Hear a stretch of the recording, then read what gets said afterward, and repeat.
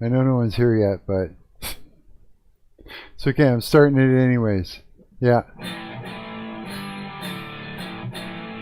I don't know if you can hear that. I don't really have a mic on it, but you're probably just gonna pick it up off of my vocal mic.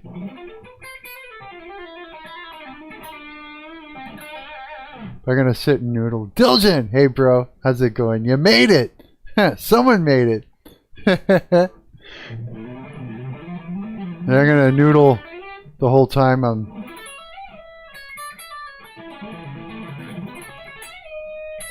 this whole live stream, just so I can maybe write something new, something will come to me later or shit like that, eh? But yeah, so we're gonna have an interesting talk today. Yeah, I got some stuff to bring to the table. Yeah, holy fuck, is it ever hot in here, man? Like, bro, I'm in my gitch.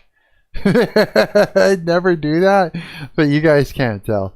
Yeah, there's no way you guys are gonna see it, so I'm not too worried about it. But it's all, everything's black, so, and it's dark in here. No one will know. Yeah, but it's just fucking hot as balls. I got my fan like right next to me over here right now. It's like right there is my fan. It's not blowing on me. If it gets really bad, I'll blow it like right on me, you know, just to take care of it, take care of business. But it's like I'm trying to keep my hair from blowing around all over the place, you know, kind of thing. Yeah, but I went for a super long walk again today. Yeah, it was good. Yeah, I had watched the live stream earlier. Like, if you know anybody's watching this VOD, I know Diljan, you know who Jess is from Craft to Christ, right? Did you know she's a licensed therapist? Yeah, so that's where I was able to pick this up from.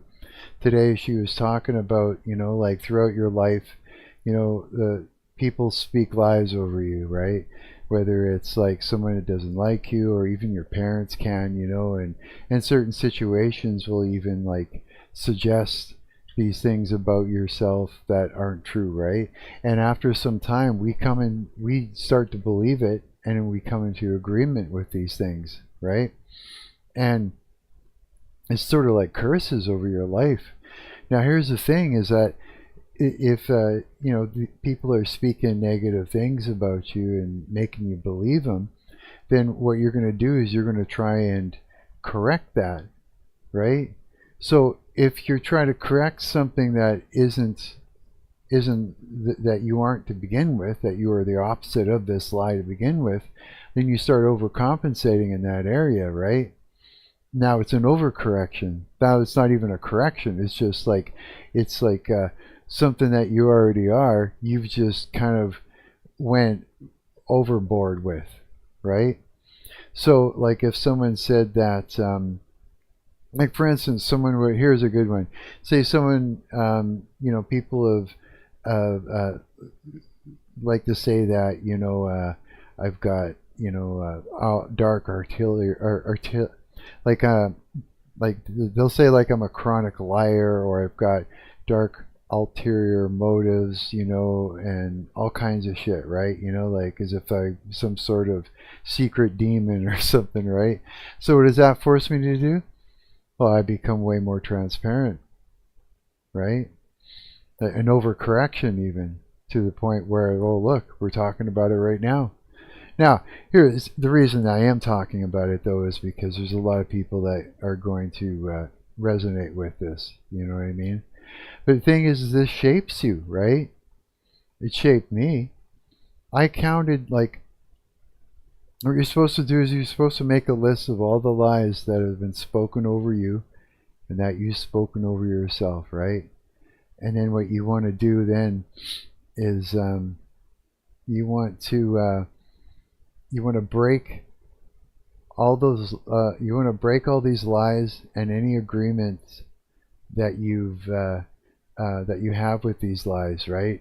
And you got to do it in, you know, in Jesus Christ of Nazareth's name, because this is of the devil, right? Father of lies. He uses that shit on you like you wouldn't believe, right? Yeah, for sure. Most of this all just stems right from him working through other people to begin with, right? Yeah. Because I counted 80 of them, literally 80 lies, and it wasn't hard. Like, I sat down here with a notepad, and they were just, I didn't even have to think hard. They were just right there, accessible for me to type out. 80 of them. I could not fucking believe it. And all these lies I had believed, and I have overcorrected for them, but they were lies. So it shaped me in the most bizarre way. Like, absolutely, Yeah, for sure it has. And it's done that, it's done that to other people too. Yeah. Overcorrecting, Yeah.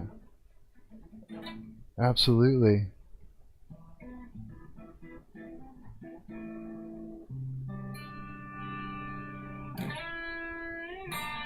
I wish I had like a working setup where, because I got a mic on the amp, but it's just, you can't, it just doesn't want to fucking come through an OBS. It just does not want to work. I wish it did though. Every time I've tried, it's like the whole system would just shit the bed. Yeah, 100% it would, yeah. But I mean, yeah, so that is a thing. That is a thing. So it's like, it's a good exercise to sit down and write down all these lies that you've believed about yourself. Because, it's they're lies, right? And then see how they've, see how they've changed you. Or at least led you to do things and make decisions in your life that otherwise, you wouldn't have done. You know what I mean? Like, it's like speaking curses over yourself, right? Like, these things hold you back in life, is what I'm saying. 100%. They hold you back in life because all these lies just lock you into, into madness, complete madness. It stops you from succeeding at so many things. Because if you believe you're never going to succeed, well, then you're not going to succeed, and you're wondering why you can't. Because you believe you can't. Because someone drove it into your head, and now you believe it, and you've come into agreement with it, right? So it's like, you got it here. How did she explain it? I break all of these lies and any agreements I have with these lies in Jesus Christ, Son of God's mighty name. Amen. That's what you want to do with your whole list of lies. And just like literally free yourself from it. Yeah. So, but these things have completely shaped who I am. Sure, sure, let's see. As I go through them, let me pick one or something. Oh my God, they're just ridiculously horrible. Sure, like, you get shit like, here, what do we got here? Some basic shit here. This is stuff that everybody, I'm sure, you're too sensitive, you're delusional, you're spiraling, you're crazy, you talk too much, you're stupid, you're useless. See how it goes, eh? You'll never get anywhere, you should give up, you'll always be alone, you'll never get anywhere, no one will be there for you, you're narcissist, bipolar, BPD, mental illness, can't take care of yourself, you're losing it, like manipulative, unappreciative, take things for granted, don't deserve nice things, don't deserve anything good, don't deserve money, right? You'll always be poor and broke. Don't deserve a family. Will never amount to anything. Too dramatic. A dirty kid. Take advantage of people. Too stubborn. A liar, compulsive liar. Deadbeat. Disgusting. Hated. No one wants you around. No good. You see how it goes, eh? You don't love anyone, a parasite, scamming, lazy, worthless, and it goes on and on and on and on. And it's like these are very common lies that people tell themselves. This is common lies that the devil will have people say to you or drive into you just through situationally, where you just come to these conclusions yourself. But these are all curses, and if you come to agreement with all these things, like think about that, all those things I had said, right, and more, I have overcorrected for. Like, they've shaped me to push myself abnormally in the other direction of those lies, right? And they were lies to begin with. So they were things, they were like complete opposite of who I am, those things that were spoken over me, right? So I was already the things that I've been trying to correct myself to be. So now that I had thought that was true, it's like, okay, I'm already honest, right? Well, now I think that I'm not honest. I believe I'm not honest because I was told I wasn't honest, even though I'm honest. So what do? I push too far in that direction. I go further in that direction. And you see how it shapes you, right? And if you believe that you're not good enough for something, well, then you're not going to have that thing in your life, or you're not going to accomplish that thing in your life, right? Yeah. So make a list. Make a list, sit down and pray against it. Yeah, because if you don't, I didn't know that these things were something that was holding me back. I had no clue this was going on. No clue at all. Yeah, big time, bro. Yeah.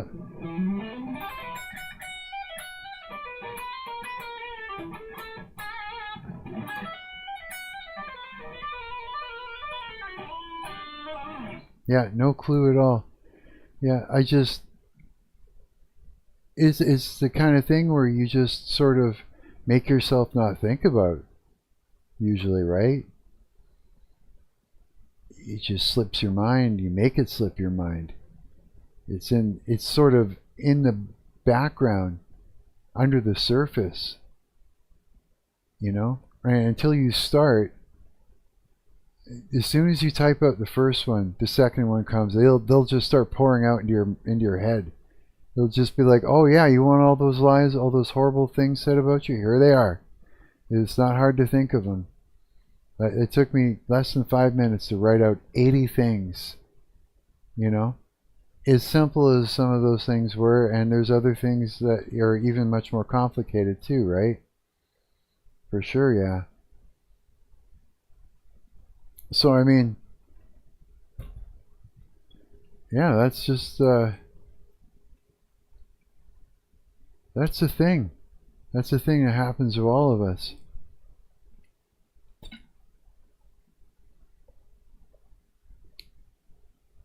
And once you write them out, you'll see why things have gone wrong in your life, where they've gone wrong. And if you don't agree with those lies anymore, then you can break those strongholds, right?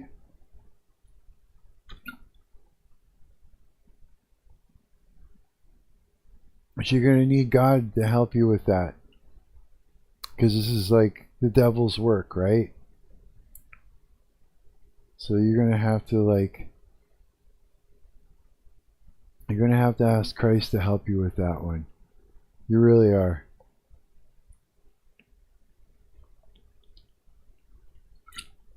Listen, the devil's the father of lies. He is the thing that does all these things, right? And he does it through other people.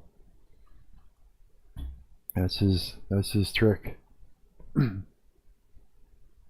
For sure. He does some pretty fucked up things to people. Yeah, he does. Hang on a minute.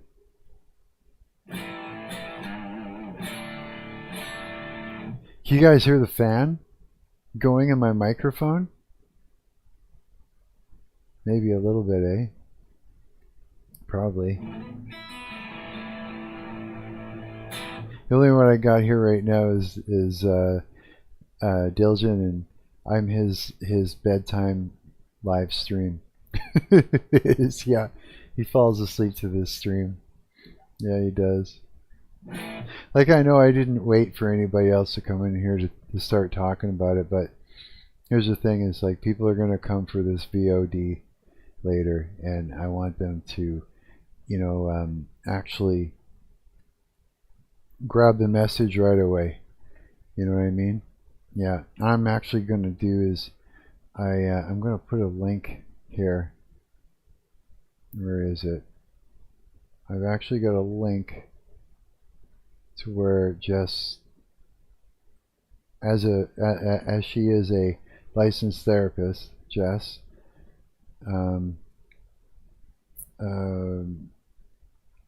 let's see here, therapist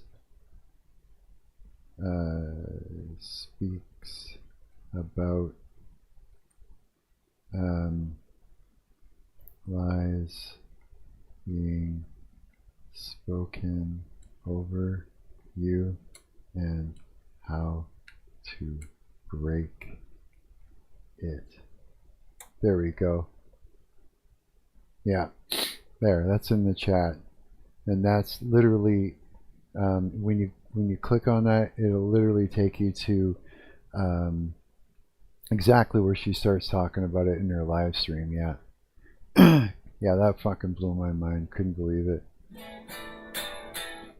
Yeah.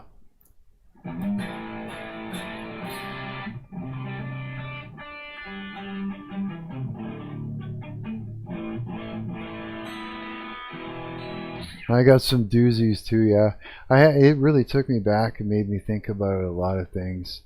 You know what I mean? Yeah. I even thought about what led to what led to this issue where I'm seeing in the spirit realm. Like, literally, I can see in the freaking spirit realm. And it happened after a traumatic experience, like when I was literally, I'll share it a little bit with you, when I was like 5 years old. And this is when the devil actually spoke to me the first time too. Yeah. When I was 5, I left the schoolyard and I got kidnapped, right? Yeah. And I can't even tell you what happened after that. YouTube just won't let me. There's no way I'd be able to tell you. And then after that, it turned out we knew who the dude was. And I knew where his mother lived. And at 5 years old, I'm in the back lane and I'm playing. And all of a sudden, the devil comes in and he says, and he made me think it was going to be funny if I would do this. I'm 5. I went and got a crayon and a piece of paper and I wrote, "I'm gonna fucking kill you." 5 years old, I wrote that on a piece of paper and I folded it up and I went and I stuck it in this dude's mom's, right in the fence, and she saw me. And they were in the back. They lived in the back lane from behind, right behind us. Right, his mom did, and she came out and saw it and fucking lost her shit. Yeah, I got in a lot of trouble for that. Yeah, which is crazy. You know what I mean? Which is crazy that I got in trouble for that after everything that went down. Right, but after that thing happened, that traumatic experience happened, I was left with that to deal with on my own as a 5-year-old. There was no talk about it. Nobody in my family spoke to me about it. There was no therapy. There was no help. There was like, you're 5 and that's all on you. You know, you shouldn't have left the schoolyard. You know, kind of bullshit is what I thought. That's what I was told, you know. It's like, if it's your own fault for leaving the schoolyard. You shouldn't have left the schoolyard, right? So then but that's when I started seeing in the spirit realm. It was around then. And I'm not fucking kidding, man. Like, it's the most terrifying thing when you're standing there in a completely lit room, and you're standing right beside your mother, and you see a fucking demon standing on the bed, and you're screaming because there's a demon standing on the bed, and you're grabbing and pulling at your mother, and your mother's going, what, I don't get it, I don't see it, what are you talking about, right? No, there's no way, man. It's the craziest thing. And then it got worse and worse after that. Yeah, I used to, like, there'd be times when I'm laying in my top bunk, and I can feel it. These hands are coming, reaching, coming towards me, and they come in from all sides, and then and it's like this. It's like, you ever get tickled too much, where your whole body trips balls, like you just need it to stop, like really, like right now, like it's just overwhelming, that really bad feeling, like that, but not tickling. It was like the fingers went inside your body. You felt them move past your rib cage and into you, and it was almost like electricity. Yeah. I used to, like, when I'd feel the hands coming towards me, I'd roll off my bunk and hit the floor as hard as I could, like fall off and hit the ground, take one, just so that my mother would get up and come in and turn on the light, and then the hands would fuck off, right? I've rolled into the closet and tried to hide in the closet and banged on the wall. As soon as they'd come in and turn on the light, they would fuck off, right? Yeah, but I would, I still to this day, I can see, I can see into the spirit realm, and not only, it's like, I know where it is, I can feel it in the room, I know where it is locally, and my brain shows me exactly what it looks like. I don't even have to turn and look in the direction, I can see it in my mind. And if I turn and I look, my mind will overlay it with what I'm seeing visually, and I'll get the two mixed together, and I can see it in that, yeah, and I can feel it for sure. Now here's the thing is, since I've been warfare praying, well, when I first started, I agreed to my first warfare prayer over me, that's when the spiritual activity really kicked up around me and stuff, yeah. And as I kept waking up 3 in the morning and praying and praying and praying, going hard at it every night, like the warfare was real, man. And oh yeah, I could fucking see them, I could feel them, I was fighting with them. They were getting me while I was asleep, with sleep paralysis and twisting me up, and it was a fight, man, it really was. But here's the thing is, now, they'll come in and they'll try to, there's very sneaky now. They don't just come in all chest out, because I bite now, right? I can bite. I got teeth, you know what I mean? I pray all day long. I pray, I'm heavily praying, like warfare praying. So I bite, there's I'm covered in the blood of Christ. Like, I bite hard, you know what I mean? They're not coming in like the same way. But when they do, it's like, it's just Satan kind of stepping out in front of me and saying shit into my head and making me think of stuff to try and get me upset.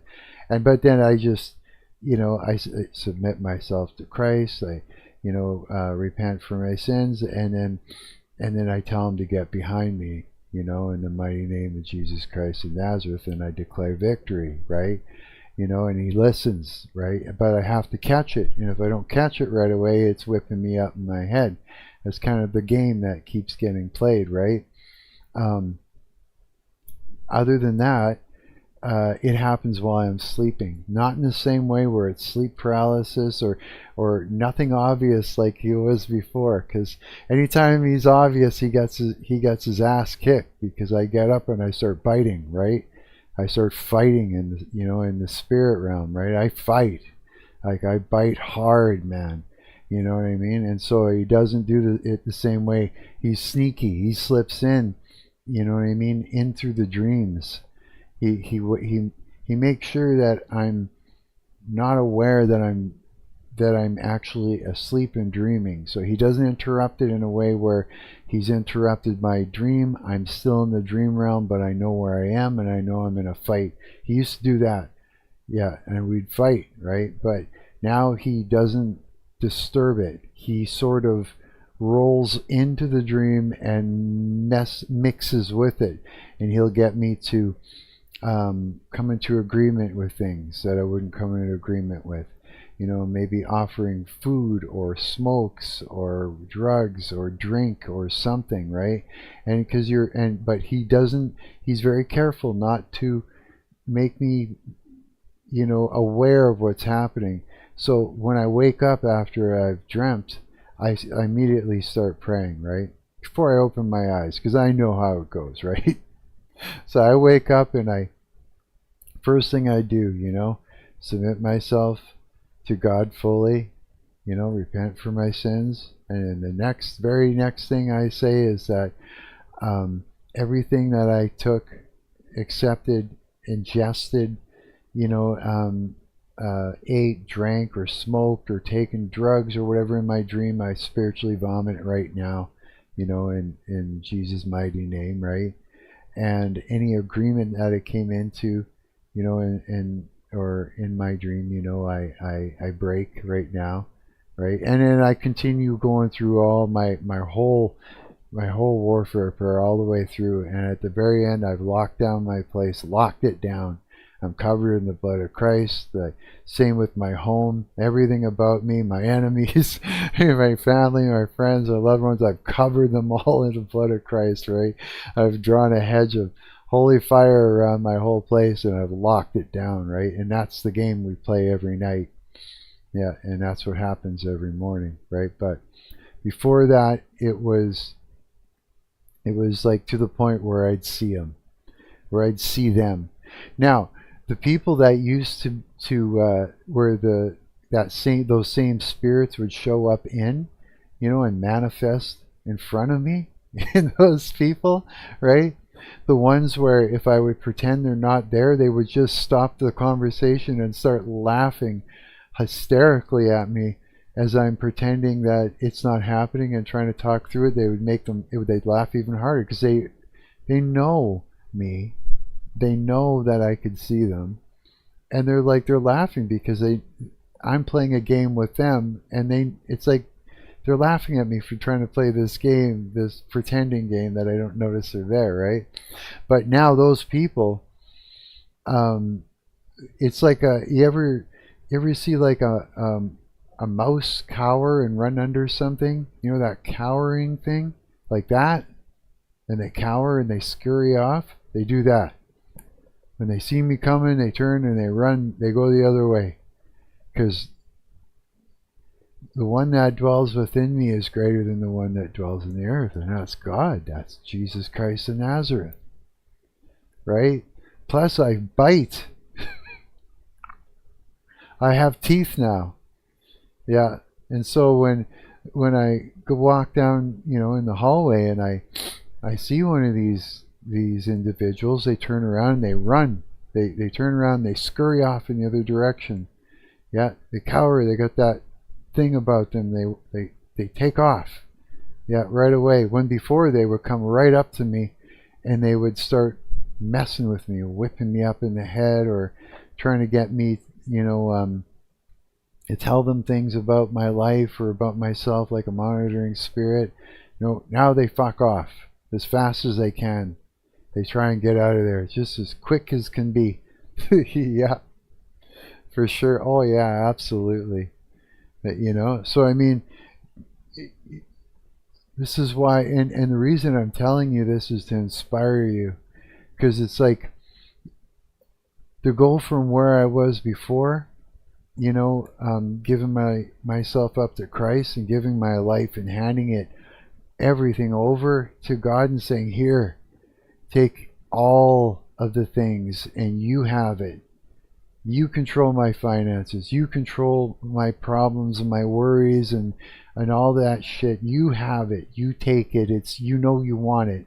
You take it, God. You know what I mean? I put that in his hands. I listen to him. And I'm not afraid anymore of anything. Of anything. Because it's like this. I know this. God didn't give me a spirit of fear. The spirit of fear is one of the devil's tricks.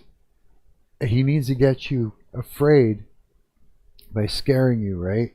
He needs to scare you, because if he can scare you and you're afraid, well, you don't have faith and you're out from under God's covering, and then he can start on you, right? But the thing is that the one that dwells within me is greater than the one that dwells in the earth. So God is in me, dwelling within me. Jesus Christ of Nazareth is dwelling within me and is greater than Satan, greater than any demon, and has given me authority to stomp on the heads of snakes and scorpions, authority over demons, authority over Satan. Get behind me, Satan, in the mighty name of Jesus Christ of Nazareth. You know, it means get behind me. If he's in front of you or beside you, he can cause havoc. But you tell him, and he does, because God is in you. He is like, it's not you that's doing it, but God has given you authority to speak in his name, to stomp on the heads of these things, right? So there is no fear at all. No weapon formed against me shall prosper. Weapons may form, but they will not prosper. There is no reason to fear something that fears what's dwelling within you and that doesn't want to be anywhere near you when you're aware that it's around you. You see what I'm saying? Yeah. And so by writing down every single one of these lies that the devil has spoken over you through other people and through scenarios, you know, where you've come to these conclusions, by writing them all down and breaking these strongholds by saying, you know, like, how did she explain it? She said this: I break all of these lies and any agreements I have with these lies in Jesus Christ, Son of God's mighty name, amen. Right? By doing that, you know, like, you're literally breaking curses that you've been speaking over yourselves and been in agreement with your entire life. These things are what's been getting in your way of succeeding, of having, well, of being free from the devil, free from all the things that are holding you back and holding you down, right? There's power in Christ. Like, well, not power, more than that. It trumps power. There's authority over, you know, over Lucifer in Christ. And Lucifer and his minions, the fallen angels, are what's causing all this trouble for you in your life. They are what's causing the trouble for you in your life. They are dedicated to causing this trouble for you in your life. 100% dedicated. Yeah. 100%. Yeah. Like, you won't, yeah. That's what it's all about.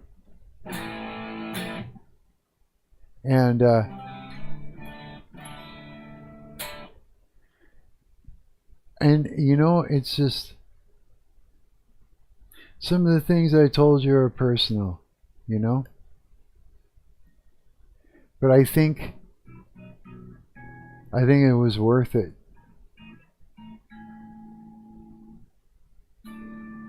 Because it's like, if I didn't tell you from my perspective, it would be difficult for it to make sense to you and resonate with you, right? You wouldn't know why I'm saying these things and where they're coming from and how I'm making this make sense to you. I try my best to make it make sense to you, right?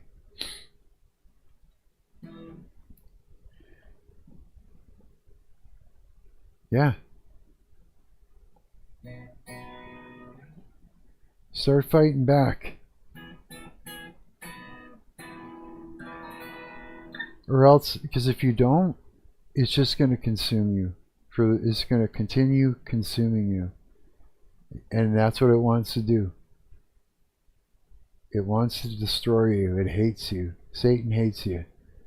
Lucifer hates you with a passion. And all those fallen angels hate you with a passion.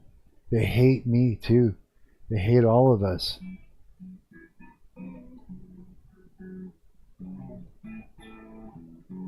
And you can fight back, you know what I mean? 100%. You know, it's like, pick up your cross and be a badass. I'm not kidding. Now look, I've got a whole video on my channel. It's called My Warfare Prayer. And go and listen to it. And even if you just sit and just decide to come into agreement with it, that's, you know, I've added to that prayer since then. You know, I'm always adding more and more to it, right? As I learn more and get more intricate in that. But there's a good chunk in there. If you listen to it and you just come into agreement with it, you know, you're going to experience something else. Yeah. First thing you're going to experience, like it, you know what? Listen to it before you go to sleep. Yeah, listen to it before you go to bed. Speak as if it's being spoken over you. You know, come into agreement with it, and you're gonna. First thing that's gonna happen is whatever it is that has what's the word, agency over you, you know, in the courtrooms of heaven, right? Through all kinds of things, witchcraft, or you know, or your sins or whatever. Well, it's gonna upset them. So you're gonna experience what I experienced the first time. Okay, look, the first time I came into agreement with a warfare prayer, the dream that I had, I was fed an entire field full of wheat. I was held by the back of my shirt and put on my hands and knees, and they pushed me through a prickly, dried field, fenced-in field of wheat, and they made me eat it. The whole field full of wheat. I woke up, I could taste it. And it was, what it was is they were trying to gain like possession of me back, right, by feeding you. and it was an entire field of wheat. It was fucking nuts, bro. Oh yeah, I was waking up in the middle of the night at 3 o'clock in the morning, and before I even knew how to warfare pray myself, I was waking up and I was vigorously reading through the Psalms out loud with anger. Yeah, like through like I'll tell you which ones I was reading through. Let me grab my Bible here. Let's see here. Let's see if I can. Holy smokes. Oh no, the Bible I was using is way over there. Okay, hang on. Yeah, I'm in my gitch. Don't look. That's okay, you can't see. Everything's black anyways. It's gonna be fine.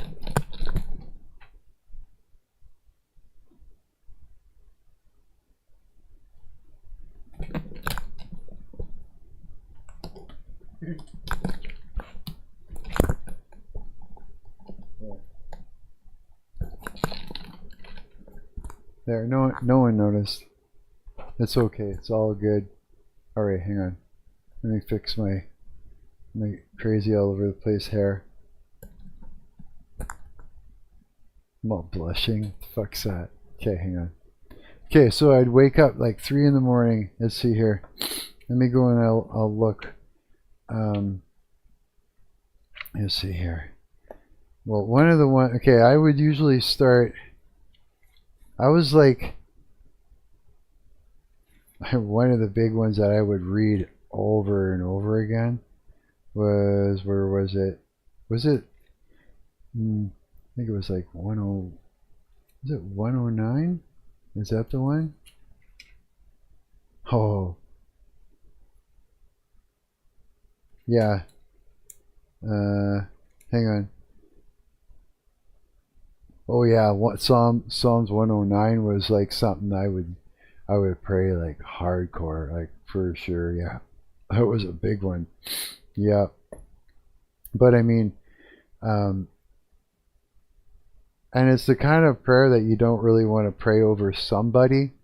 You don't want to pray it against somebody. But I mean, if you're going to pray it against, you know, Satan and his minions, I'd say that's pretty a good one. Yeah, yeah. Um, but usually I would start. Oh, I used to start all the way over at, where was it?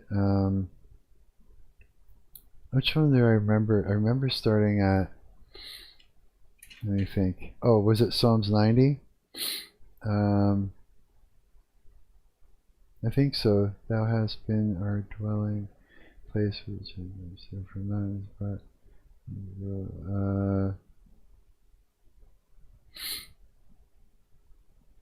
no, it's not that one.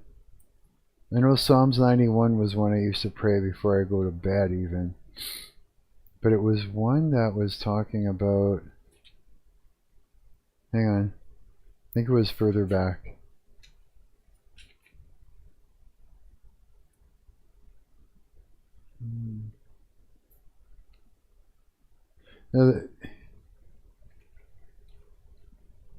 Oh wait, I feel like what's his face right now? What's his name there? I couldn't find that verse for like ever. The fuck is that guy's name? The English dude. I think I went too far back. No, I don't think I did. I think I did. Yeah, I think.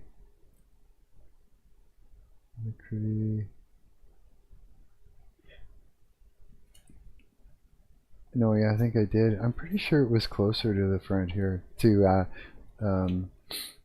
is it semi-4 then? It would be. I remember it was about. Basically, it was like. Hang on. No, it's closer. I think it was Psalms 90, dude. Yeah. Is it 90? Okay, I'm looking for a certain. As soon as I see that one verse, I'll know which one it is. It's the one where mine enemy is encamped around me. Is what I'm looking for. No, it can't be that one. But I do know 91 was a big one. Or it might even the one I'm thinking of, I think, is even further ahead. And it was like someone, Jess had actually pointed it out, a verse in that the Psalms that I'm thinking of, and it got me looking into the Psalms. Actually, just because she had pointed that out, I was just like, "Oh, what's that?" Yeah, I was like, "What do you mean?" But yeah, I would just literally just start praying angrily and viciously through the Psalms, like with fury, and things were crashing around in the dark, falling around. I'd hear things banging around and stuff, and I just ignored it and just kept praying it vigorously. I do this every night at 3 in the morning. I'd wake up, like, I just all of a sudden wake up 3 in the morning. I'd grab my Bible and I'd sit up and I'd loudly start vigorously praying through the Psalms, right? And um, at one point, I even heard a voice in front of me, like a brap, like sort of loud like that, a quick, sharp, bang sort of a effect. And it was my name, and I ignored it, and I just kept vigorously praying through it all, and more things were banging around. I could feel at one point I felt something come right up to me and look right at me. I could see it. It was tall as fuck, man. It was this tall thing that looked like it had like overly tall, and it looked like it had like an old lady's wig type thing, and it was all like, looking down at me. It was fucked, man. I could see it. I just ignored it and kept praying, and yeah, it was, and I did this every night. And then when I learned how to warfare pray and started doing that, then I got better at it. And as time went by, like it used to get me. I'd be sleeping one night. I was like, it wasn't too long ago. It was right before I had gone to church for I think it was like the second time. I think it was. The devil is big mad because I snuck out. I didn't talk about it with anybody. I didn't think about it. Okay, the devil can't read your mind, right? He can put things in there, but he can't read your mind. And so what I did is I didn't give way or talk about that I was going to go to this church. I didn't do anything where he could pick up on it by watching or anything like that at all. And then what I did was I woke up and I literally washed my face, put on my jacket, stuck my Bible in my pocket, and walked out the door. That's what I did on Sunday. Yeah, I was just like, walked out the door. That was the first time I went. And I'm walking along, and it's almost like the devil all of a sudden figured it out. He's like, wait a minute. He's like, wait a minute. Yeah, my phone starts. He's just trying to distract me all the way there. Phone's going off, making all kinds of wild sounds and shit. And I just, nope. And I just ignored every distraction, and I just literally went there. Yeah, I pushed through it. Yeah. And then the next time around before I went, I was falling asleep at night, and he was big mad, because of all these changes I was making. And he literally walked in my room and gave me a twist and walked out. Yeah, and left. Like, when a parent comes in and leaves your room when you're half asleep and they've left the room, like it was like I knew he had left. And when I say it gave me a twist, it was like I was sleeping, I was dreaming, and then I knew. I was not dreaming anymore, but I was sleeping, but I was aware of everything that was going on, and it was like he had taken my vision and bent it like a bent mirror, but it was my body and my vision gave me a twist, and out of anger and out of just being like a snot-nosed little kid who's not getting his way, right? Give me a twist, and I reached out and I called out to Jesus Christ of Nazareth as he was leaving. Yeah, he was not happy with me, but I called out. There's no way, right? Yeah, and I got up and whatever and shook it off and went back to bed, But so we're at war, him and I. He's like, yeah, for sure. He's pissed me off. Yeah, he's done a lot of nasty things through me throughout my entire life, and I've got a vendetta against him. Yeah, and his little minions. They know me, I know them. I've seen them. I see when they show up in people. They know when I'm there. Yeah, and the Pharisees one is I'm a threat to them, because it's like, because I'm extremely transparent because of the lies, right? So I'm super transparent, right? And I'm very honest. And so, and they know I can see them. As soon as they're in somebody, they see me. They know, oh, there's Marc. And I'm like, holy fuck, I see you, and they need to get me out of there. So they'll do things like they'll gaslight the group that I'm in and make them think I'm someone I'm not, you know, and which makes me want to be more transparent, right? You see the game, right? And they usually get rid of me, but because there's no way of combating it.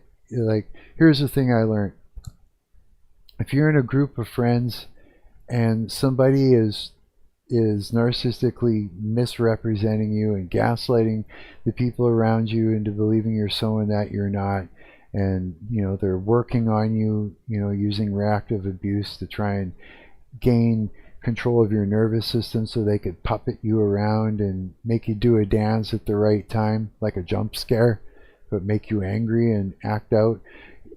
As soon as you notice that there is a thing going on, just turn on your heel and walk away.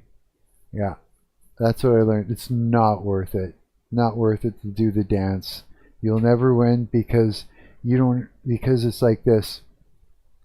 You can control what you think. You can control what happens to you. You know, if you're in, if you get yourself into the boat that, you know, if you're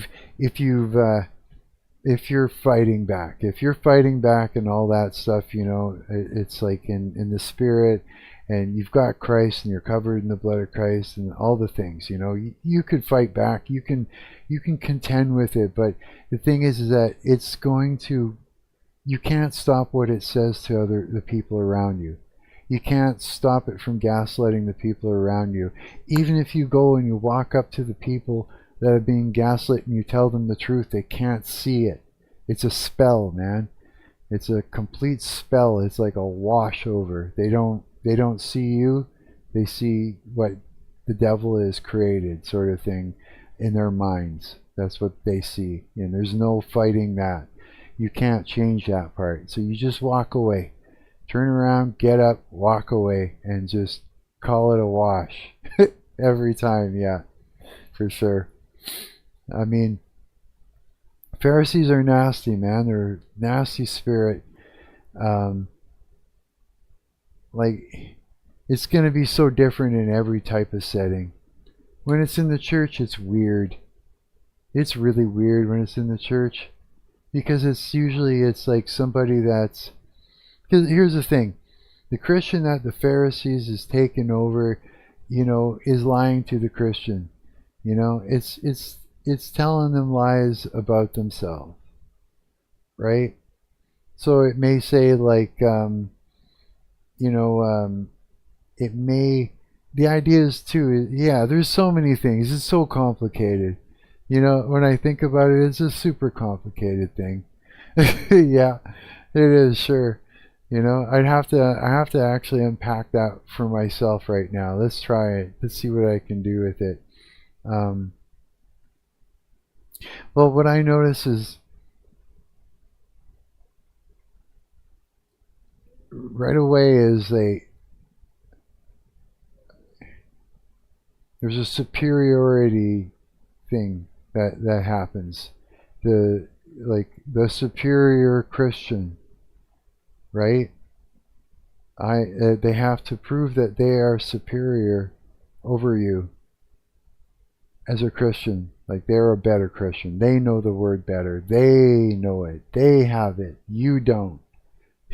I had one hand me the gospel after I've been a Christian for a I've been a Christian since I was a child. You know, I've just fallen in and out and in and out and in and out of God's, out of it, from under his covering and back to him and back out of his covering and back to him, you know, throughout my whole life, right? But I mean, I know the gospel. It was taught to me when I was a young child, and I've always known it as being reality, period. You know, I just know it. You know, there's no doubt. It's just like the sky is blue. I mean, it's like, you know, God exists, and, you know, and Jesus Christ is, you know, like the whole thing, the gospel, right? I'm not going to get into it. I'm going to tell you, though, that when you're in church and, you know, you've been baptized for a second time even, right? You got your nose in the Bible, you're there early, You're sitting there reading, and somebody walks up to you and hands you a little pamphlet and tells you, read it.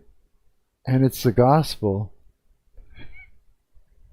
You know, you got a Pharisees on your hand.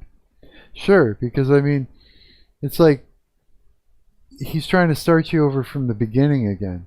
He's trying to tell you, he's treating you as if gaslighting you into believing that you've never heard something that you've already heard.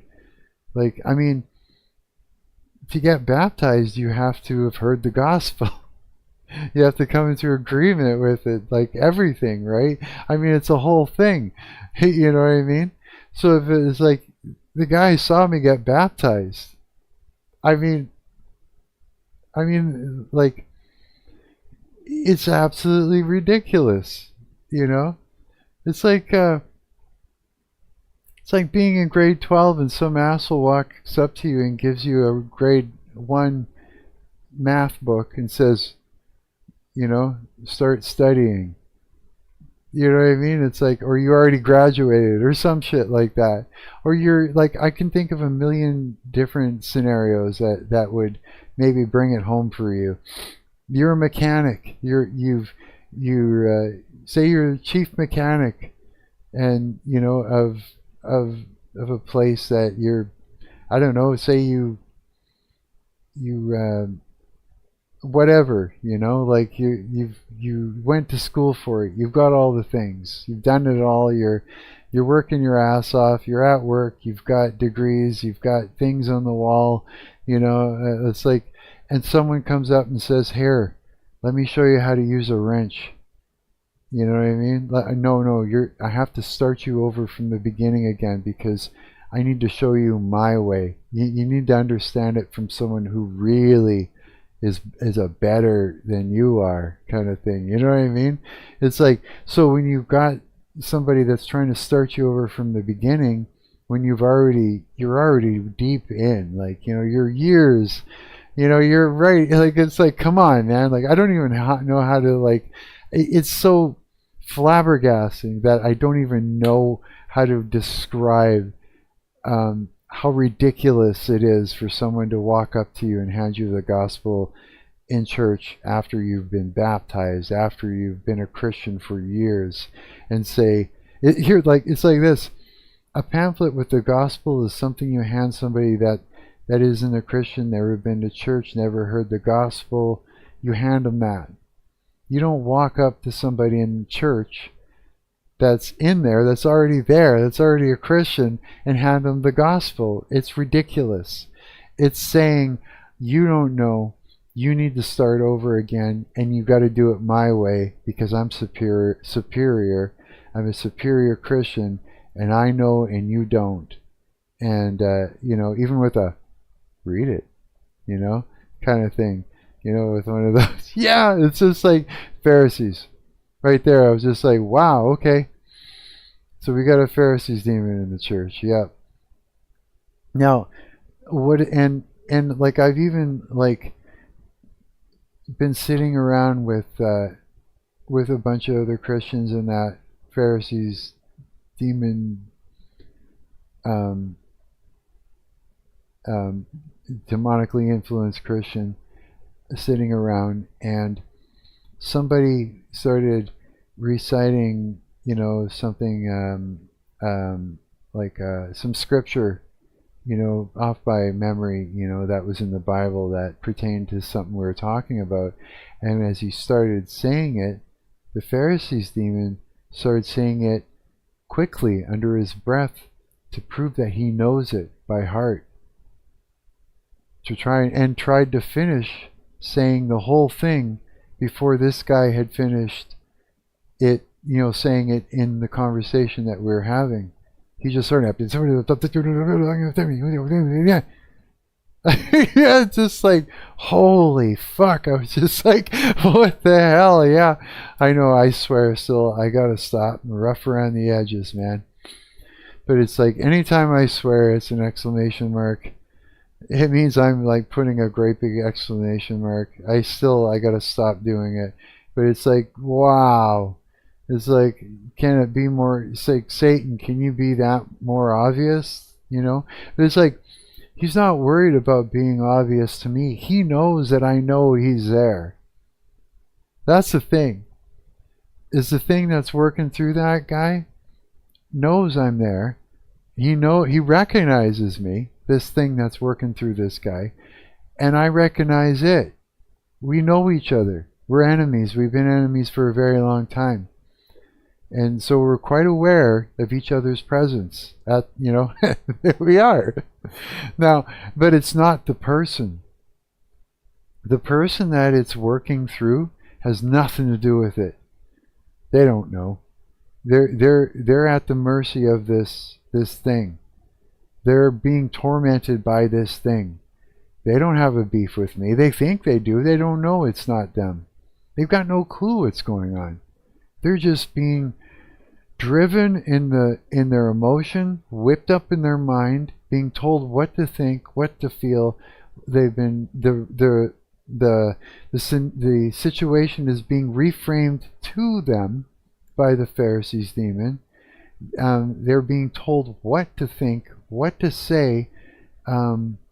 They're being lied to as to what I'm going to do and how I am a threat to them, and what they have to do and what they have to say in that moment to counteract it. So that person thinks I'm a threat to them, but I'm not. I'm a threat to the thing that's working through them, right? And so it's like, so I mean, the actual person I have no beef with. They're being tormented. That's my brother in Christ. I love him. You know what I mean? There's no way that I have anything against the man. There's nothing I would do to ever throw him off of, or have him removed from the group or from the church or anything like that. I would never do that, because it's not him. It's not his fault. This thing is being a prick, and it's like it's terrorizing my bro, right? And it's just, this is the experience that it gives him, is that he thinks it's all him. He thinks that the situation is against him. He thinks that these feelings that he's having are his feelings. He thinks these emotions that he's having over the situation are his emotions, and that the thoughts he's having over the situation are his thoughts. But they're not. But he doesn't know any better, because this is the experience that the Pharisees demon gives a Christian. Yeah, for sure. So I'm quite aware when these things manifest in people, for sure. And I'm quite aware when the devil gets behind somebody or beside somebody and starts going like this to them, and I could see it in their eyes. It's like lying into their head to make them angry with the things that I'm saying, because they're things that someone needs to hear, and the devil doesn't want them knowing. So the devil twists it in their mind and makes them think that they have to be offended by what I had just said. Yeah. And I could see it. I can see the devil beside the person saying the things, and I see it light up in their eyes, and the look and the expression, and I see it. I can fucking see it. That's one thing that that I'm sorry for swearing, God. I'm so grateful that Lord, I'm grateful that you gave me the ability to see this. Yeah, it was at an expense, but maybe that's a good thing, because I would have not known all these things about Satan and his minions, the things that I do know, if this didn't happen to me when it happened, right? But I can see it. I can see Satan when he talks to somebody. I can see when something is whispering into someone's mind when I'm talking to them. Yeah, I can see it. And I've actually spoken directly against the thing that was being spoken into their mind while it was being spoken into their mind, because I know exactly what's being spoken in there, due to I can see how it's reacting to the things that I'm saying, and I'll even tailor what I'm saying to get it to react. And yeah, and you can see it in the person's eyes, and you know, it's like one eyebrow goes up and they look back, sort of as if they're listening to something, you know, something whispering into their mind. Yeah, it's the craziest thing when you can see it. Yeah, it's like, yeah, you know what I mean? Yeah, absolutely. For sure. Yeah, so I mean,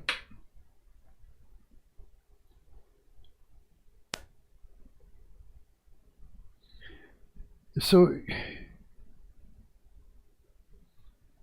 I don't know my Bible front to back. I don't. This is an ongoing process. For learning all this scripture. I know a lot of it. God reminds me of these things, and it's true. It's like I've heard Jess talk about this from Craft of Christ, where she'd be like seeing the same scripture over and over again all over the place, and it's true. God will do that.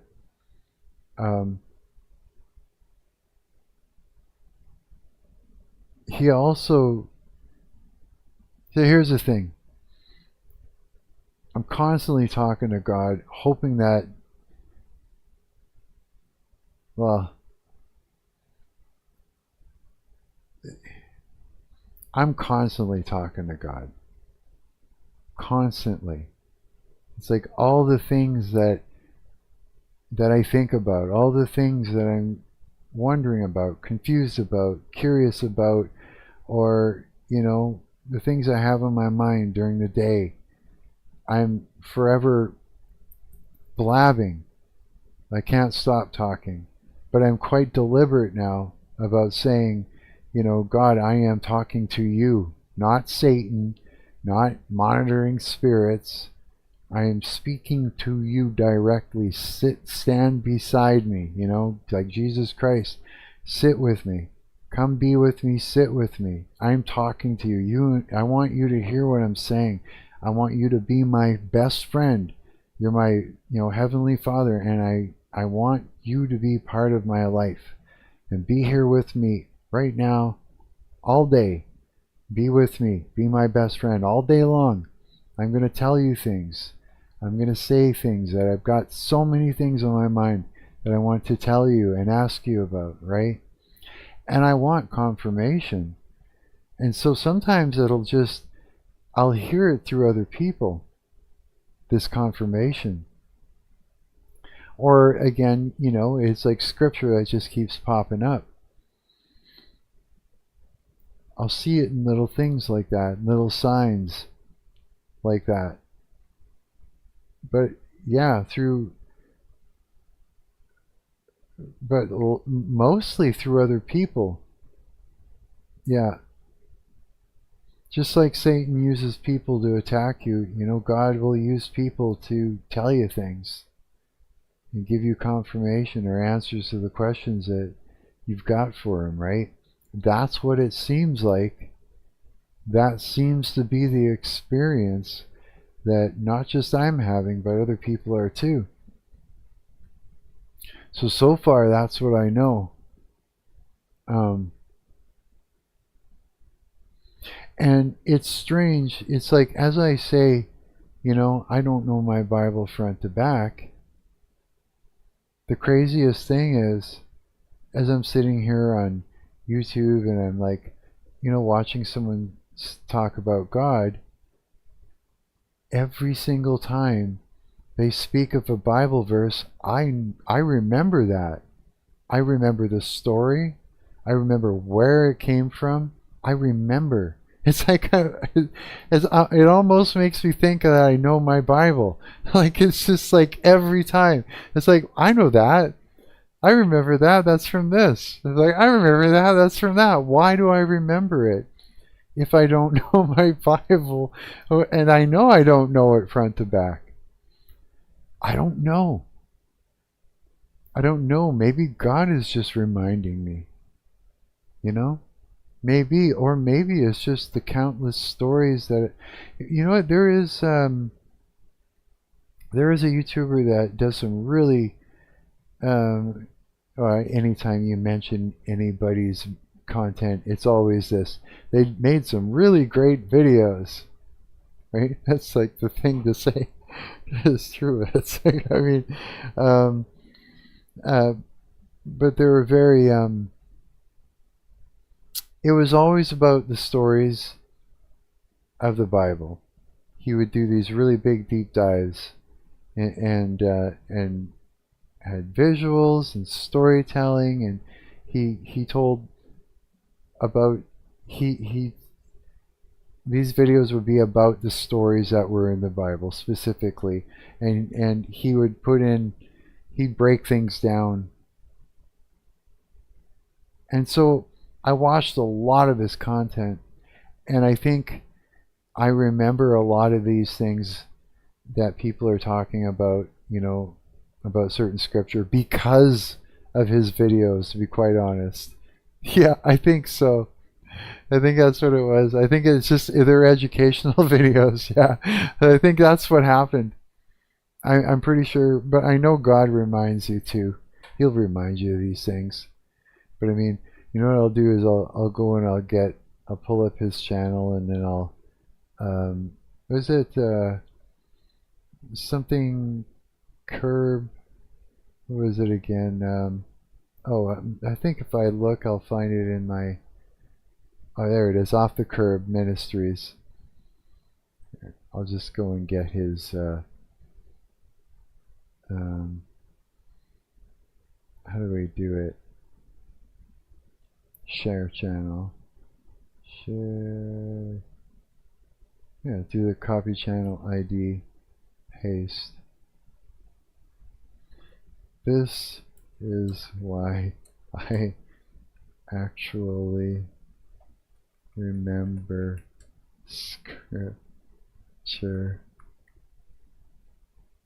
randomly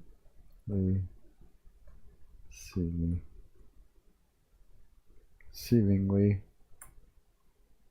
Oh, did that even work? No. Hang on. Let me try that again. Share channel. Let's grab the whole link. Can I edit that? Remove. Paste. Off the Curb Ministries. Like that. I remember scripture because of these videos. There. That'll work. That one will work. Okay. Yeah, Off the Curb Ministries. Here. It's these guys, this guy right here, yeah. And so, yeah, it's this type of vibe. You see? Alright, here. Give you a There is one man in history who made Caesar Nero, the most evil antichrist, go insane. He wears a lot of different hats. He's an inmate. He's a tent maker. There, I'll give you an idea of what, of the vibe. And you can see why I'd remember. Through a video like that, you're going to remember. You know what I mean? Yeah. And so, yeah. Yeah, so I don't know my Bible front to back, but it seems like I know a lot. I think I might know a lot more than I give myself credit for, kind of thing, right? Yeah. But then, yeah. You know, it's strange. You know what is difficult? Is talking to a Christian. When I talk to Christians that either don't believe in witchcraft or don't believe that it hits, or or that don't want to hear about, don't want to learn about what an attack or a demonic attack, like it feels like, or what it looks like, you know what I mean, or even are open to, warfare praying. I find it very difficult because it's like they shut down a little bit. They kind of do. It turns into like I don't know, a struggle. Yeah. And I don't know what that is. That could be Satan getting in there and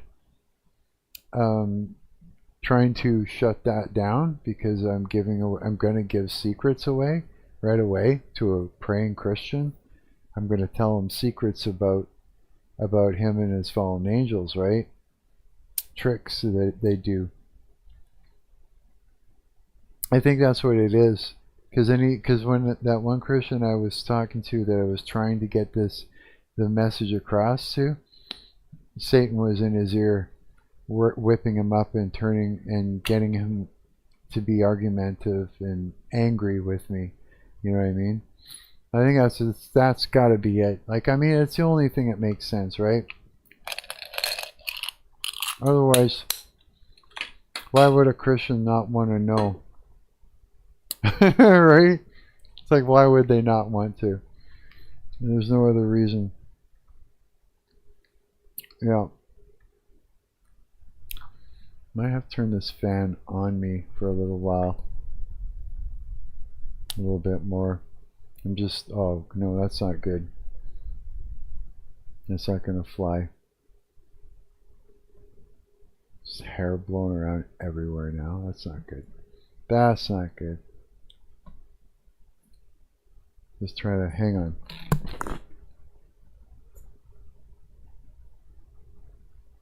Try to keep my hair under control, man. Try to keep my hair under control.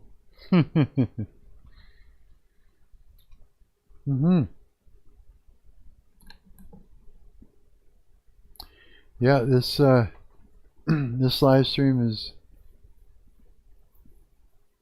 going to be a lot about God today. I think so,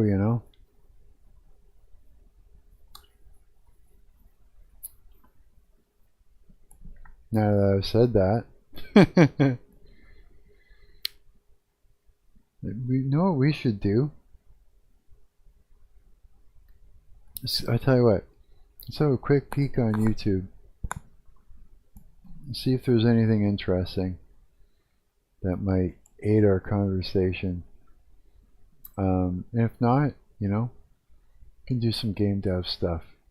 So I've been working on some stuff and it's pretty cool. I've been having some fun with it. I wouldn't mind working on some stuff. Yeah, I think it would be really cool. Just kick back and do some game dev stuff. Did I say stuff too many times? Shut up, Mark. Yeah. Oh boy. Okay. My face is so shiny right now. Okay. You see this thing? You guys ever see that app? Where it sort of figures out. Yeah, sort of. Here, let's watch this. I don't know how much credibility that this is going to have because of the app that's being used for this right here, but let's have a look. For the root, the name of Jesus Christ, I command you, unclean spirit, to leave the servant of God. By the name of Jesus, which is above every name, I invoke his power over you. At the mention of his name, every knee shall bow in heaven and on earth, and every tongue confess that Jesus Christ, every tongue confess that Jesus Christ is Lord. Jesus, Son of the living God, have mercy on us. Jesus, Redeemer of the world, have mercy on us. Jesus, Conqueror of sin and death, have mercy on us, by which must be saved. Amen. For the root.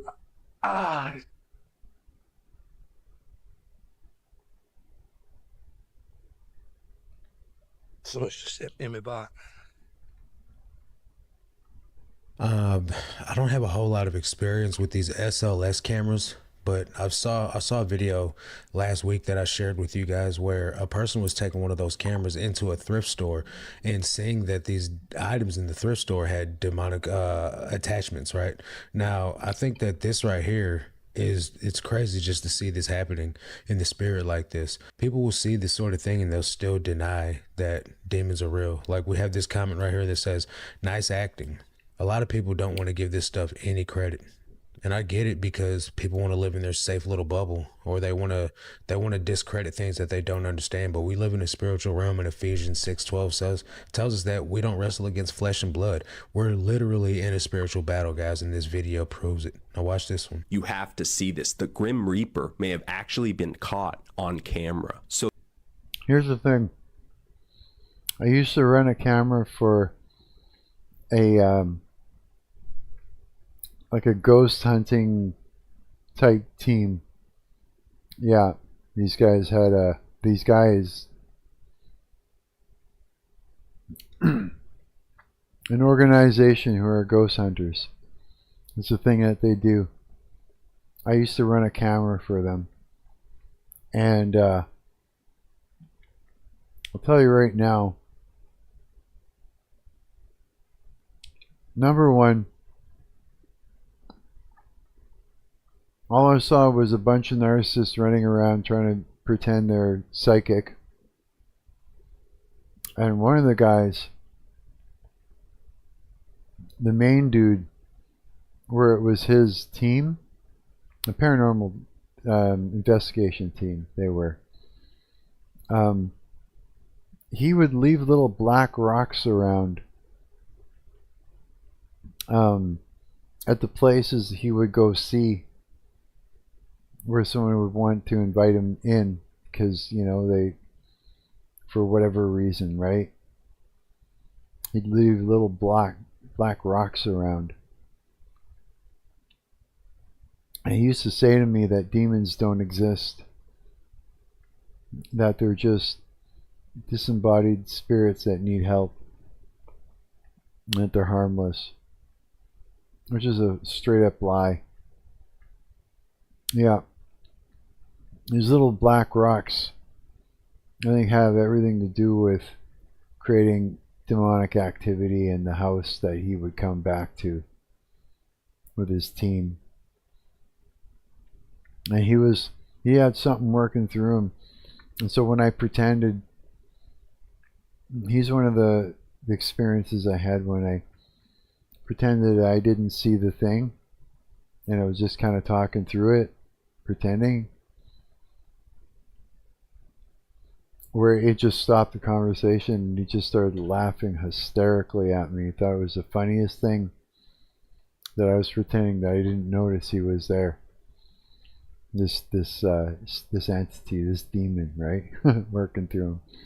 Yeah. So that whole thing with the camera and it, you know, creating a armature, like a stick figure, bones, you know, and everything, and overlaying it over something that's moving, that it's picking up. So it's an algorithm. It's looking for something. It's looking probably for whatever it's programmed to look for. So I'd say it's looking for something that it can overlay this armature onto. You know what I mean? And then it does it. Now I don't know exactly what it's looking for, but I mean, whatever the light sensor is picking up, whatever it is that we can see, maybe it's like snow, maybe it's blurry movements, like blurry whatever, you know, whatever it is. I don't really trust it. I think it's a gimmick. Those cameras, you know, like with the armature, putting armature over, you know, video distortions, you know what I mean? I think that's what it is. I'm not 100% sure that it's just a gimmick and it's not really doing anything. It's like a spirit box, you know, like bullshit equipment, you know, to be part of the you know, that whole paranormal investigation team thing. It's just a scam. It's just to scam people. If they don't ask for money, it's just to scam them to gain was it narcissistic supply, to make themselves feel special, like there's something else, you know. Or it could be even worse than that. If that guy's going around leaving little demon rocks around and creating problems, well, then he's working for Satan. And if he's telling me that demons don't exist, then he's really working for Satan, right? Hell, I even seen the thing that was working through them. It laughed at me for pretending I didn't see it, and that I didn't know it was there. So there, all that tells you, you know, what the hell's up. But no, so I don't really know what to say. I don't know about that, but I have my suspicions because of those reasons. Yeah, but they're just suspicions. I don't know. In the end, I don't know. I'm guessing, right? If I don't know, I'm guessing. Or making a guesstimation. So this video I'm about to play is coming out of El Salvador, where there have been recent reports of paranormal manifestations accompanying tragic events. Some paranormal investigators say that this was the angel of death caught on camera. Watch this. In this video, you can see the moment that a driver loses control of their vehicle, crashes through a guardrail, and ends up in a ravine. The accident resulted in the death of the driver. Whoa. Now this is the strange part.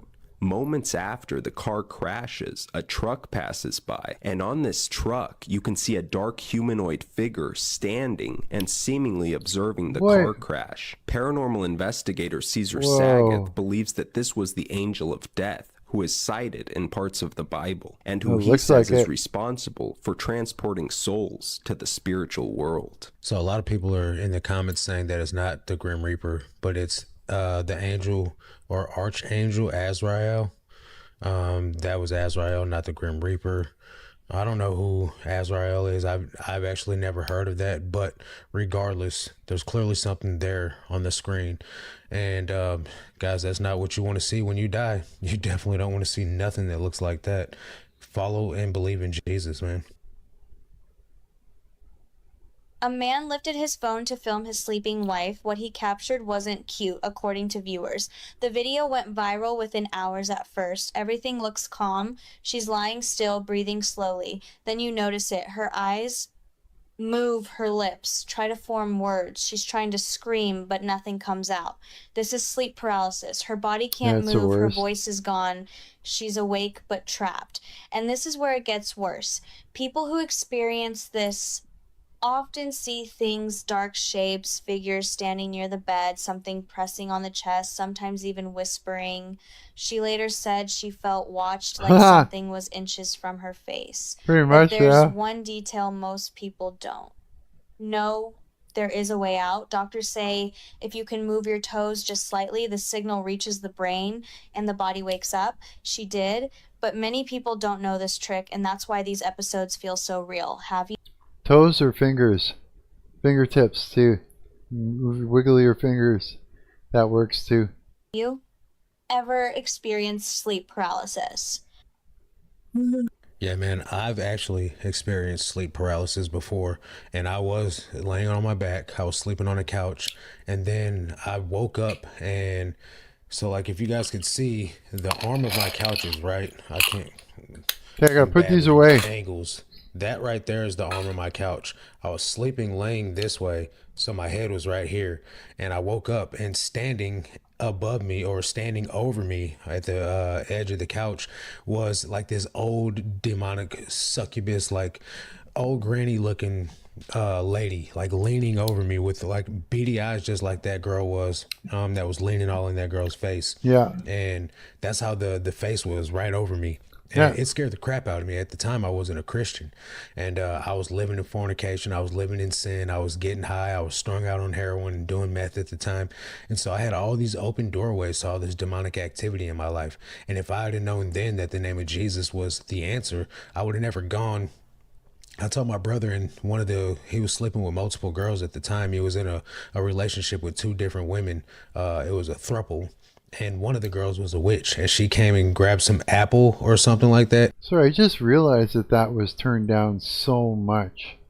I'm sorry. Yeah, turn it up. And put it under my pillow, and I didn't know that was a spell right there within itself. And she put it under my pillow and was like, "You won't have any dreams like that anymore." And I slept peacefully for the rest of the night. But had I known better, I wouldn't have done that either, because I didn't know what I was doing or was participating in witchcraft. This is why you got to be so careful and so cautious about what you do, who you talk to, because I invited some witchcraft to get rid of some demonic stuff. Like, what type of crazy stuff was I involved in? You know what I mean? And it's just because I was ignorant, I was naive, and I didn't know any better. Casting a lot of demons out of my sister.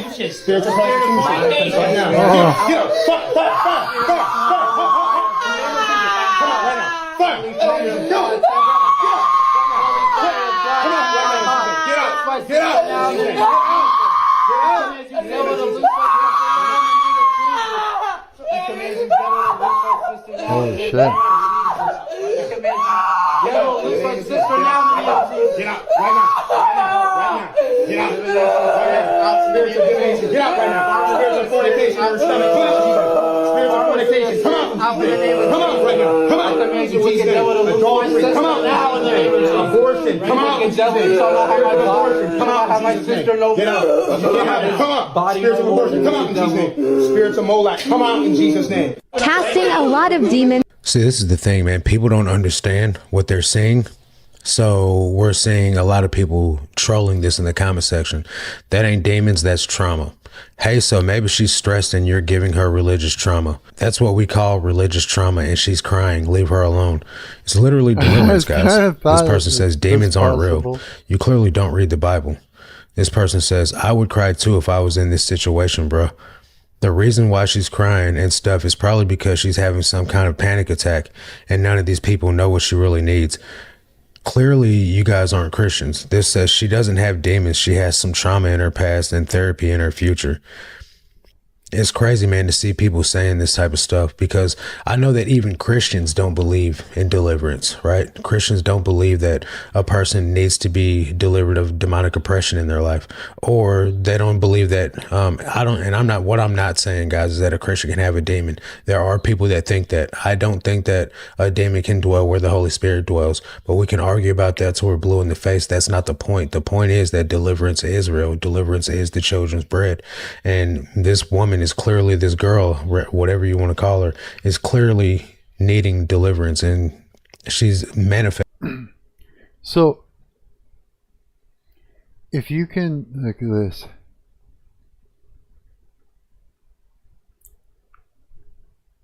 I see what he's saying, like about, okay, here's the thing about can a demon dwell where the Holy Spirit dwells? Well, so yes, if the devil can get you out from underneath God's cover, then it can mess with you. It's like this. Witches are now fasting to be stronger in the spirit so they could go off to this symposium together and as a group hex pastors' children. They're doing it because if they can put the pastors into a sense into despair, then they can attack the pastor. It's all about getting you out from under God's cover in order to get you. And so, yeah, of course, if you sin, you give a demon a foothold, into your life. That is just something that happens. So, I mean,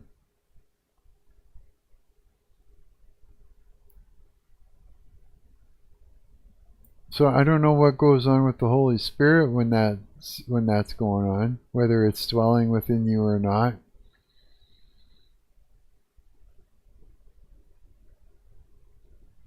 Maybe it's not at that time. Maybe it's getting you out from under God's, protection, and that means it's not dwelling in you, and it gives, maybe that's it.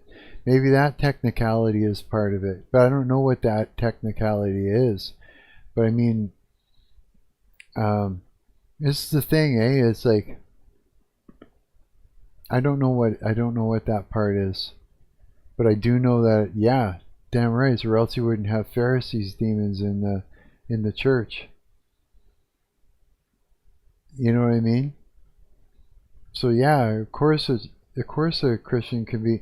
Look, it's like, if the devil can whisper into a Christian's mind and cause a bunch of bullshit, or to cause Christians to fight over Scripture, and by tearing them apart, if any of those things are possible, then just because you're covered in the blood of Christ and that you're Christian doesn't mean that the devil isn't going to wait for that moment, that opening to attack. He may even try and create a scenario to create that opening. Probably does, So I mean, it would be, it's sort of like, it's almost like irresponsible in a way to your own well-being to just say, no, that's it, and just be like, I don't believe, and it's like, well, it's like, you got to think about it this way. If something exists, whether you believe in it or not doesn't make it exist or not exist. If it's there, it's there. If it can hurt you, it can hurt you.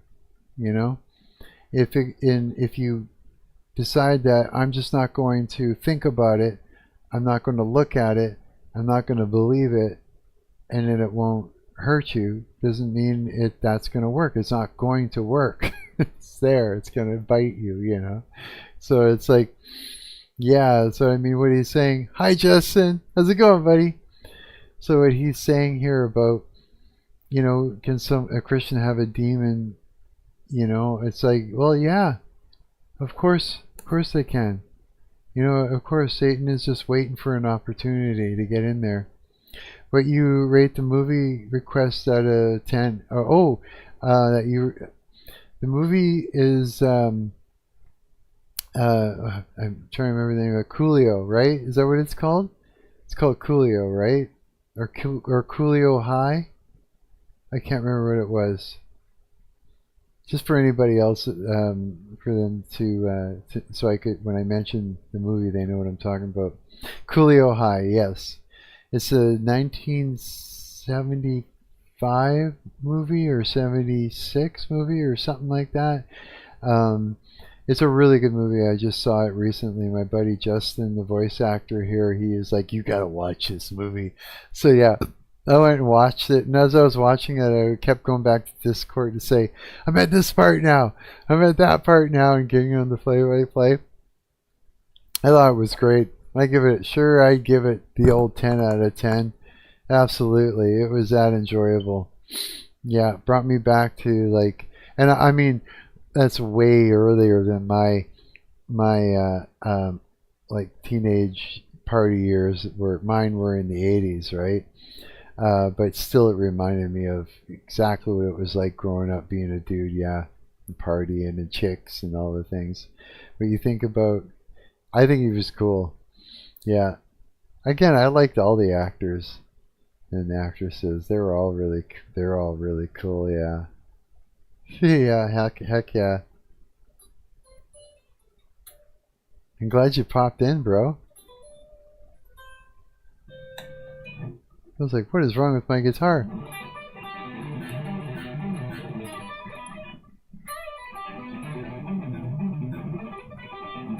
The ending was sad. That was a sad ending, hey? We can't say what happened. I almost blew it. I almost said what happened. If anybody else wants to watch it, I don't want to wreck it for them. Here, let's find out some more about this. So we're at the part where he was like questioning, you know, he doesn't think that a demon could be where the Holy Spirit dwells. Well, I don't know what the Holy Spirit does when the devil gets you out from underneath God's cover to attack you. I don't know that technicality, but I mean, whiplash. But I do, that's a funny part in the movie. But I do know that, yeah, a demon can definitely influence a Christian and be messing with them, 100%. Yeah, 100% they can, yeah. So, yeah. This is only part one. She's manifesting in this video. She was at church when she hears this. A disturbing video was taken this last Friday the 20th at the Catholic Church Our Lady of Grace in Greensboro, North Carolina, where a woman named Sandy entered the building when she began to hear multiple demonic screams coming from a man. This is a crazy video.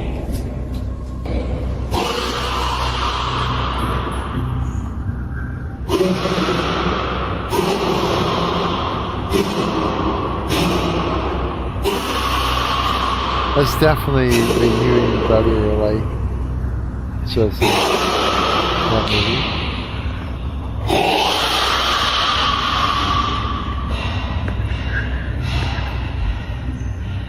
Scared, she records the haunting scene and prays.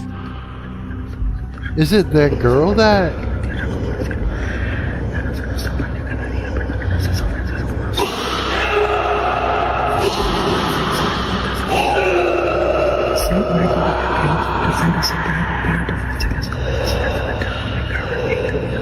Well, if you're actually experiencing something like that, that would be the place. That would be the thing. It's like, oh yeah, I'm gonna walk you right into a church then, demon. And it's just got like a whole team of Christians they're just going to town, just attacking that thing, and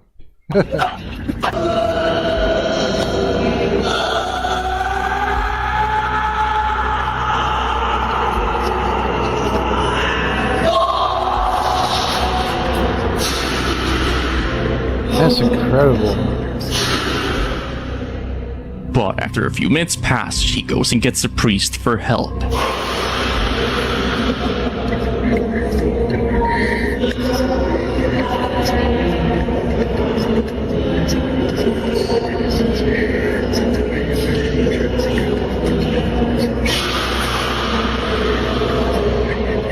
In this 12-minute long video, the man screams in different demonic tones as the priest continues reciting the Bible, and at the end, we can see the man finally begins to regain consciousness.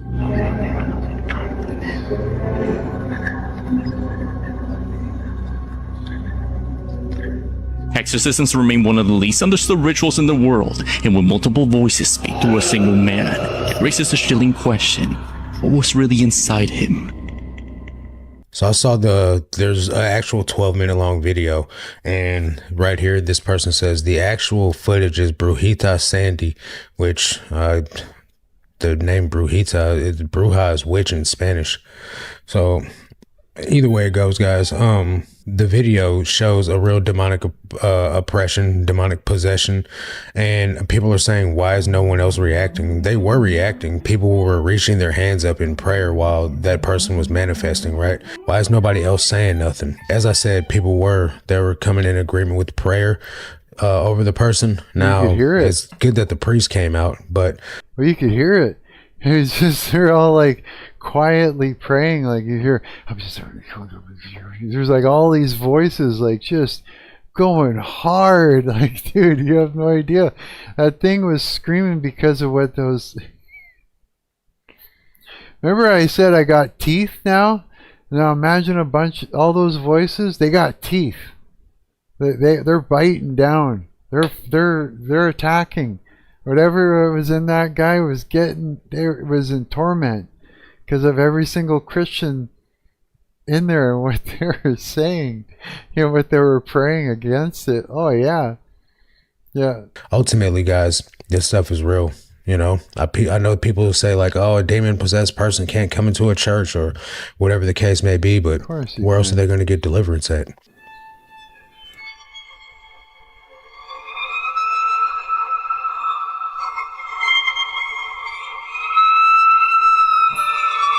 The comments right here say, most demons hide under the label mental illness. I believe that. I definitely believe that. Back in November 2013, it was just an ordinary football game between Silmar and San Fernando High School. That's until a parent who was filming their daughter's cheerleading routine had caught something strange on camera.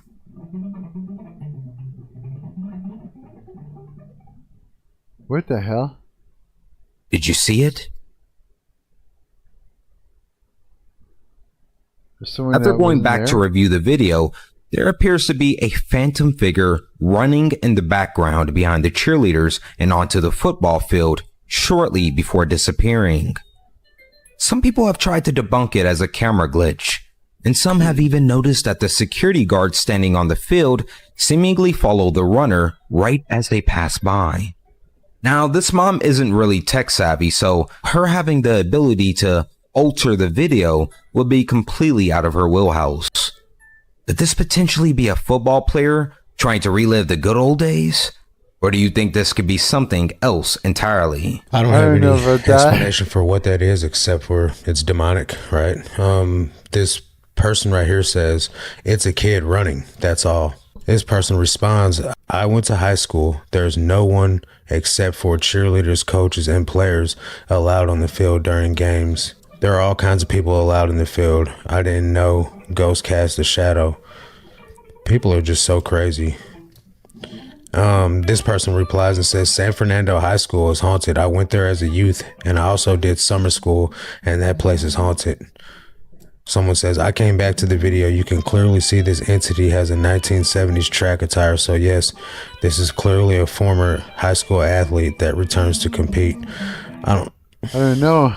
Guys. People just troll and say the most stupidest stuff. Goofy. They said that the person didn't disappear, but look at how, in contrast, this person is just a blur while everyone. And I know this is a horrible photo, and the video is as well. This person doesn't match the level of blurriness that everyone else matches, right? And even in the video as it plays, let me mute this.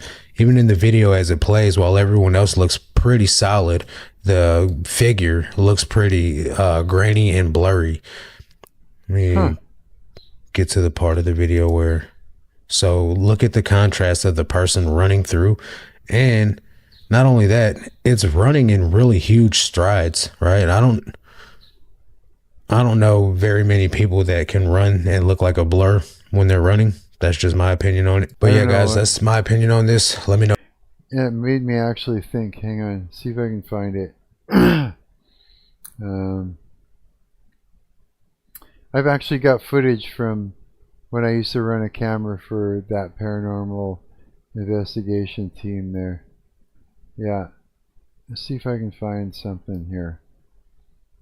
I should be able to. Oh, not that. Is it that one? So yeah, Justin, that's definitely you and your brother growing up. Hey, that's what it's like being a dude and growing up. Coolio High.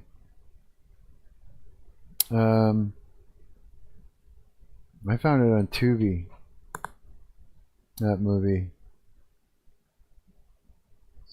So I'm gonna find it. What would it be called? What was the name of that paranormal investigation team? I can't remember now. Oh jeez. Hang on.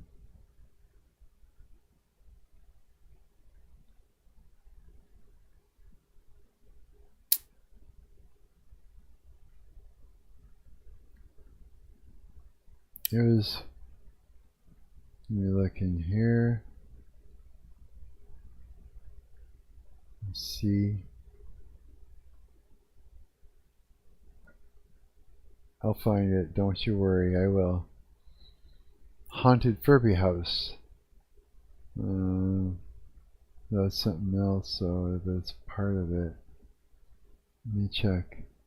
No.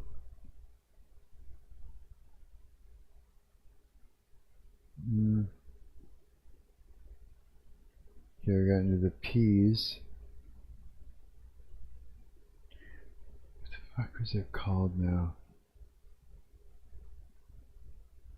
VIP team.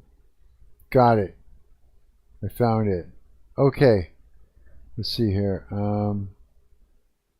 Renders. First draft.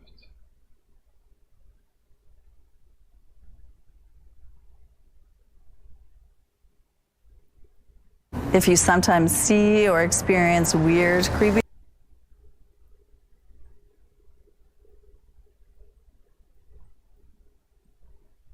Hang on.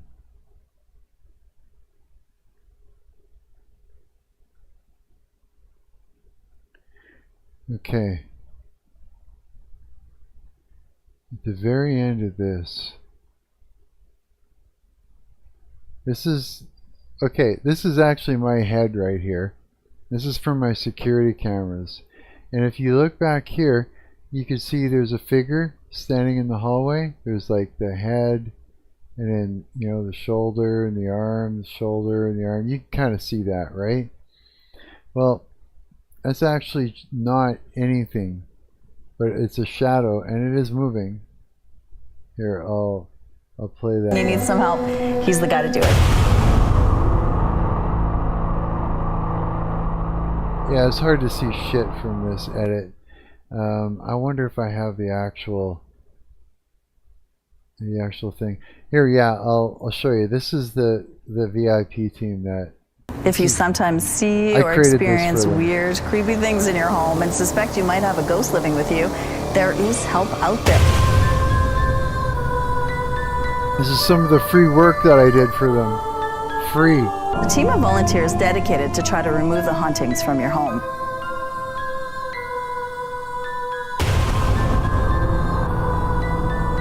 And lead investigator of this paranormal team. Good morning, Victor. Good morning. Thank you for being with us. Now tell us, how haunted is Winnipeg? Winnipeg's pretty haunted. This is the guy with the little black rocks. You provide this service year-round and it's free. Right. Okay, so if somebody's in trouble or they have something going on in their home, they should contact you. Right.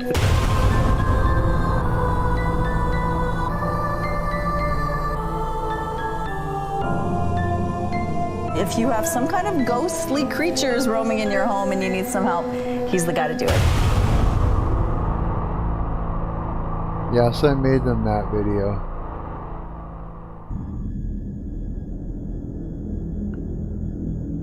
VIP team. Again, I don't, yeah, I don't believe that,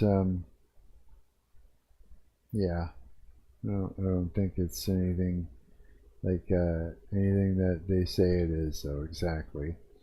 Okay, hang on a minute. Let me see if I can find, what I'm hoping to find is the actual, that actual video. Footage for intro. Zelda footage. Oh, that's that one of those people there. Let's see, what do we got? What is this? Okay. What about this? What's that? This is my old desktop. Okay.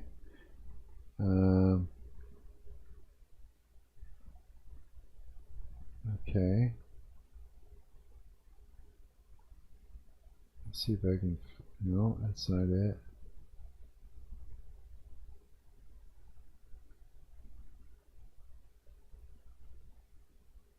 No. No.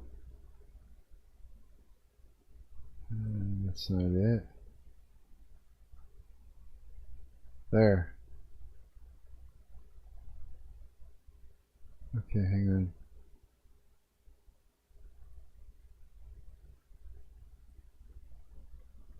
Okay. Yeah, this is from my security cameras. This is the actual shot. You see it in the back? You see that thing moving back there? That's my face over here, but you see that thing moving back there? That shadow. We thought it was a shadow person. That house was full of fucking demonic activity. You see it? It looks like there's something there. It's fucked, right? Look at that thing. It's like as if there's someone there.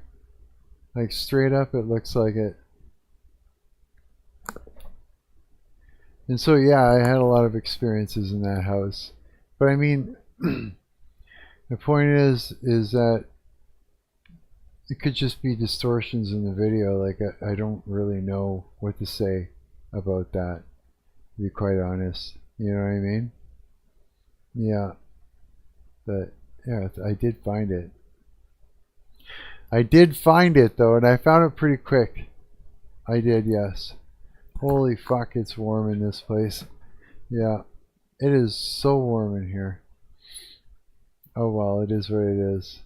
I can handle it. I can take it. Yeah. I wouldn't mind. Here, let's have another quick look and see what else we got on here. And then I was thinking of doing some game dev after this.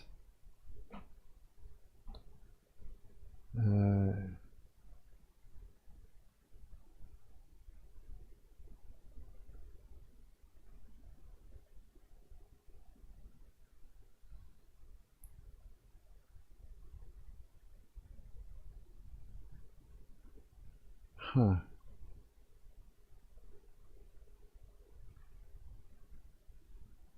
Is there anything that I think would be good? Not really. Not really, no.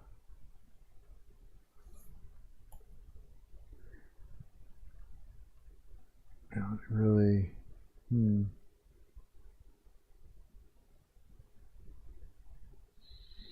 No, I think we don't need to look at that right now. Let's do, let me close that. Let me refresh this. And then what we'll do is we'll pull out the old, hang on, go home here. Yeah, and I'm thinking we should open up the game editor.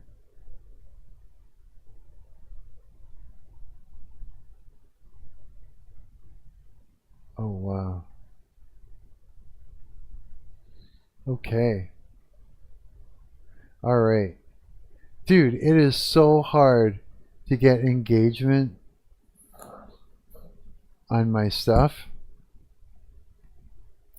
Yeah, it's like I have my core friends that I hang out with on here, and that's it.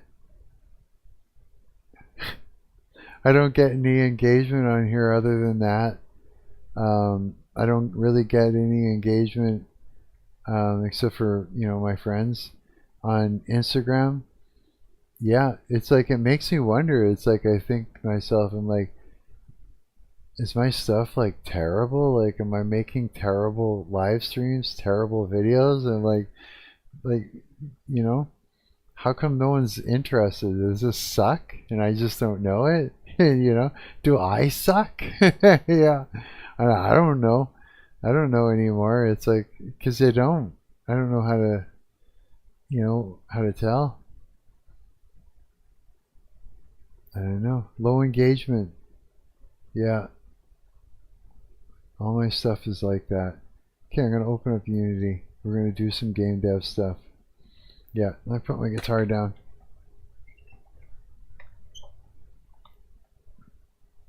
I feel like doing some game dev. Oh, man. Yeah, I've been, oops. I took yesterday off just because, what in the hell? Cables everywhere.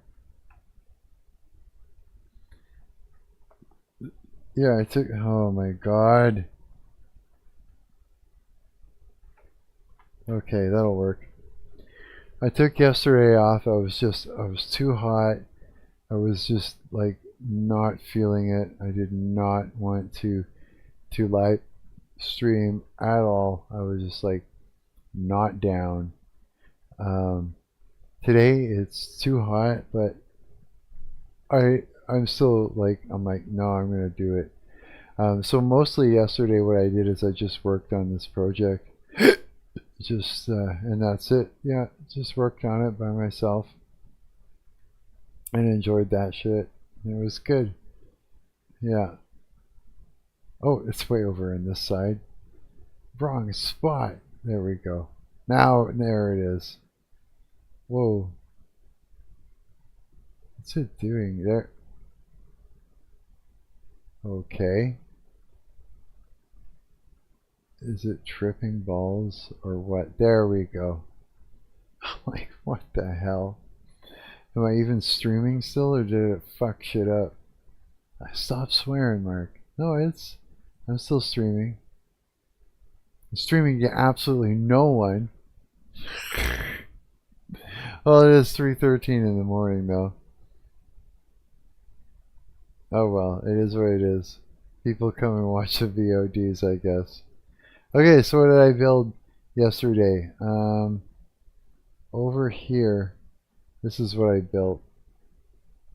Is this whole section here. And then it leads out to here. You come out the door here. And then, yeah, then I gotta continue. So, here, let me just make sure that let's do an occlusion culling. Let's bake that really quick. And then what we're going to do is, once that's baked, we need to deselect the turrets, like make them inactive, so that way we can bake the, what's it called, the nav mesh. Because with otherwise, it causes problems. Yeah. Okay, so go over to here. So we're going to go to my hatch. Yeah, there they are. So 1, 2, 3, 4, 5, 6, 7, 8, 9 of those turrets. Okay. We can go away, and then let's go to our, where is it? Our nav mesh surface. And let's bake that. Now we should see it change, if at all. Yeah. Okay, and now let's go back to our hatch. Now let's select these again, because we're going to take it for a test run. I'm like looking around the side of my bottles, my drinks, just to see it. The hell is that? Okay. Okay, I have to do something. I have a shot of coffee first. Oh yeah.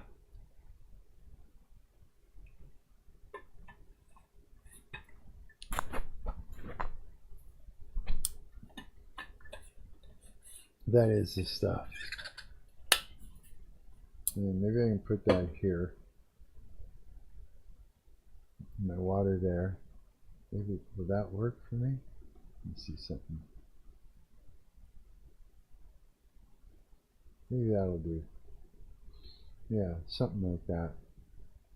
Okay.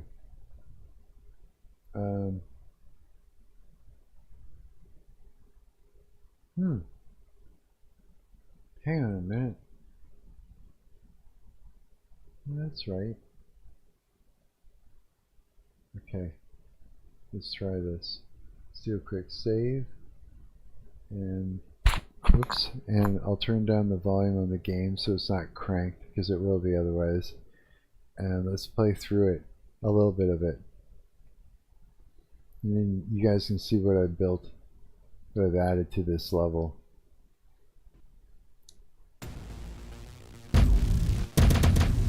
There.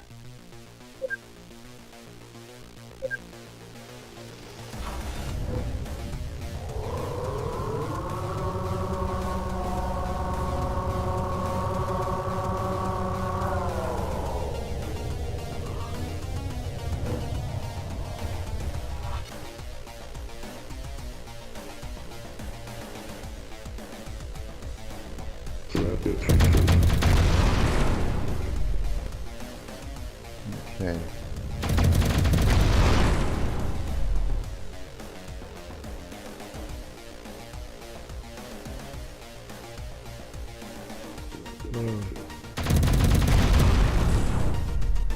Okay.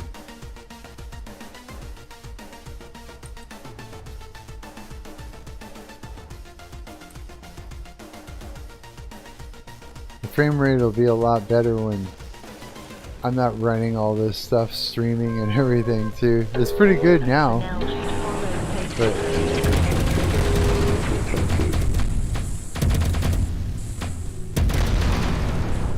it'll be even better.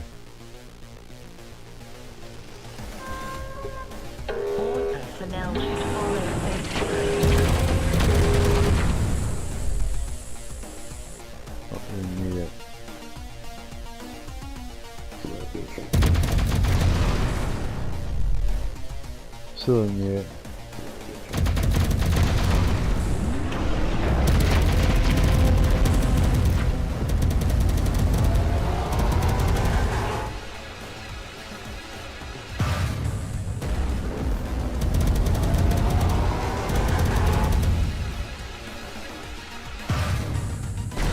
Ha! Dig it. Did we get all of them? No, wait. What's this way? Oh no, we did. All of them on this side anyways.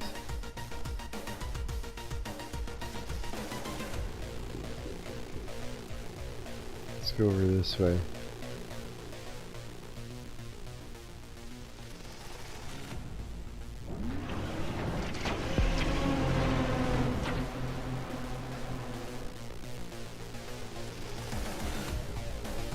There's an enemy over here.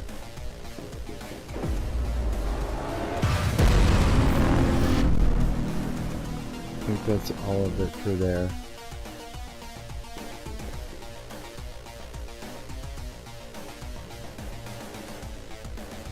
Oops. Oh, I didn't know he was there. Where'd he come from? I didn't even realize it. He must have came from over here.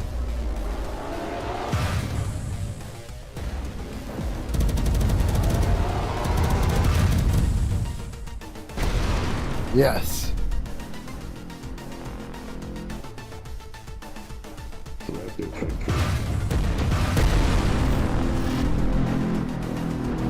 Okay.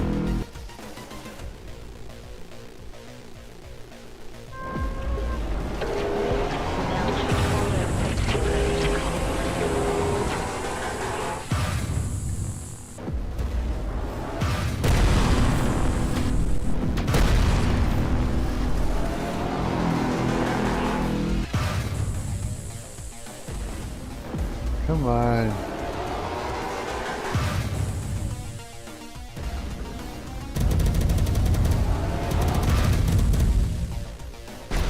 Yes.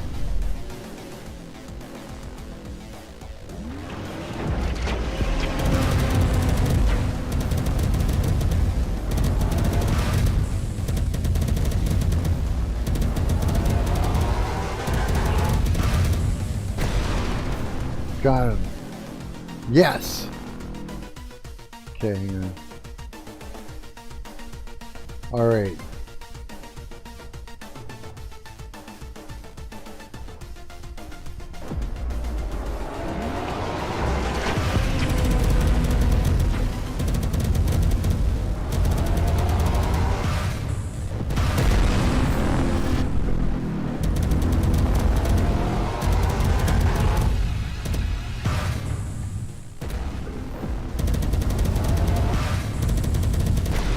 Yes.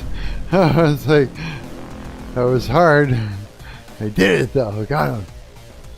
Hell yeah. Do I need yeah, I needed some. That's it, eh? Okay. Let's go this way.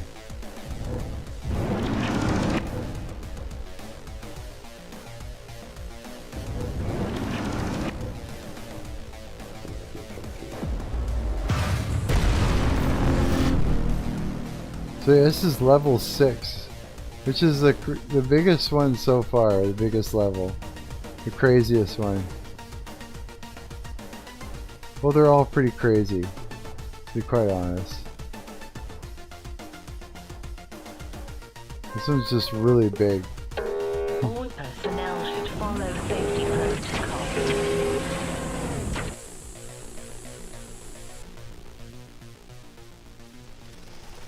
Just had to take a moment and look out the window. Shit.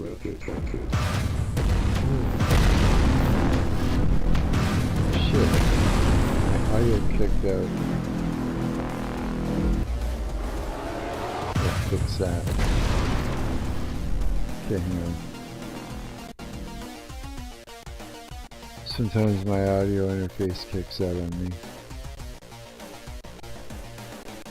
There we go. I can hear it again. Sickening, but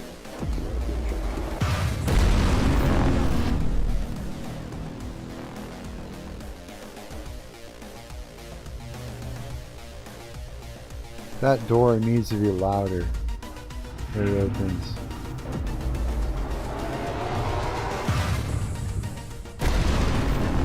So this is here is what I worked on yesterday instead of live streaming. Yeah. All personnel should follow safety protocols.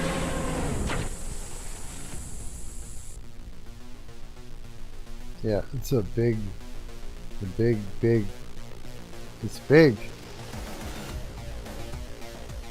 Isn't that cool?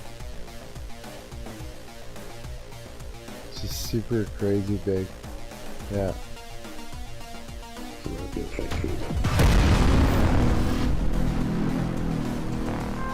It's a cool aesthetic. I like this whole Tron thing. Yes.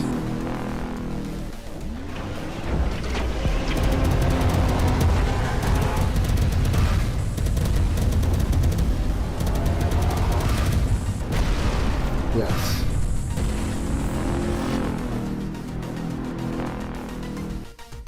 Good, good.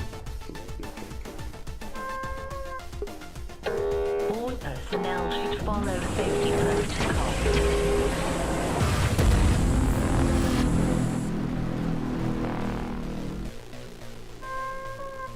Huh. All personnel should follow safety protocols.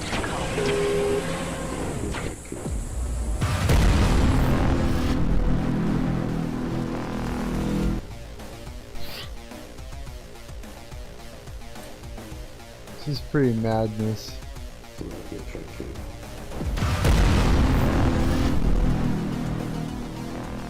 Okay, hang on.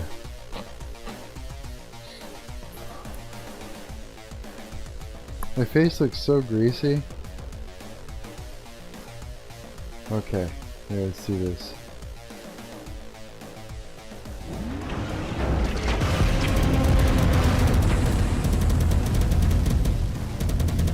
No, I'm stuck. Get out of the way. Holy shit, go get some health.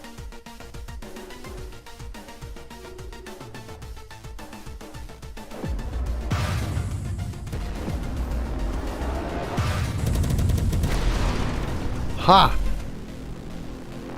Gotcha, you cunt. From that number. You can't even read it.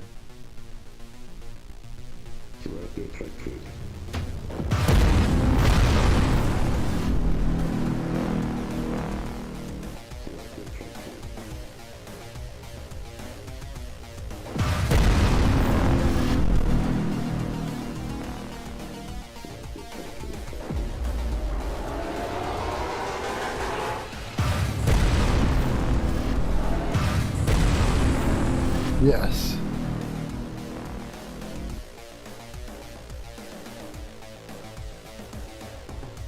We're going to just go through that and explore there. Yeah, this is cool. So we got that done so far. All personnel should follow safety protocol.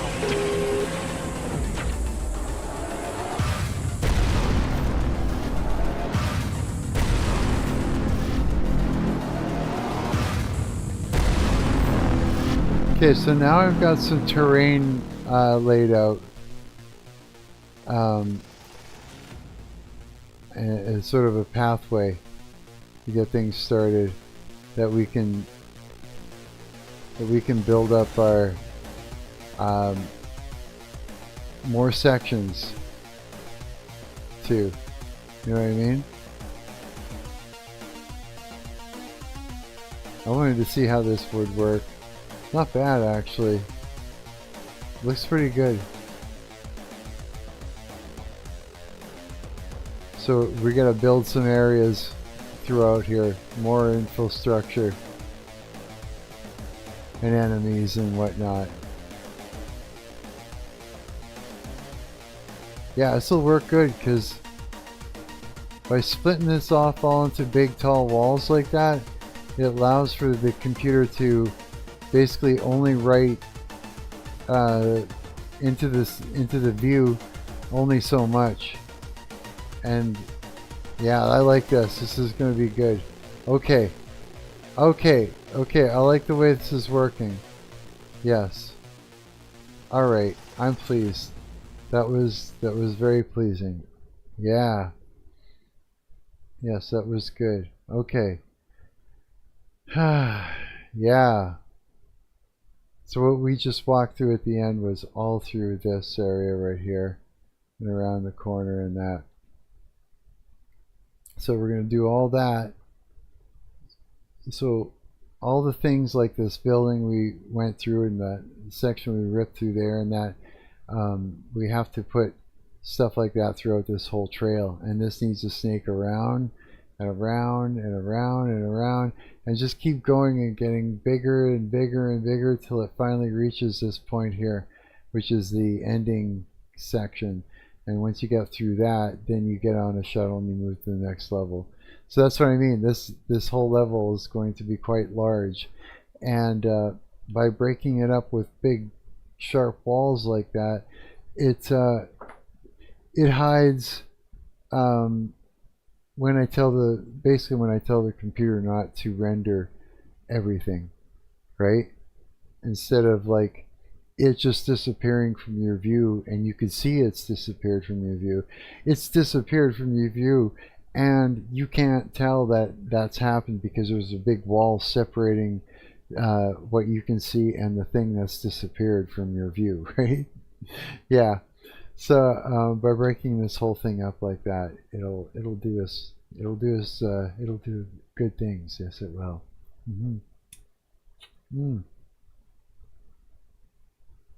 Holy smokes.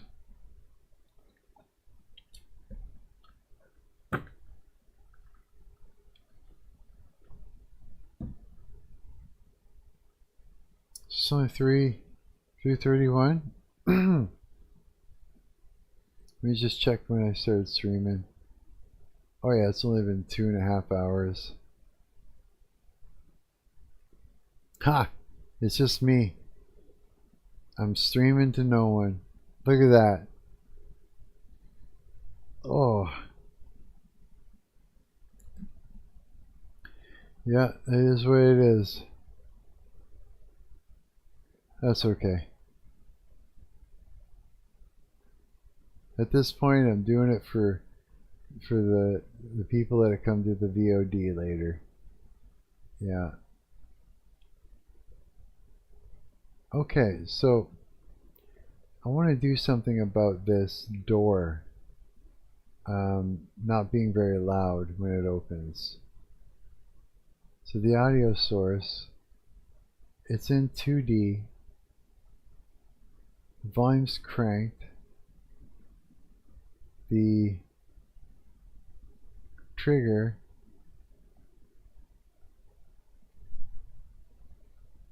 Oh yeah, the door animation. The trigger is right here. It's the play clip. Let me see here. Where is the...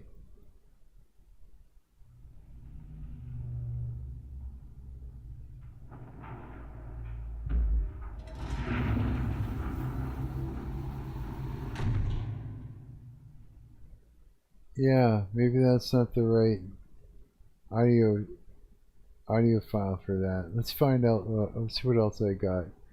Where did I find that damn thing?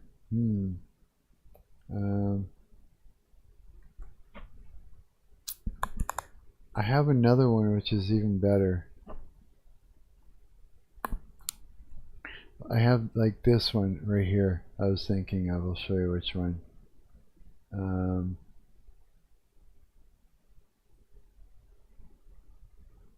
If I go to videos or home. Oh, come on. Show me the trailer. Okay, videos.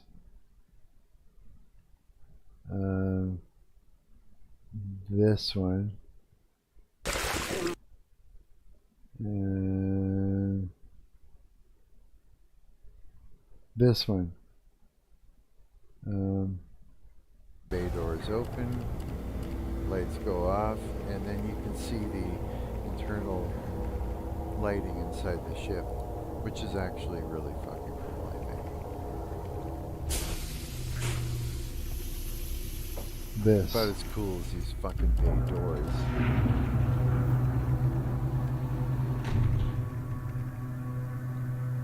So the bay door is open, lights. I think I can do better than that even. I think so. Yeah. I'll have to figure it out though. I might actually have to create something. I got an idea. Let's see here. Let me save that. Let me exit out of this. And I want to go have a look at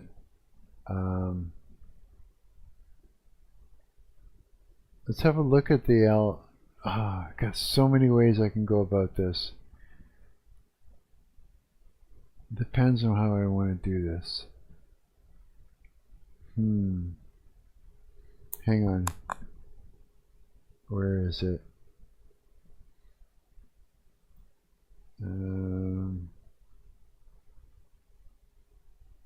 Where is it? Where did it go? Oh, here. Okay.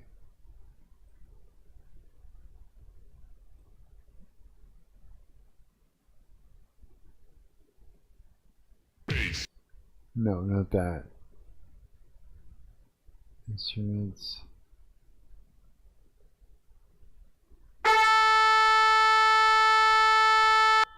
Holy shit.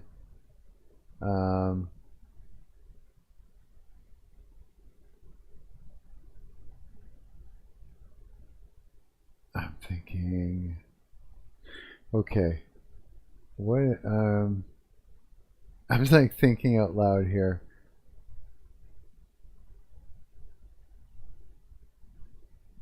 What if I did this? Shh, quiet.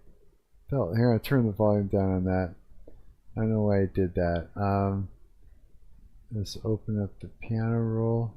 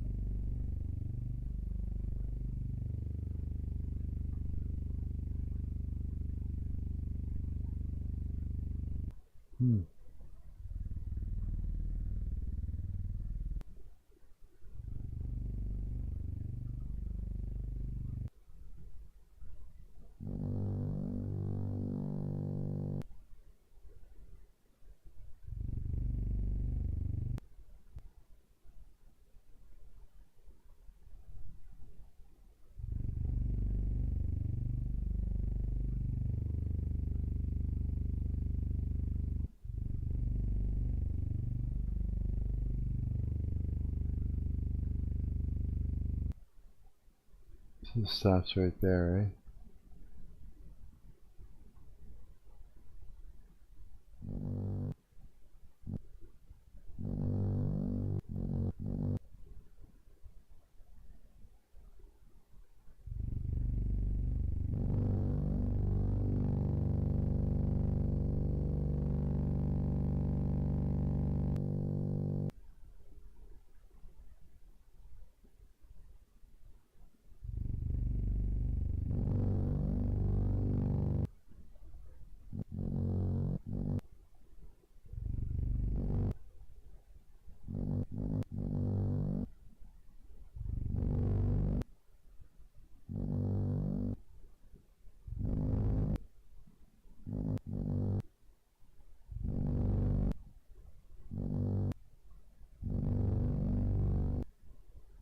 So if we do this,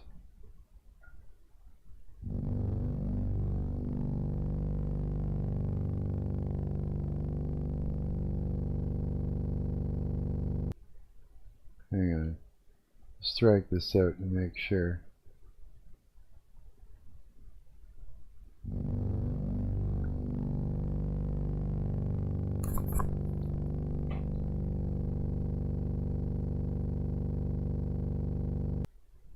Okay, that's not right.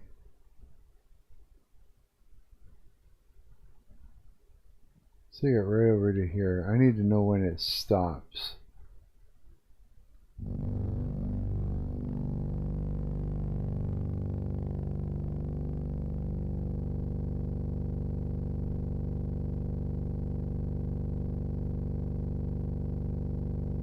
The hell it keeps going.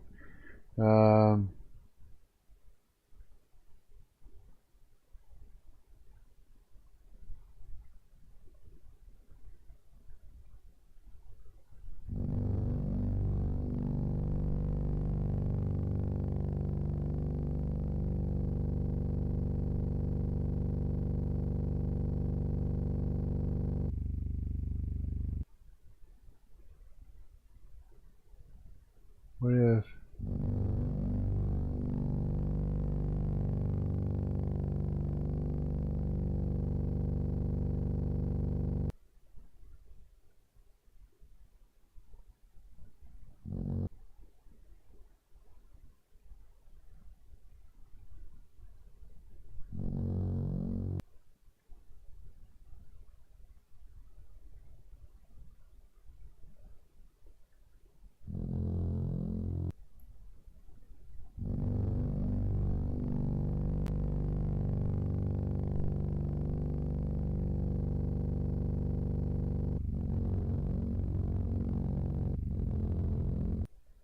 That's weird.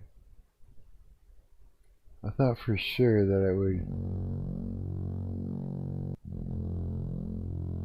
Oh, what if I do this?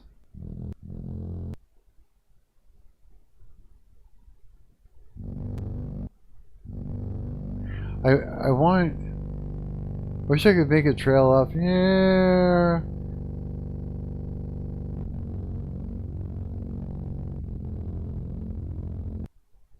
Oh, this might be a good idea.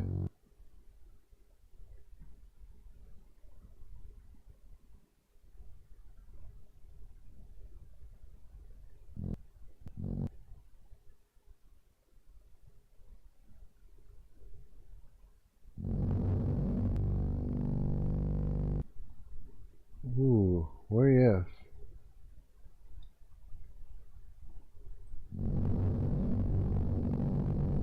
Oh, that's gnarly.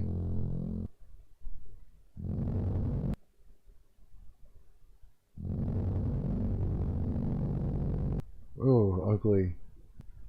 Don't want that.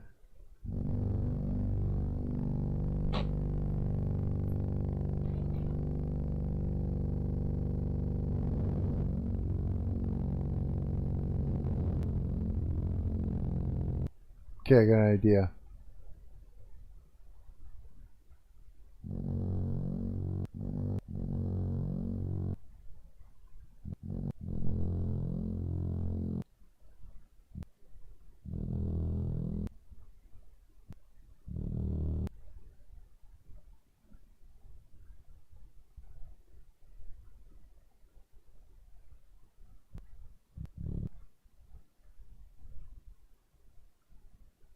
What would that sound like?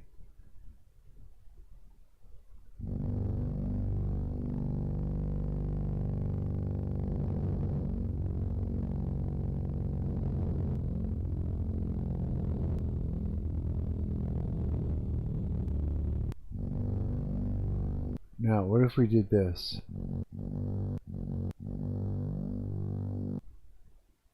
No idea.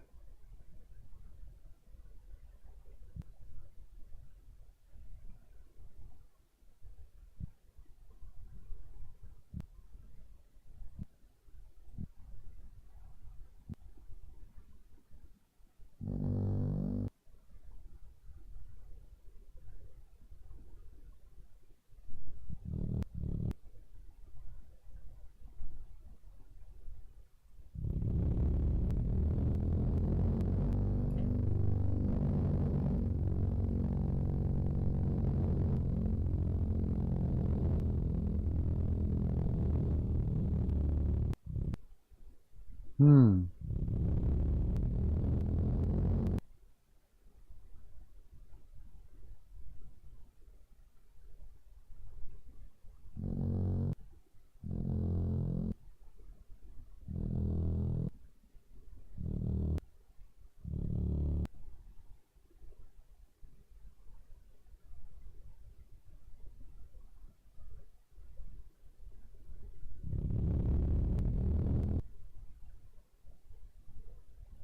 This needs to be sooner. Bring that in sooner.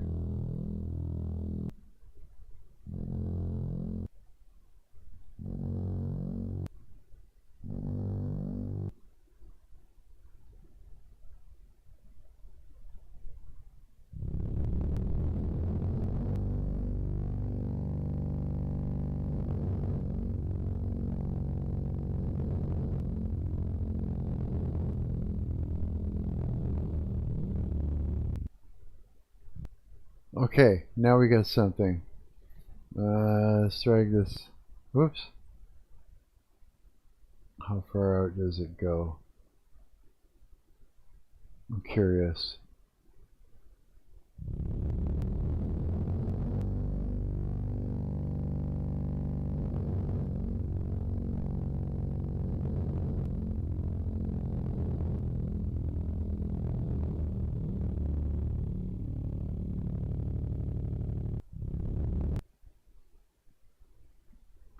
Then you want to go like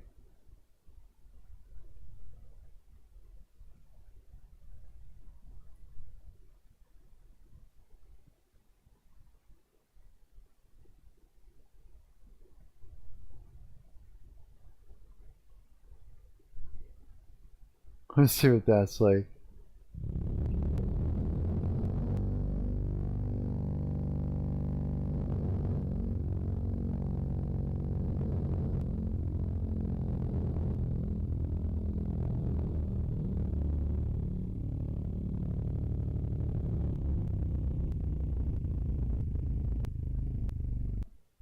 Yeah, something like that. But we should actually go right from the very lowest note. Oh, jeez. Like go.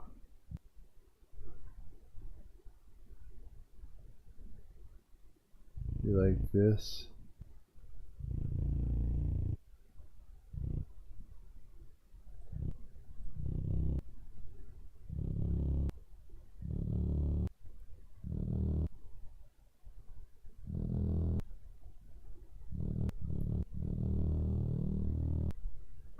Like that. Maybe.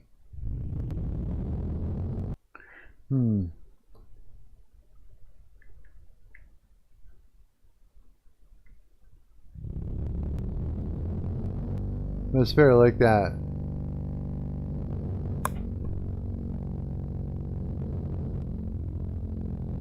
Now what if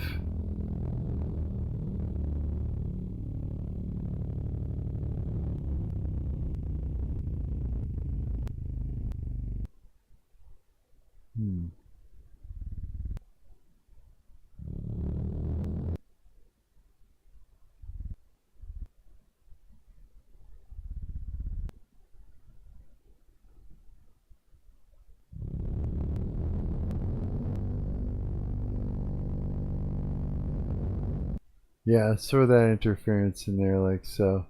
There's a lot of popping and clicking going on though. That might just wreck it. We'll find out.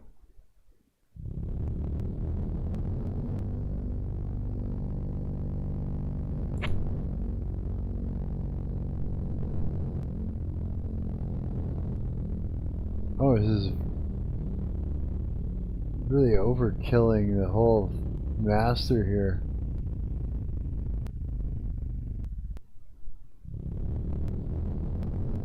Okay, hang on. Let's find out where. No, I want to. Oh, I see. Okay, volume. Okay, so let's just get this to. We'll get this to play.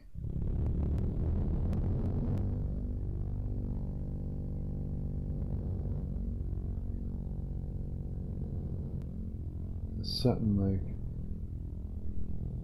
Let me turn this up now.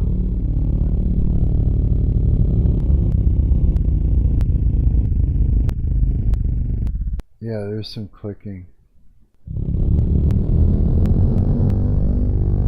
Now let's try something that you close that. You know, if I should do is take if I view open beat baseline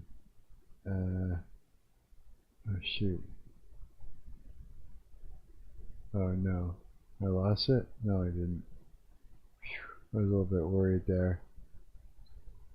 What I was hoping to do is have it on that beat baseline, but I think editor, but I think we can do it here. So here's our okay, let's go to the effect. Let's try this reverb out.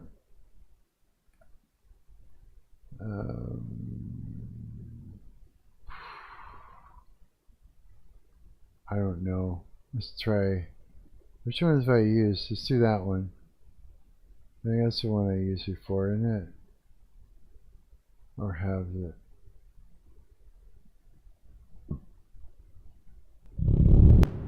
Actually, let's bring this right through. There we go.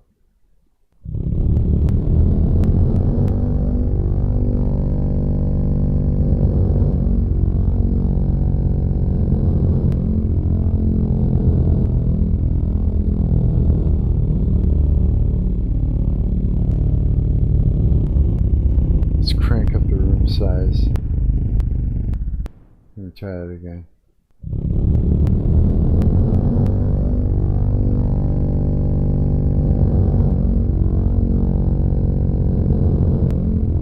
Maybe not.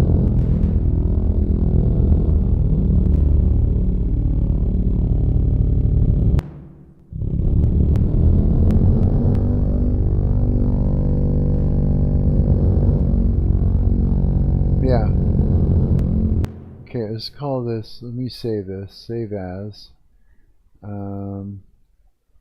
projects, create, folder, we're going to call this, big door, yeah, okay, let's save that, oh, big door, okay.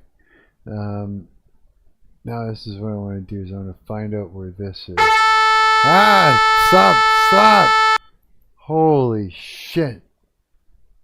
Don't do that. My samples, instruments. Okay, we got to find that sample and we got to fix it because it's making a bunch of clicking. And I'll show you how to do that once we find it. It's God, that was annoying. It's just slamming loud. Documents. No. Where did I put it? Oh, here. Got it. Samples, instruments. It's called trumpet. OGG. Trumpet. So we're going to open up, hopefully this won't crash, Audacity. I'm going to drop the trumpet in there. And we're not going to make noise. We're going to, first I'm going to turn down the desktop audio so it's not cranked. Actually, it's quite low. Let's see. Okay, now the clicking. So this is what we'll do. Go over to the end here, and we're going to zoom in. Zoom in a little bit more. Let's take this and let's effect. We're going to go fade out. And so I'm going to play it now.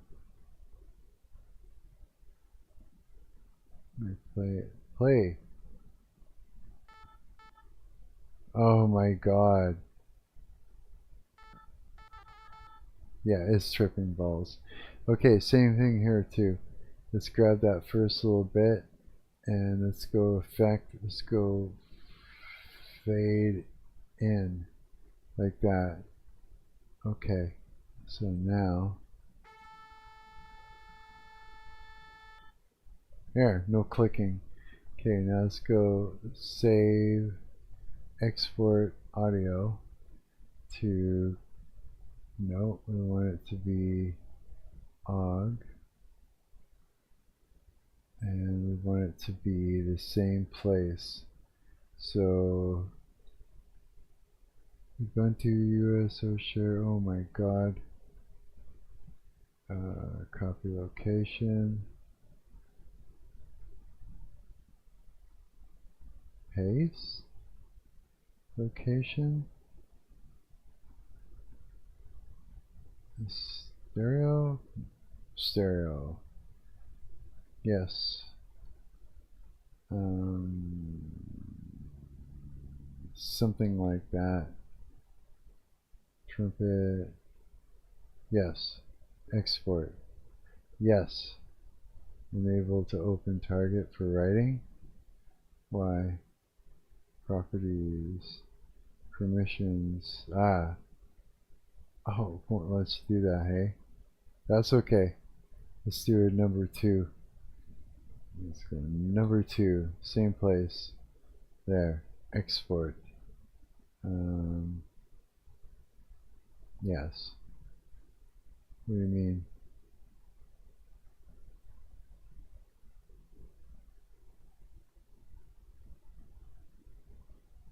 What? 2. Unable to open target for writing. Really? Okay, that's fine. I'm going to stick it somewhere else in. Browse. Oh, that's a right spot. Save. Export. Browse. Let's go to, okay, let's go to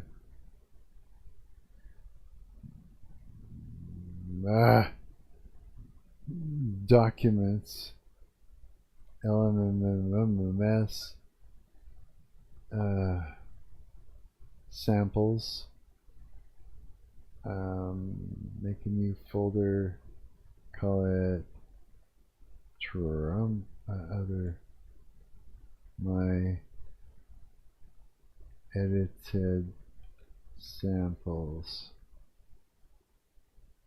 and trumpet, no 2, save, export, there we go. Now we can exit this, sure,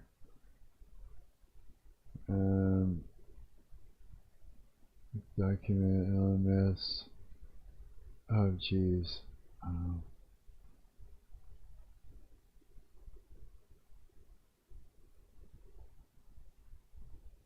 I don't know, projects,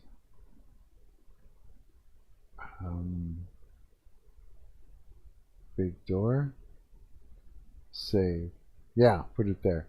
Okay, so now if I go to Where is it?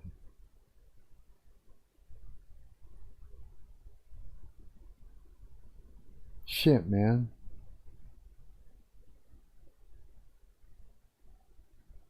Try and find this thing now is tricky.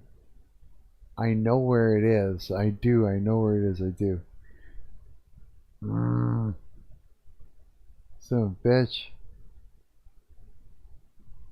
Come on. Where did it go?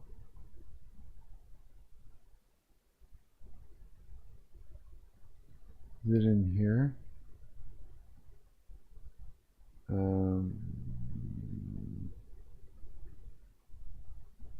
I don't know. I think it would be. Wait.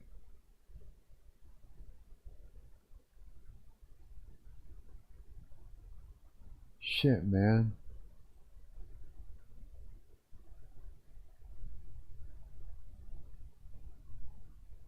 Drum and bass interruptions, blah blah blah blah blah. Blah blah blah blah blah blah blah. No. Not there. Not here? Send this. Shit. I can't remember, but I will. What a pain in the ass. Where the hell did I put the damn thing? It's gotta be in documents. I'm gonna find it.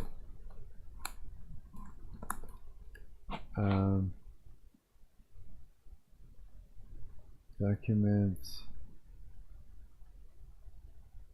LMMS samples. My edited sounds. And there it is. Shh! Shut up! Holy fuck! What the fuck was that? Okay. No? Okay, this is what we're gonna do. We're gonna take this and we're gonna wait. Trumpet 1, we're gonna change that to trumpet 2. Nope. We're going to hang on. First thing we gotta do is get rid of this. So delete that. Remove this track. This is the one we want. We need to shut up! You fucking asshole. Quit making that noise. This is a save, but I want to load. Oh my god. What a nightmare.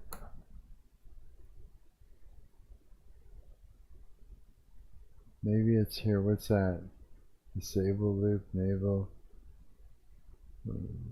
Fuck you. Where does it go? Save current instrument track. No. That's not what I want. Okay, I know what to do. We're going to do this instead. We're going to select everything. Yeah, that's what we're going to do. So, take this. We're going to select all of this. It's not working. I'm going to select all of this. It's not doing all of it. No. Damn it. How do I shrink it down? There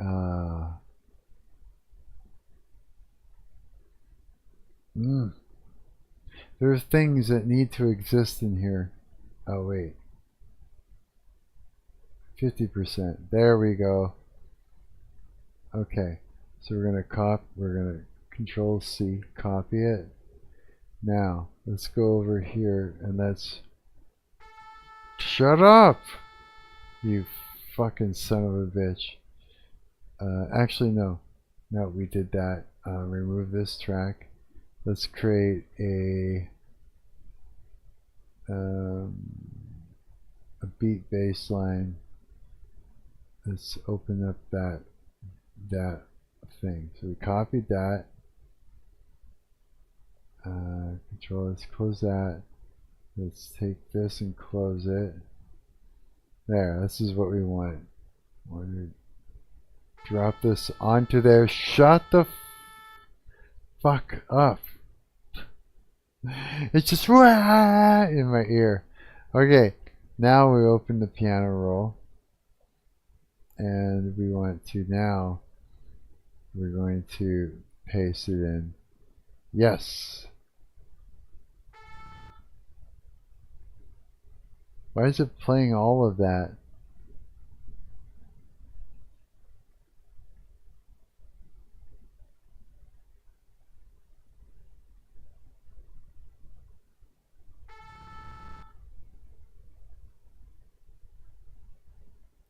Oh, here, let's mute that. Oh no, that's right. Trumpet 1. No, that's why. Okay, this needs to go away. So let's take trumpet 1 and let's remove that track. Sample, volume down.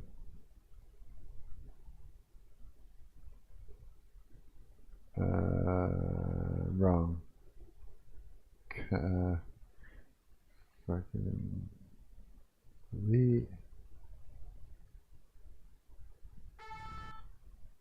Yeah, that's not, doesn't make sense.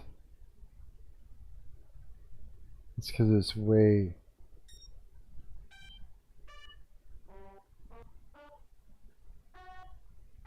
There it is. I see it.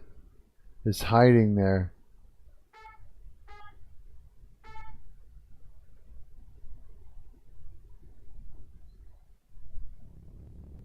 There we go.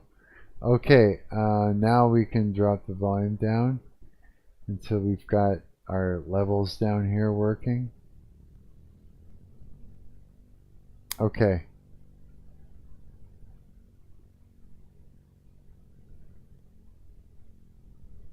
Wait a minute. Yeah, there's less clicking now. There's still a little bit. Seems like it's still there. Here, let's do the effects.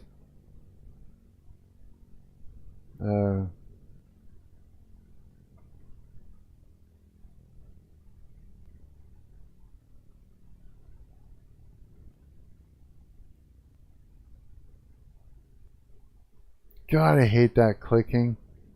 There should be no reason that it's clicking like that. After I did that work on it, there should be no reason for that. But there is, and I don't know why that is. Maybe it's the LMMS or something is screwing things over. Here, I'll give it some more volume now.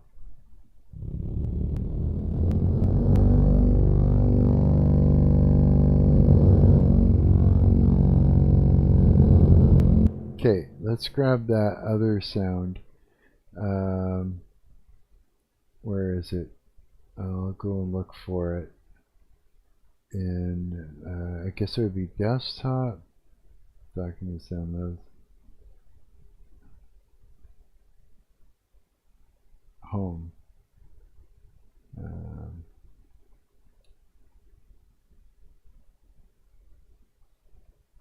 There's desktop. New projects. And then it would be, where did I put that sound?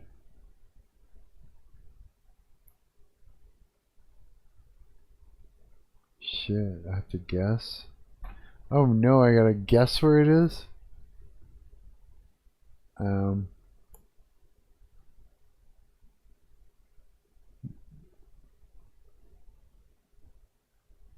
My assets. Moving objects. Huge store. Yeah, I was right. Okay, so let's drag that into here. Oh, it just crashed it? Fuck off. It did too. Ah, son of a bitch. I lost it. I was so close. I had it. Damn it. Okay, let's try that again. Recover, you dirty son of a bitch.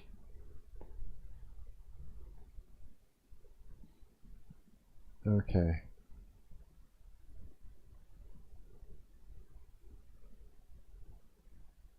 It's still there. Okay. So now this is what we're going to do it like this instead. We're going to go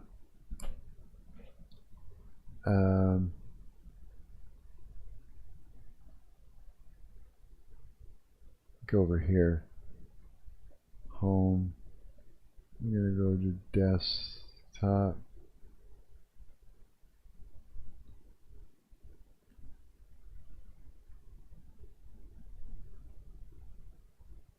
Projects, yes, assets, my assets,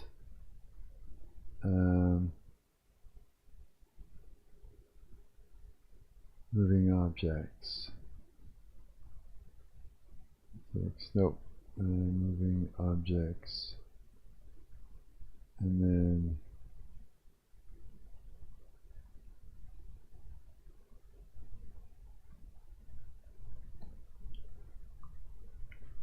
what's it called? Huge door.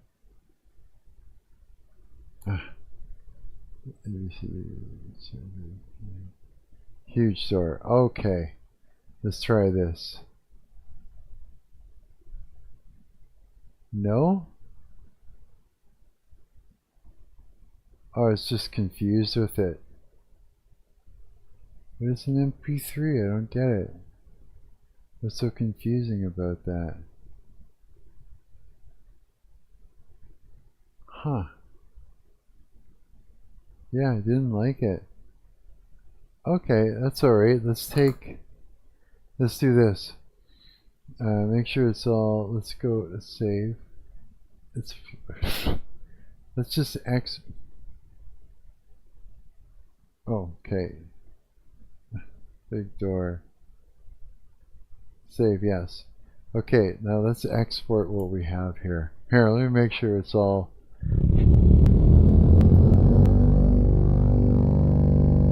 Okay. Okay, let's export that to big door, and we'll call this horn rub. Horn rub wave. 16 44, sure, yeah, export.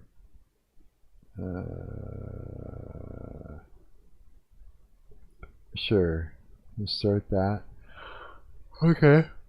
Now we'll quit, and let's open up Audacity, and then we go to and drop that in there. Let's go for the horn rub. Let's look for that thing. Where do I look? Home, desktop, Unity projects. Nope. Documents, LMMS.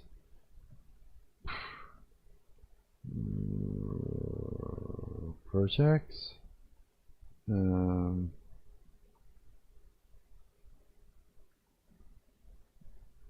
Big door.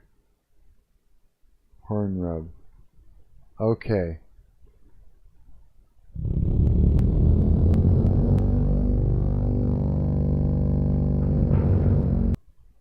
Okay, so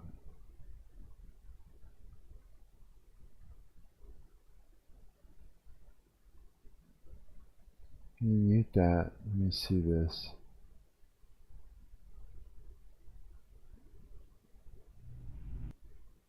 Okay, starters. This needs to be there, and we need to turn that up.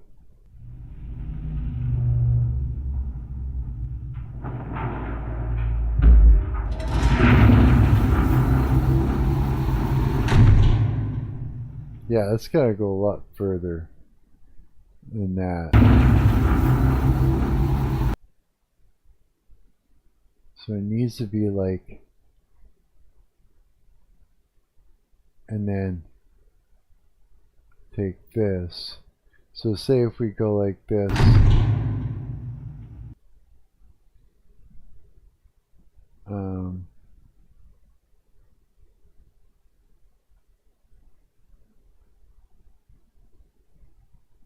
let's see here, like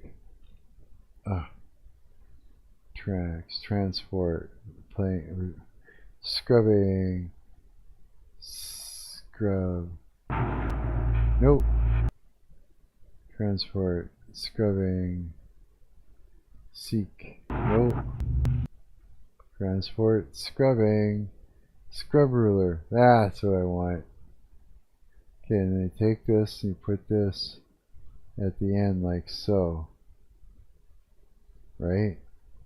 And then you gotta get like underneath that, and it should be like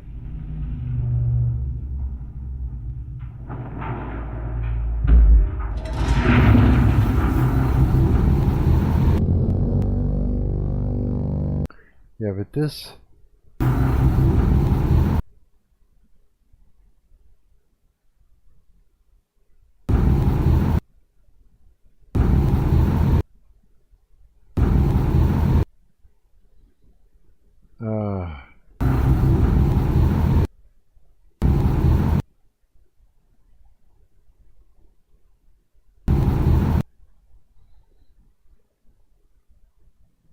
kind of loop that.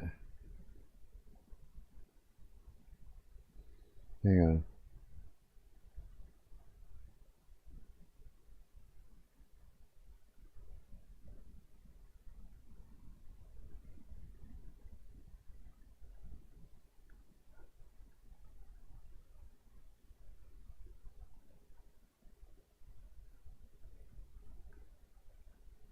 Will this work?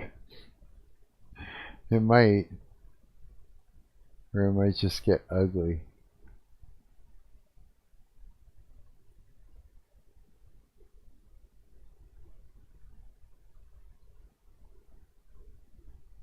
Maybe.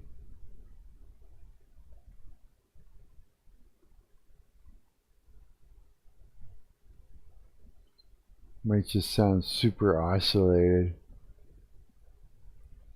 We'll find out.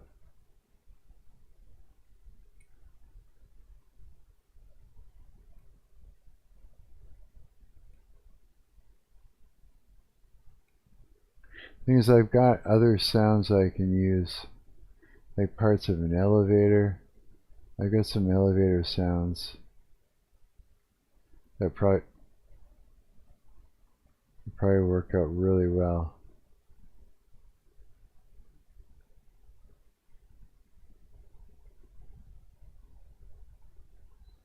Okay, what does this sound like together?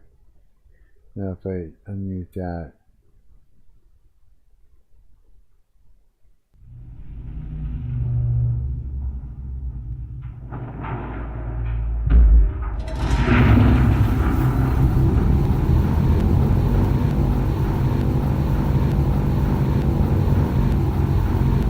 Terrible.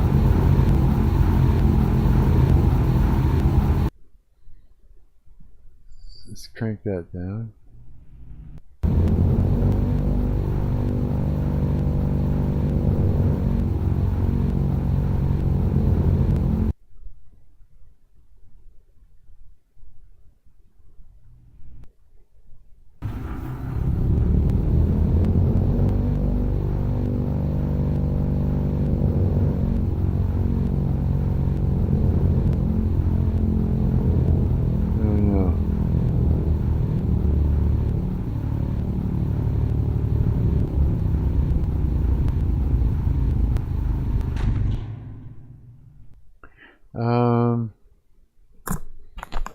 I got elevator sounds somewhere we should probably pull up. Let's see here. It's probably the best way to do it. Here, with some water. And then they'll.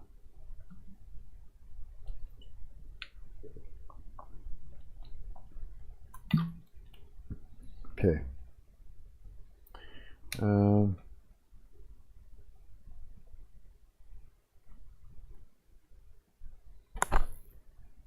boy.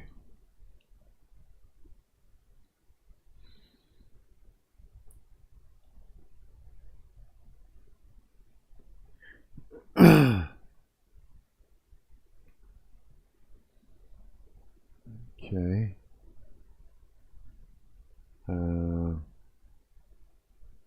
In here, A, B, C, D, E, F, G, H, I, J, K, L, M, N, P, Q, R, S. Track.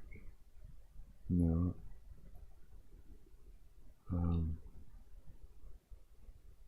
Screen. Wait. Where are these, I wonder? Oh god, these are some really old screen recordings. Maybe I need to look in Unity projects.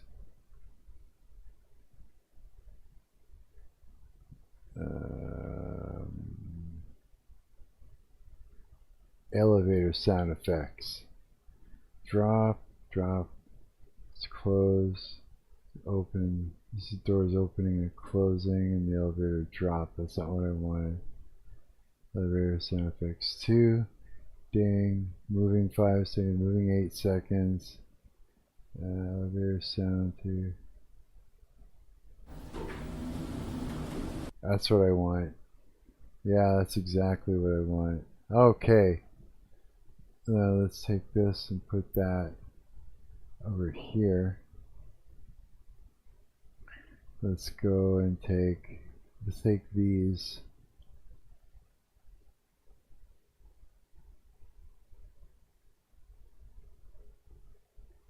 Can I just delete? Yeah. Like so.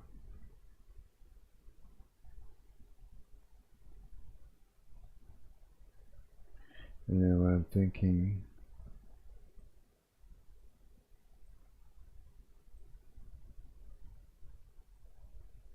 whoops.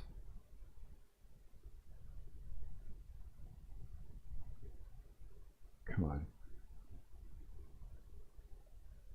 No. Let me grab it. Yes. Okay, so I see. And then this here. Come on. You son of a bitch. Let me grab it. Oh, it's not going to let me?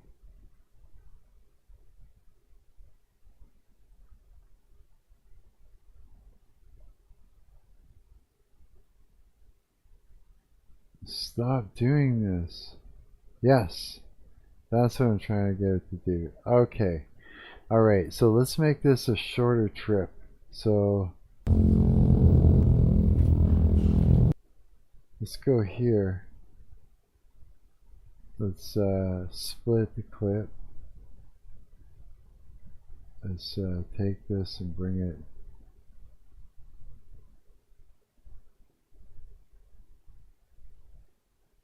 Oh yeah, let's do this first.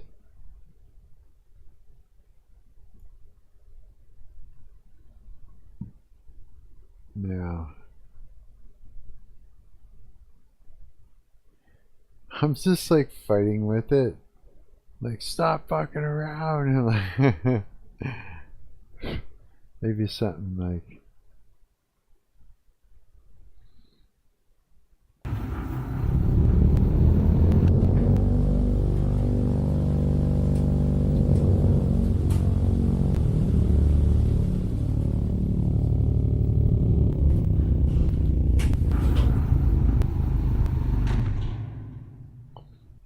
getting there. Okay, now if we mute that out, what do we got?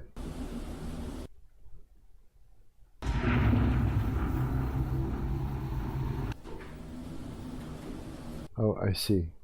Okay, so this is got to overlap better. Why did it do that? things jumping around and making me uncomfortable.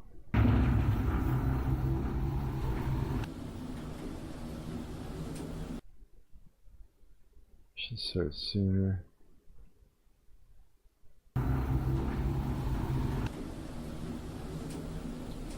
And then this should end sooner. Like this. Let's take this now. And that's effect. We're gonna go to fade out. No, edit, undo, fade out. We're gonna go like, oh, I don't know, something like that. Effect, and we're going to fade out. And let's see here. Ah.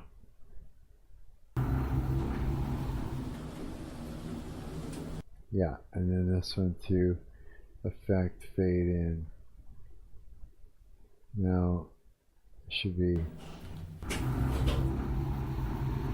actually okay. So this needs to come in tighter into here.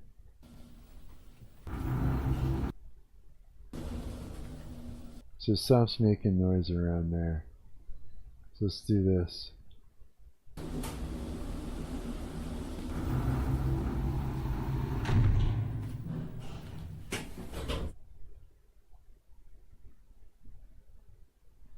Okay, let's tuck this in because we don't need it to.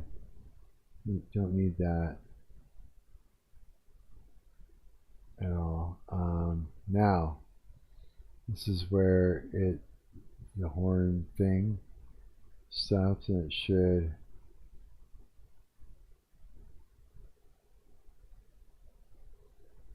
This should be like.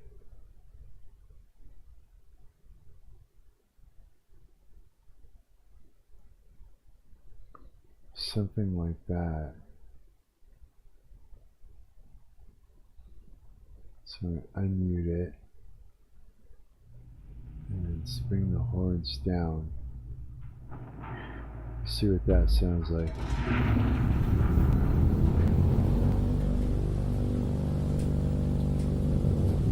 That's better.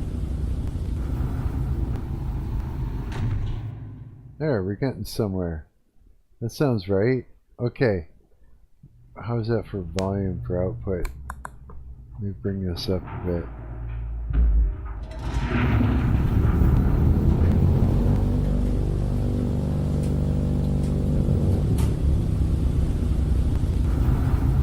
Okay, let's save this project. Save project as big door, huge door. Huge door with trumpet sound. Call it that. Now, okay. Let's see here what we can do. So, what can we bring up for volume? Anything?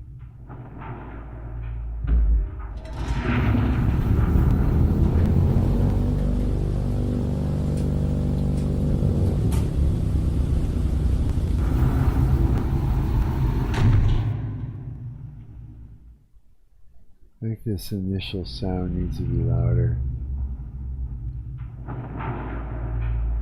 Like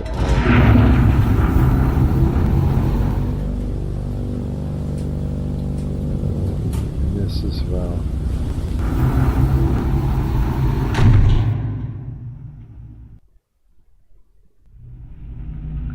Even a little bit of more trumpet.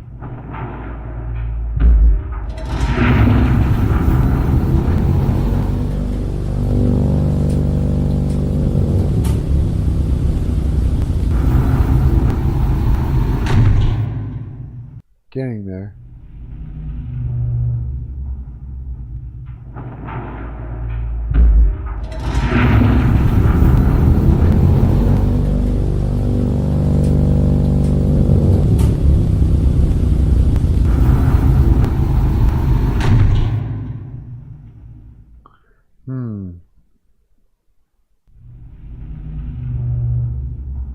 No, I wish I'd like to do here is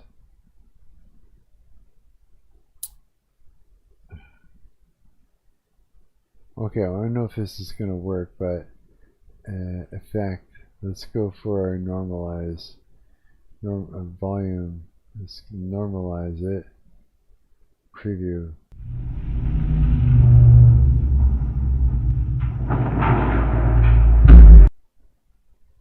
Let's try applying it. Whoa. Let's put this to 0.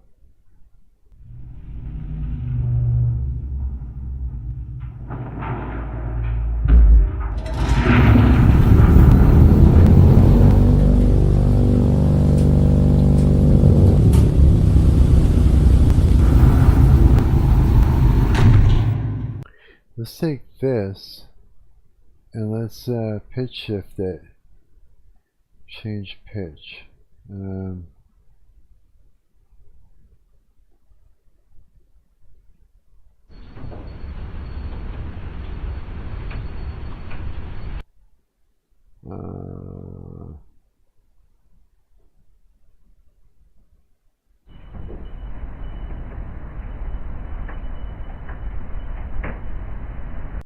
Let's try that.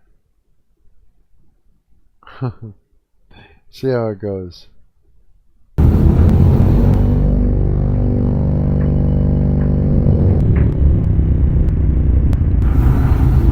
No. Undo the pitch shift. Let's try something. Effect. Let's do the same thing. Let's normalize that as well. Let's just apply that. We'll bring this back down to 0 and see what that sounds like. Okay. Gonna try some things. Some stuff.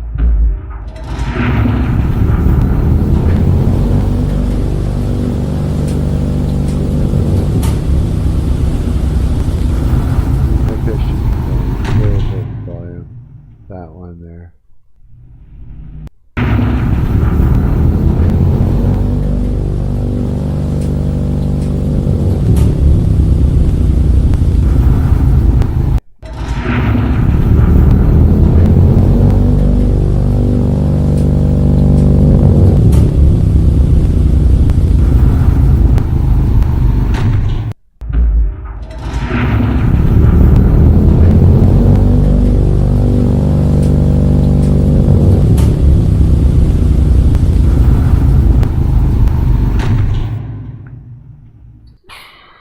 Pretty close. See from the beginning. And start to rise.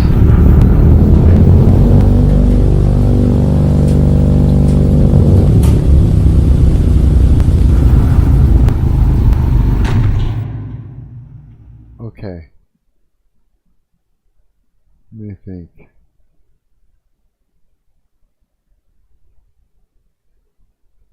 I think that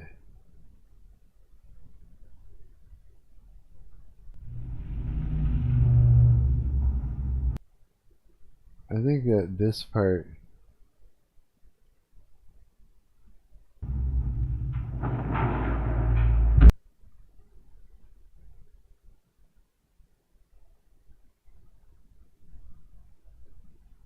if I could just volume. Let's just amplify the volume by what do we got?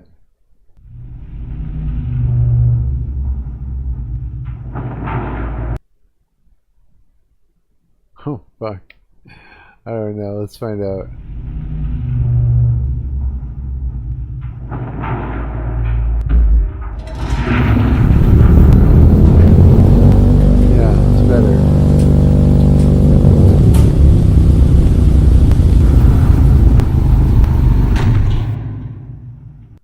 I still think that this might need to come down a little bit in pitch. Pitch. Change pitch. Let's go by here.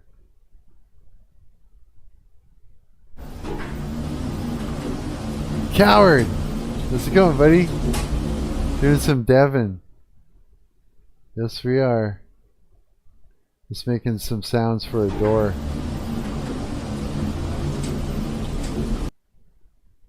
Let's see here.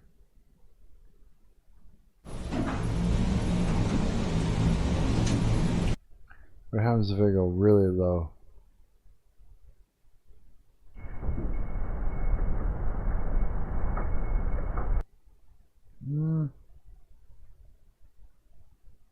What's the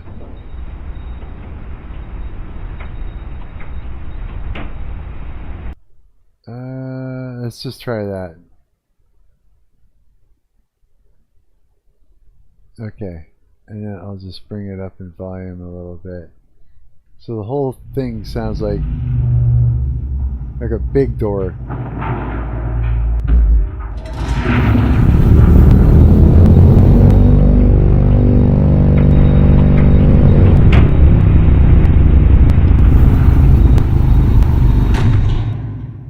Yeah, this now that's better. Let's take this and let's add some reverb to it.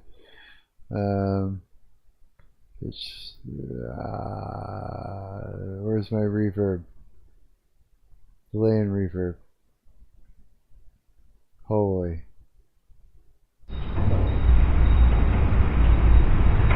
Perfect. Okay. Now, this first part already.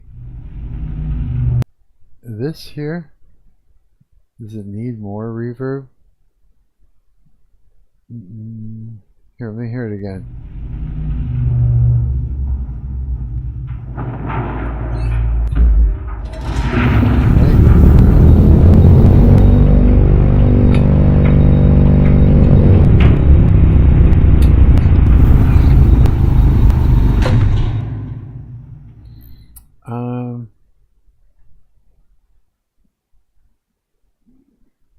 What if I did this?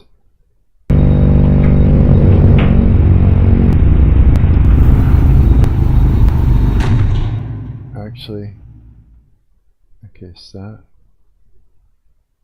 What if I did this instead?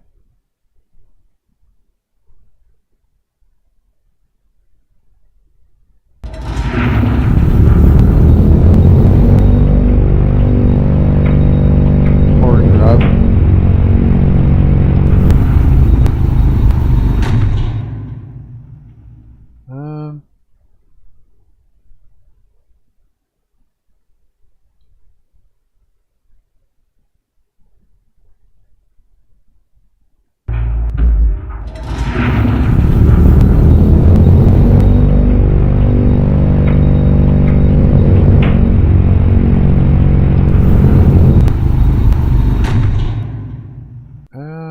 Close. I still think that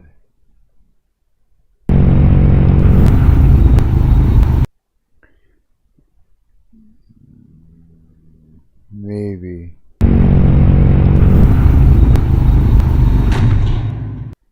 if I did this. Whoops.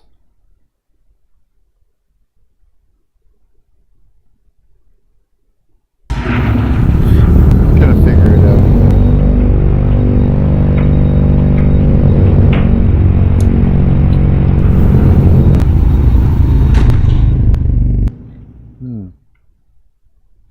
Too far over.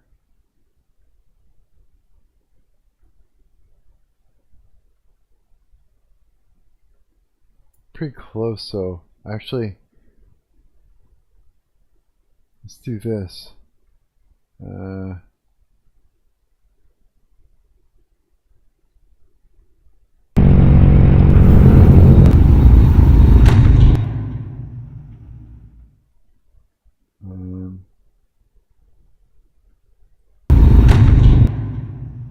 Yeah.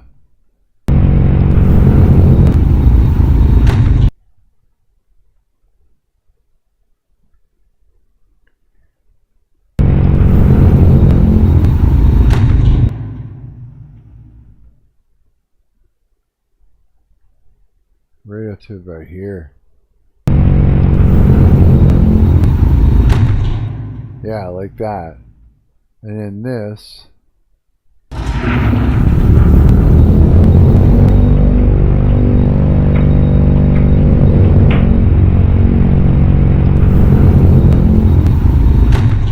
Oh, I got this cranked. Sorry, dude. It's all distorted. Distorted there too. Let me do a save. Fuck, it's hot in this place, bro. Holy shit. Yeah. It's just super warm. Now I really wish I had a snack. I'm hungry. Yeah, I'm feeling the hunger.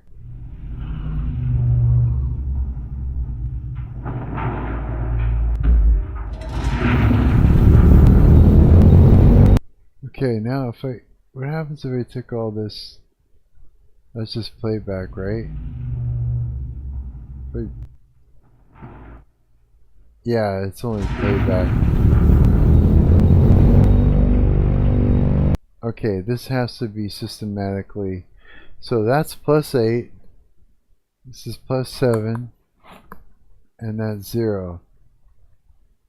So we'd have to go -3. So 5, 6, 7, 8, so +5, and then 5, 6, 7, so 4.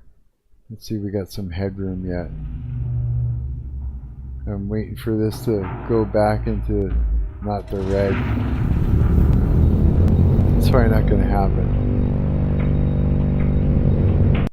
Okay, let's try this again. Let's go -3, let's go 1, so -5. 5, so it's 2. So, 3, 2. Just trying to find that good old headroom.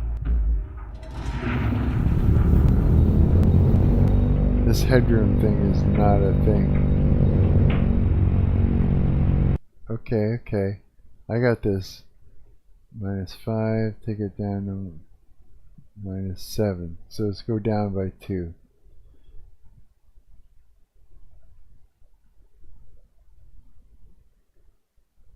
Okay, now let's try it. If we can just get into our...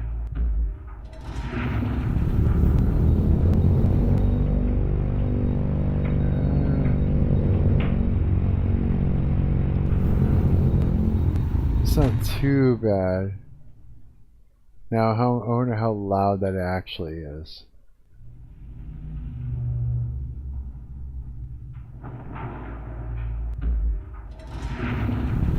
I don't know.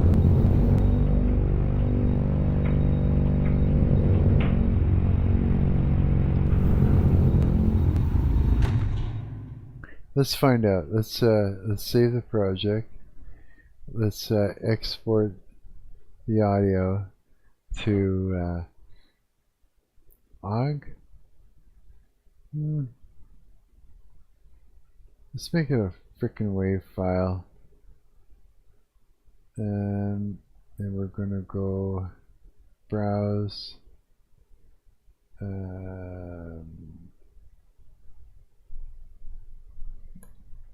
projects, big door, wave, save, and 16 wave, stereo, yeah, export. Okay, let's see what this does. Let's export it. Okay, let's exit out of there.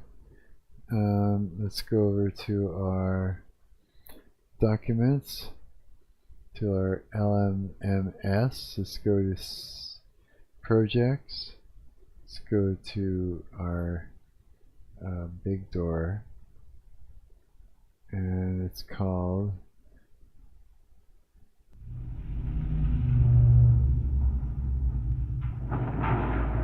okay. Now let's try this out with the game itself.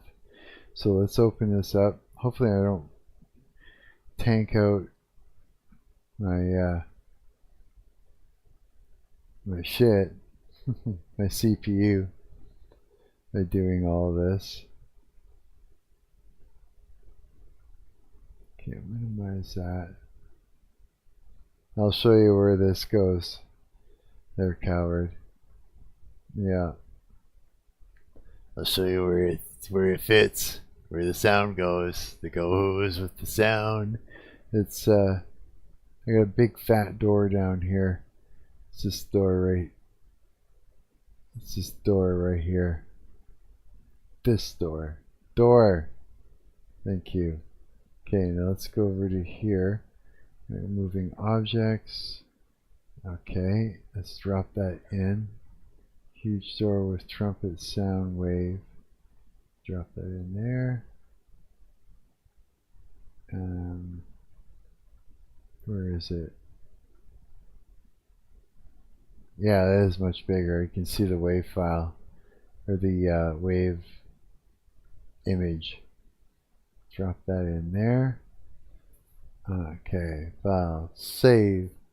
Alright.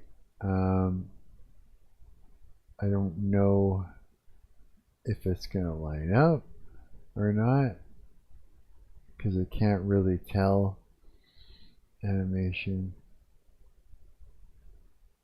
because it's a lot slower when you use the animator over here.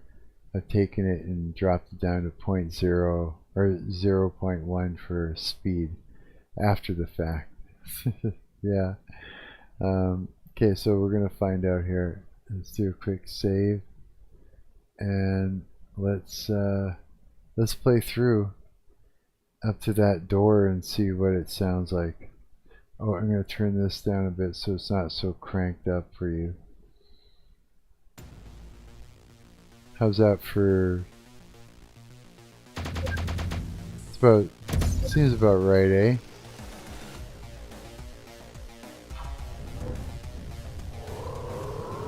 I wanted to turn the game down quite a bit.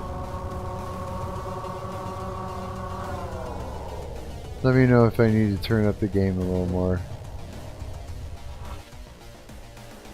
Okay.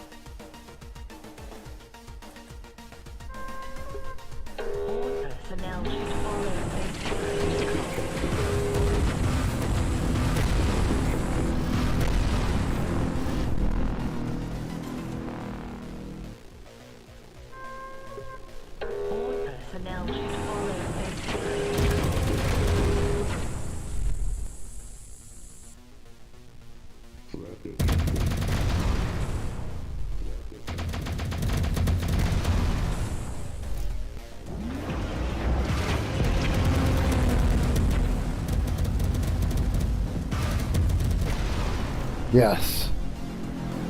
Okay. The enemy I gotta take out over here.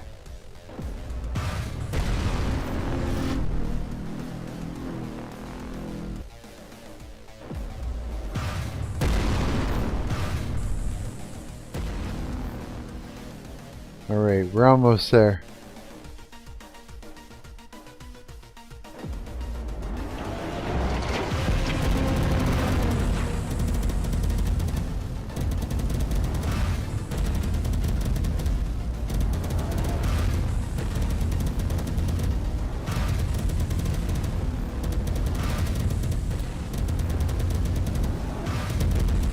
What is wrong with this thing?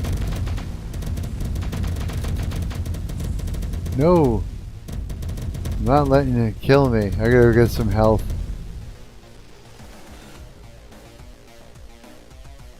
I just kept missing him and hitting something else, I think.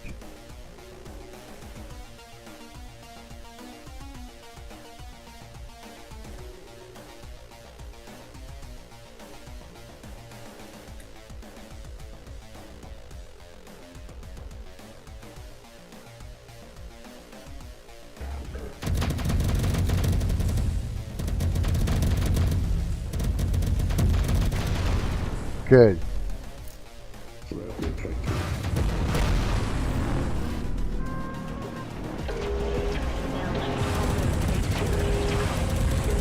Holy shit.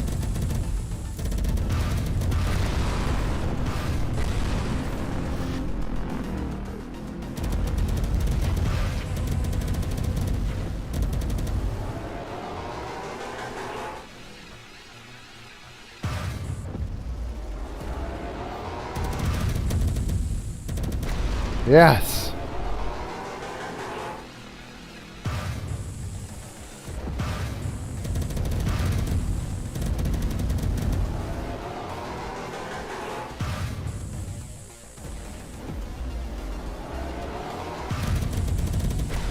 Okay, good, good. All right, let's get in there.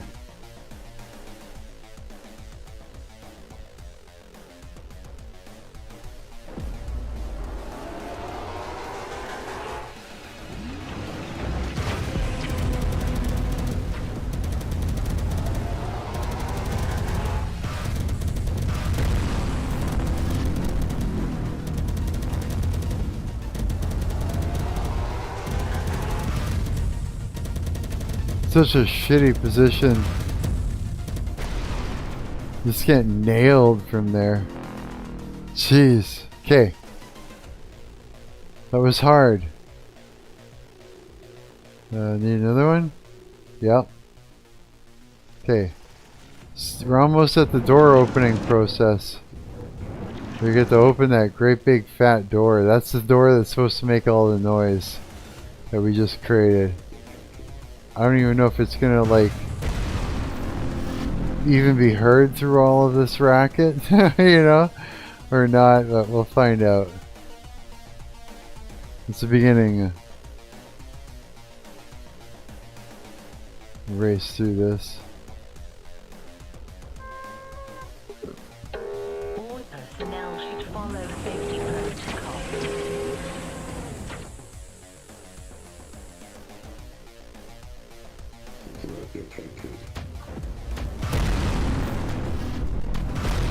Wait, that's a fast moving one.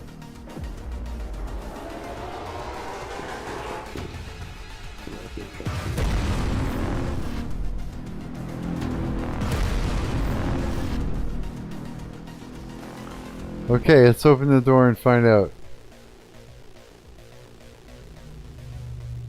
I can hear it.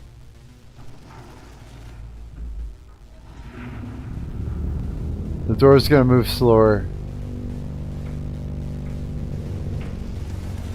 Yeah.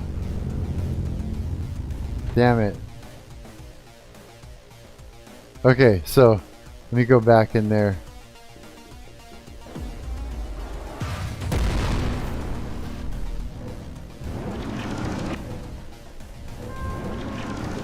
Yeah, it just goes on and on and on.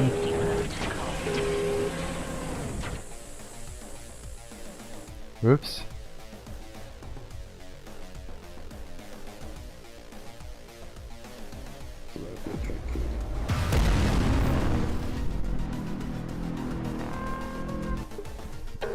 All personnel should follow safety protocol.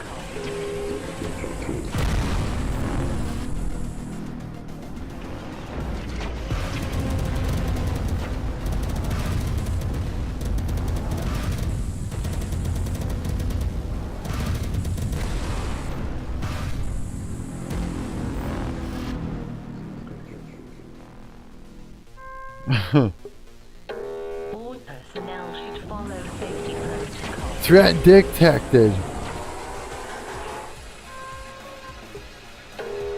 personnel should follow safety protocol.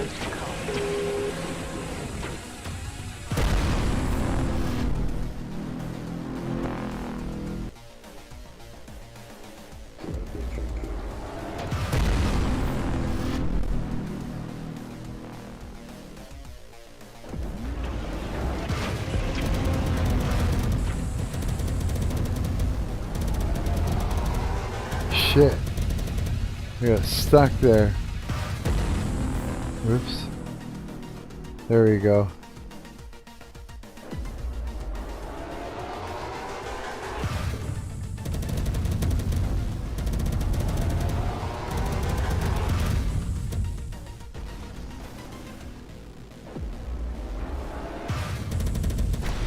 Yes. God, that was a stubborn one.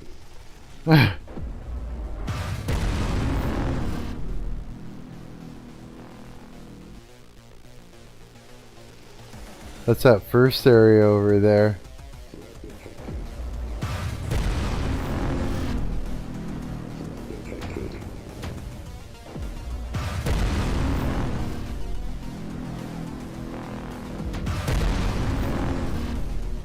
Just passes him on the stairs. Okay. Okay, we gotta fix that door.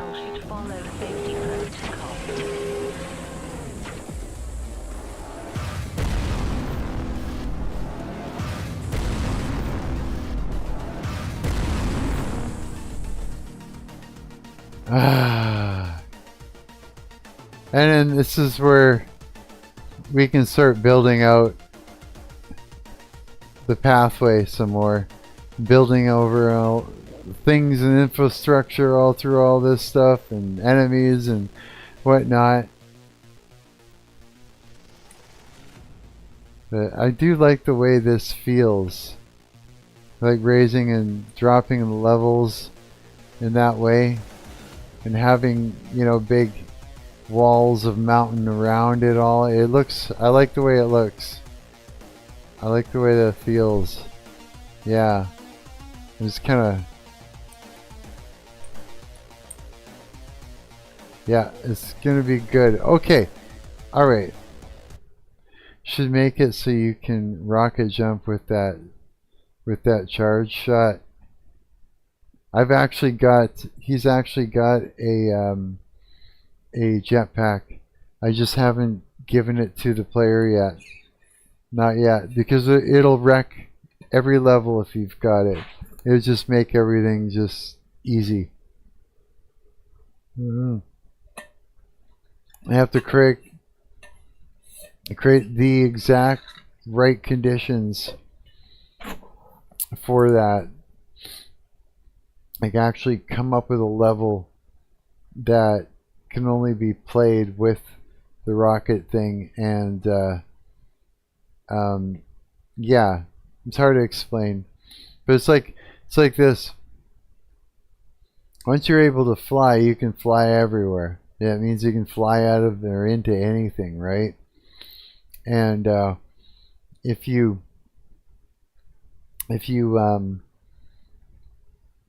like, for instance, like, what's the use of going through all this when you can just lift off and fuck off and fly, right? And now you've flown over everything.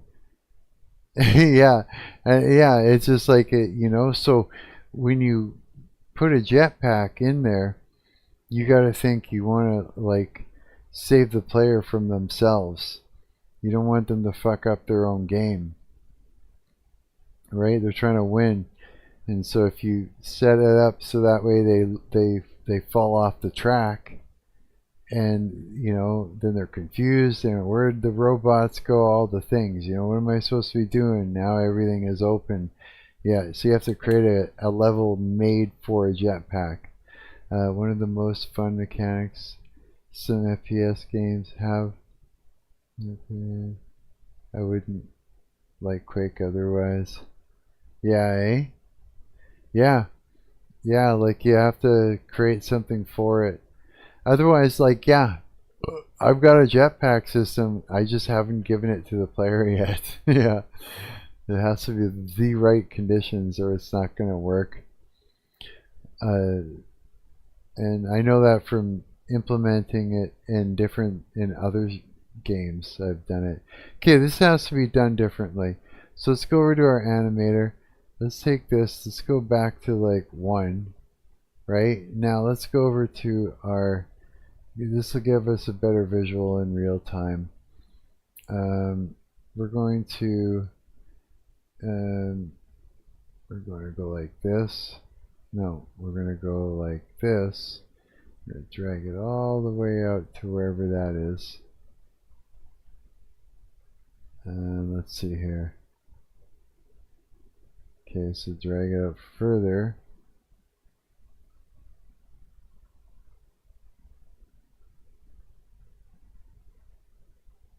drag it out further.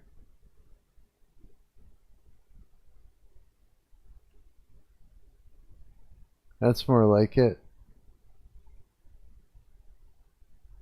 Okay. And then when it starts, we got and then something like, you know what we do? We go and we listen to it. Let's fill out the file.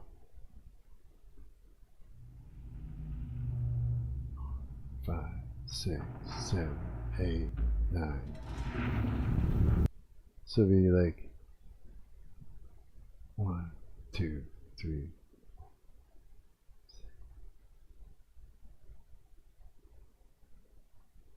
Something like there. So it'd be like, so 1, 2.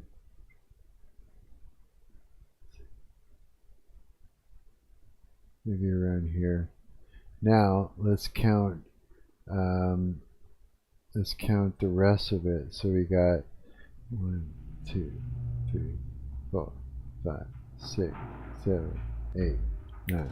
1, 2, 3, 4, 5, 6, 7, 8, 9, 10, 11, 12, 13, 14, 15. So maybe 14 and a half. So if we go 1, 2, 3, 4, 5, 6, 7, 8, 9, 10, 11, 12, 13, 14. So around here.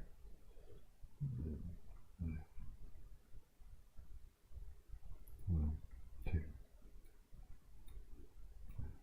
6, 7, 10, 11, 12,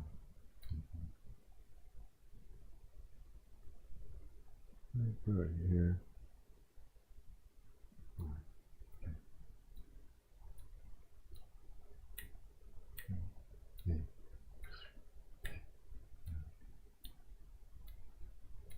Yeah, like that maybe. Make sure it saves it. Okay. And then file, save. Okay. This has to be, something isn't right with this. Take these squares.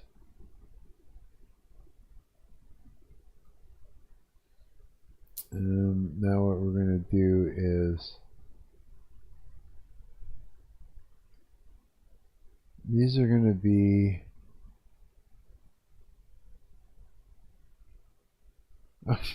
it's showing up on the other side of the screen here. We're crying out loud. We want this to be occluder, occludee.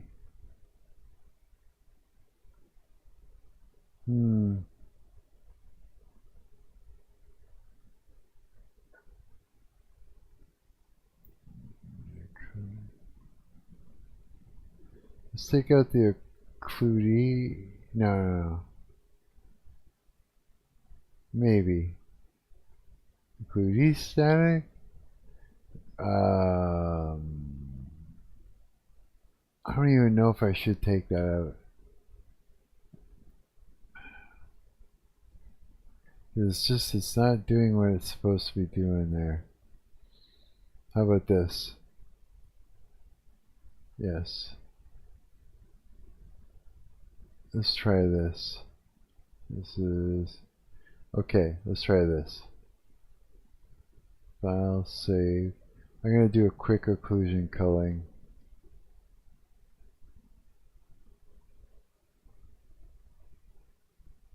I don't have to do the navigation links. I got that done.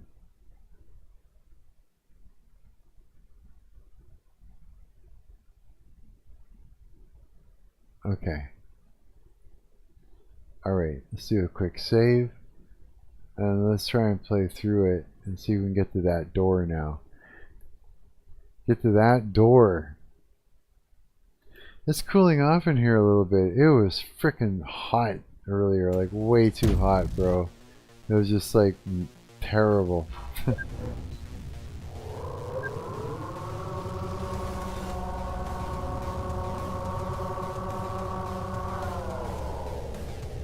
3 hours I can go and get a snack.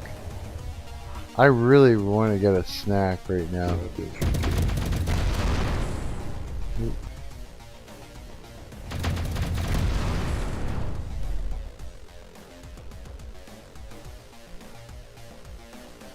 Okay.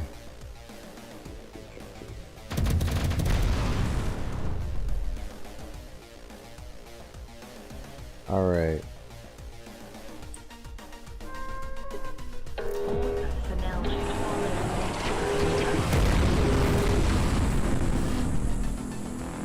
Let's whip through this.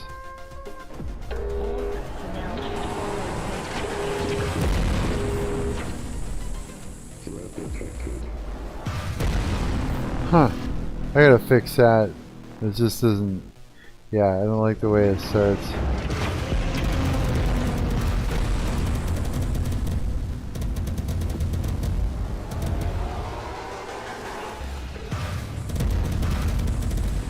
Oh my god, I'm gonna die. Wasn't paying attention.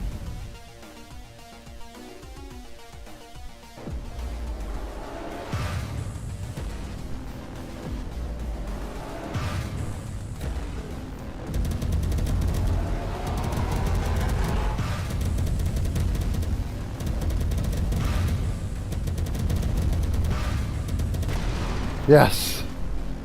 Get some health there. Let's go take this guy out over here. There's a clean house.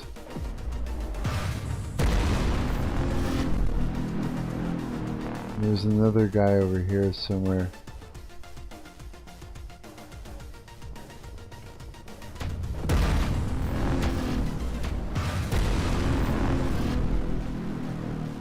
I'm sure we got enough health for all this. Okay.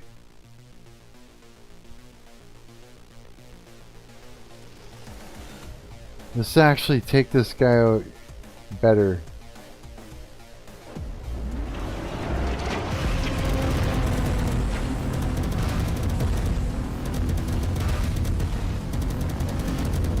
Why?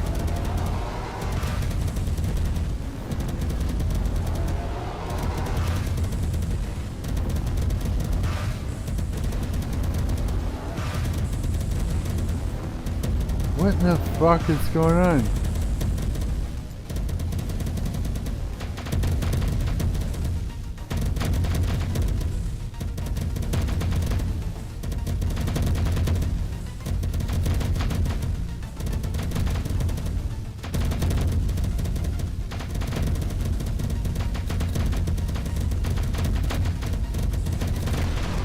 What a battle, just trying to avoid his weaponry. Holy shit. Okay, okay.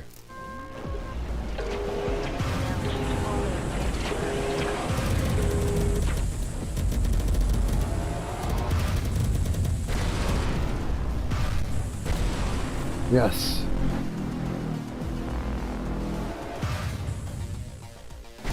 Yes.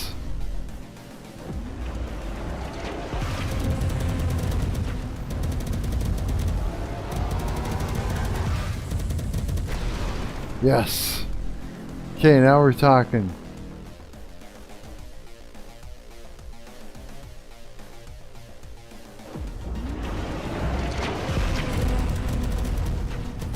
Getting out of here.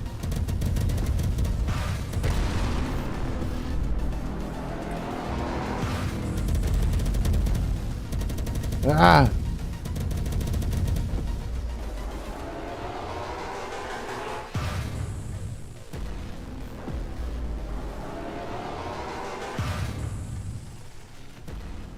Serious? Serious? Keep just going over his head. No way. That's it. Oh, good. Okay. We're gonna hear this door right away, coward.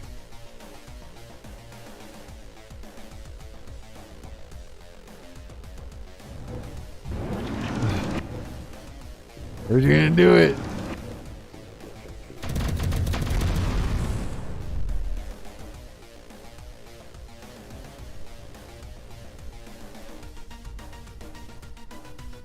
What? Overload? Looks like my stream might be taking a hit. Encoding overload. Consider turning down. Hang on. A few things that are open that don't need to be. I don't know. Is my stream fucking up?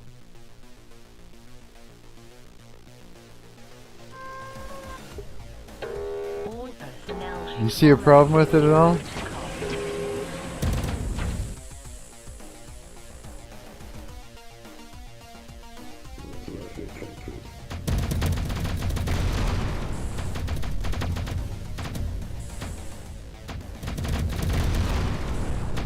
He's fine? Good. That's good news. Okay, here we go. One more of these guys.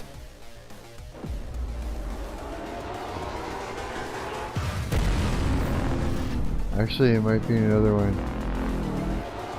No, nothing. Okay, here we go.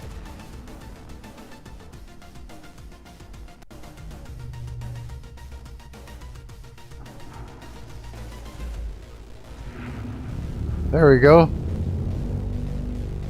Starts at the right time. I don't know why that disappears. Yeah, timing is perfect, but that is annoying. It's like draw distance or something. That should not be disappearing like that. I got an idea.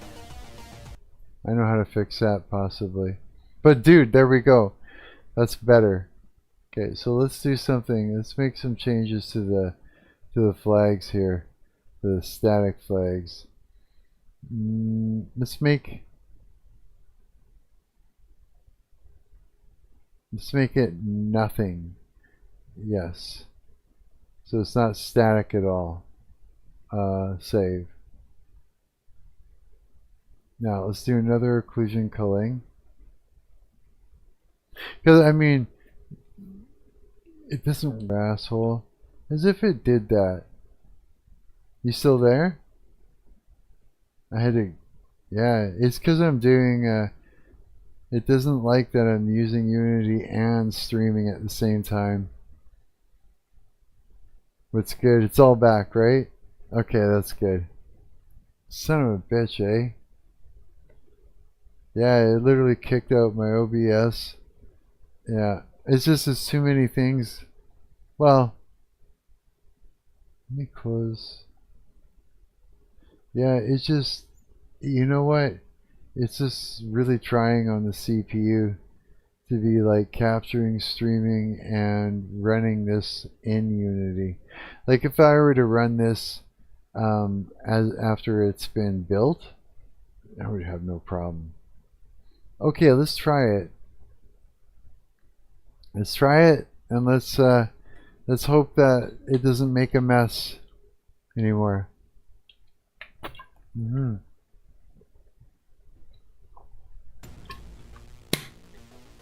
So now, those sections that the door is, those little squares for the door that make up the door,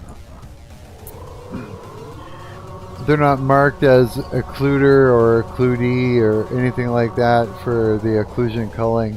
They're just nothing. No flags on them, nothing. That should stop it from doing all that ugly stuff.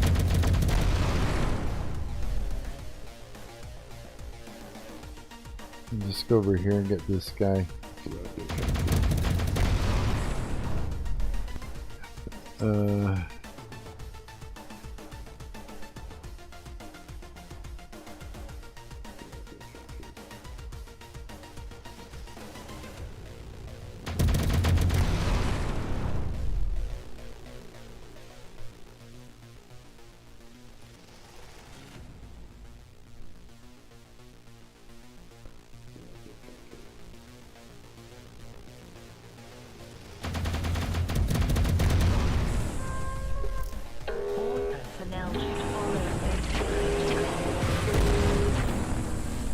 These guys should just come straight out. Like as soon as that happens. I don't want them just sitting in there. I'll fix that. Whoa!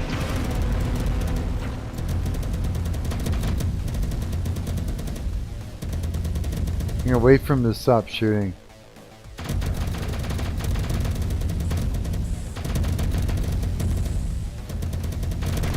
That's my new strategy. There we go.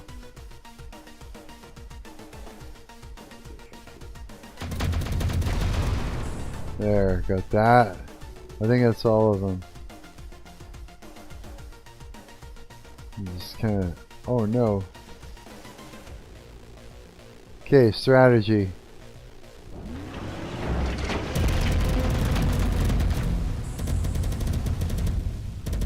Let's go around the corner away from...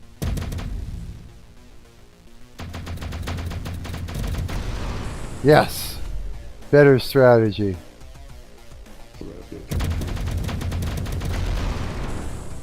Okay.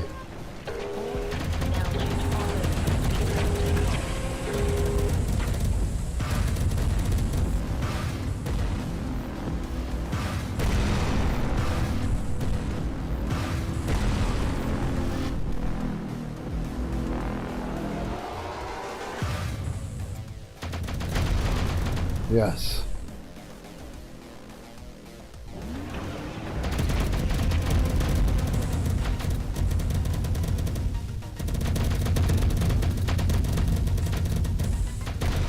Yes. Okay. Taking cover is a better strategy.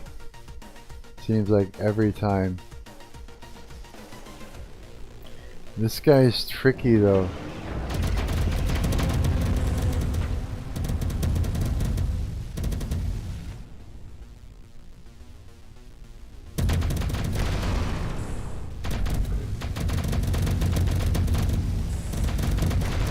Yes. Okay. Dude, we're becoming an expert. We get all the... Do we need... No, we don't.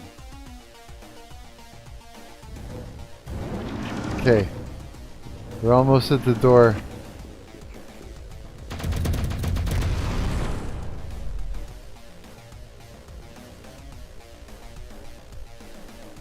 Huh.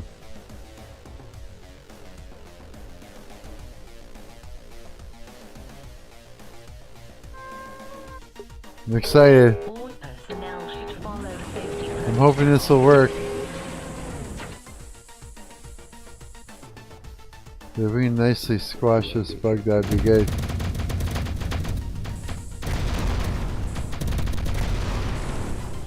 Oof, almost died there.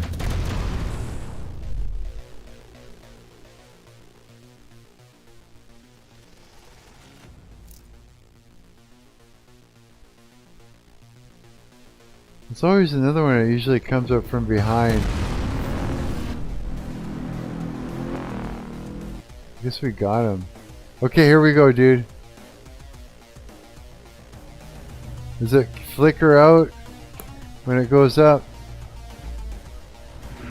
Does it freak out the background anymore? The background looks better. Yeah, the door looks better. Oh yeah. Oh yeah, there we go. That problem is taken care of. Fuck yes. That's what's good. Okay, now I can stop. I'm very pleased with that. That worked out good. We fixed that. Okay, so our door works nice and the audio is works good with it. The animation and the audio work together. I like the audio. I like the rubbing that was done in the LMMS. Yeah, I used a trumpet sound. I did. I used a trumpet sound, and to create that thing in the middle. You know, remember those three sounds in Audacity? There was the top one with all the and everything, and in the ending, and then there was a middle one where it was wah. That was a trumpet. Yeah, I just like layered it up and did some strange overlapping of of notes that were like intervals of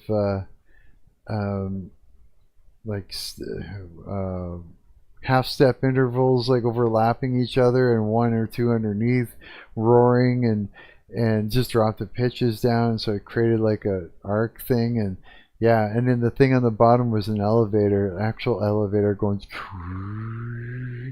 Yeah, so yeah, the trumpet though, I think that's fucking hilarious. Yeah, the jetpack. Oh man, I cannot wait for the jetpack, dude. I have to decide on what I'm gonna do for that, how I'm gonna incorporate it. Because once you give the player a jetpack, he can cheat, and then what happens is he's just gonna cheat himself. It's gonna be a huge level, dude. Think about it. You can just go and wrap around and around and around until it's like one big fucking fingerprint worth of corners and turns and stuff like that till you get to the final ending part. The amount of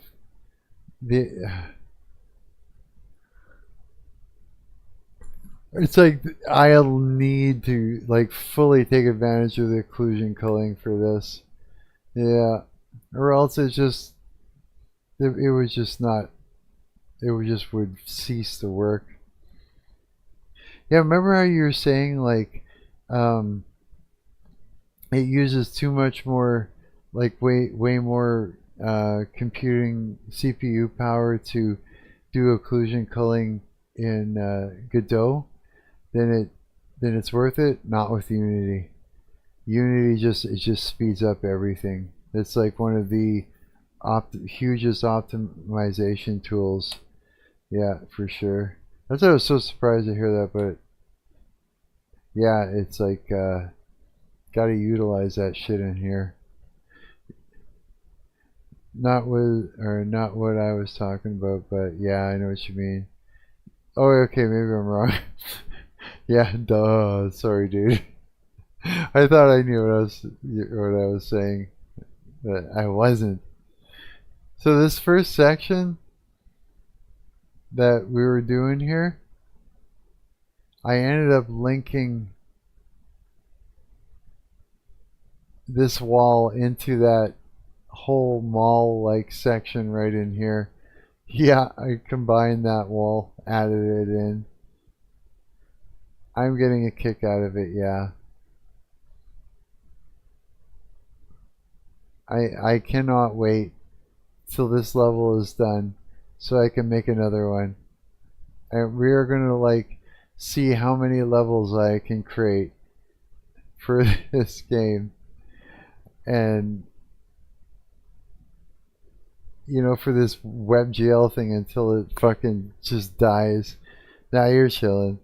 There's just a curve where the process of deciding whether to cull something because more expensive than just natively drawing it, but that's engine independent. That's what it is, eh? Remember we were sitting there trying to figure out what the fuck each other was talking about? We were like arguing about for hours. That was hilarious.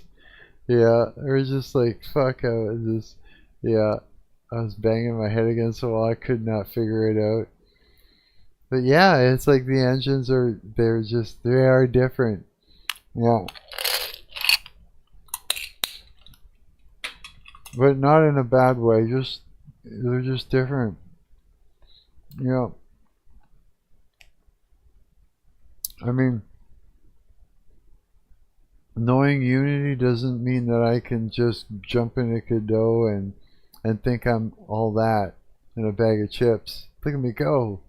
You know, it's like not going to happen. I'm going to clean these up. These don't need to be here.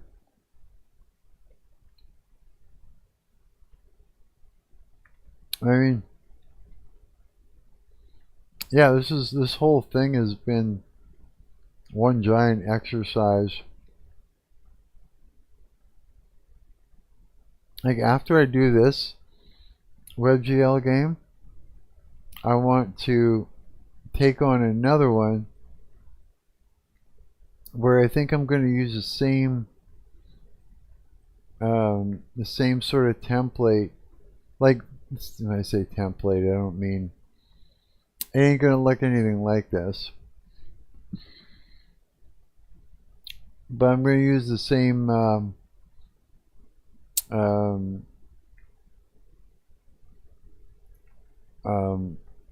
AI code and modify it in the same player controller code and everything, and modify it and make, you know, like make it completely different. But what I want to do is make another WebGL game where instead of using graphics like this, see what I can do, how far, like, okay, like this runs amazing in a browser because I'm not using any lights or shadows, and all my textures are basic. All my shapes are super low polygon. Like even the like if we were to look at my enemies,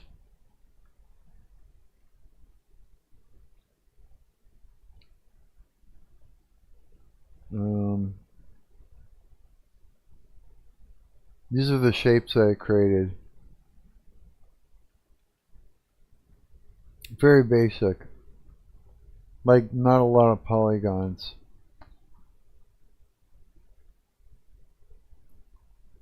These are all the sections to the hoverbot.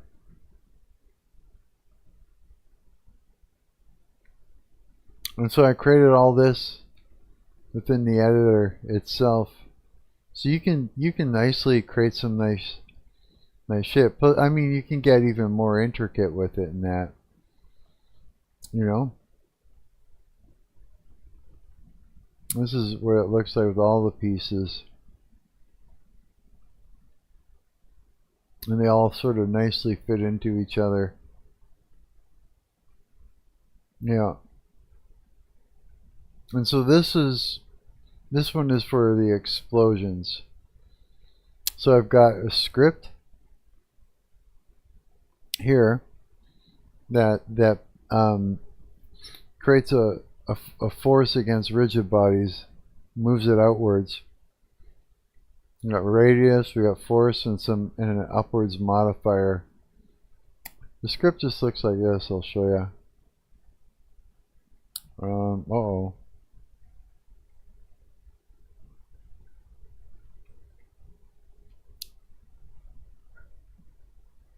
Is Unity tripping balls? There's the script for this.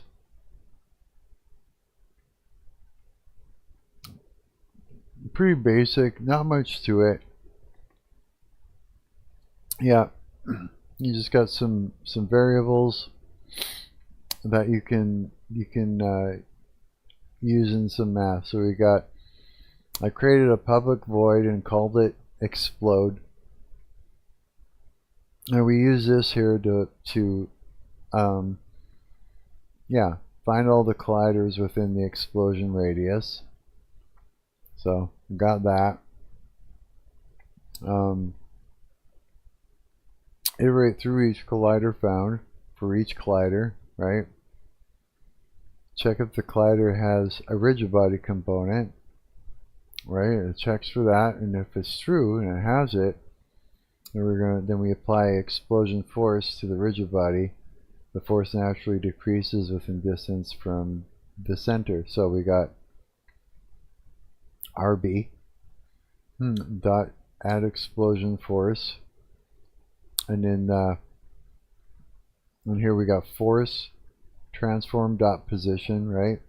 Radius and upwards modifier. Those are the three variables there: force, radius, and upward modifier that we use in this little thing. And optional, yeah, destroy game object after the fact. Destroy the explosion object after a short delay. Destroy game object, and then you've got how much of a delay you want before it goes. Just a simple little script, and we attach that to a sphere collider, and I place it somewhere around here, and all of these, like that there, it's got a rigid body component on it and a box collider, as you can see right there. You gotta have a box collider when you've got a rigid body component on it. The rigid bodies component, you got mass, linear dampening, angular dampening, automatic center of mass, automatic tensor, use gravity, is kinematic, interpolate, extrapolate, collision detection, discrete. You can freeze the constraints, you know, position with X, Y, or Z, and as well as rotation. What else you got? Layer overrides. Yeah. So basically it's like each one of these has a rigid body on it. You got a little thing here that creates the explosion force. And then over here is a bunch of particles, particle engines. So I got 1, 2, 3, 4, 5, 6 different particles, engines. So is it just going to play all of them no matter what I do? Yeah, it's just going to play all of them at once. Let me back it up. That's what it looks like. So it's like it's set up so that way as soon as it's active, as soon as it appears, it runs the script, it plays the particle engine one cycle through, it all just explodes. As soon as it appears in the scene, it does the thing, and the parts go everywhere. And then each one of these has this cool little shader on it, and what the shader does is, I hope I don't fuck it up by doing this, dissolve, so it's at 0.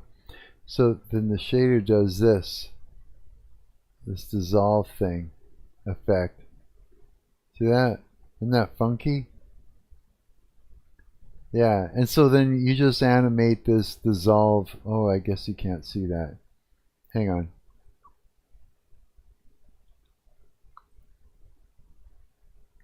There we go. So this material has got a cool ass shader on it, and it does this really neat dissolve effect. So I animate this slider here, basically, is what I'm doing with it. 0. So it does a whole thing. It dissolves before it disappears. Yeah. And so the idea is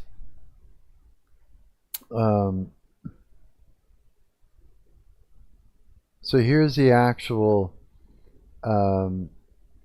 robot with the AI and you know, the shader that has the emissive materials, like the material that has the emissive, yeah, the emissiveness, right, on it. It's yeah, you can see there's quite a bit of shit on it.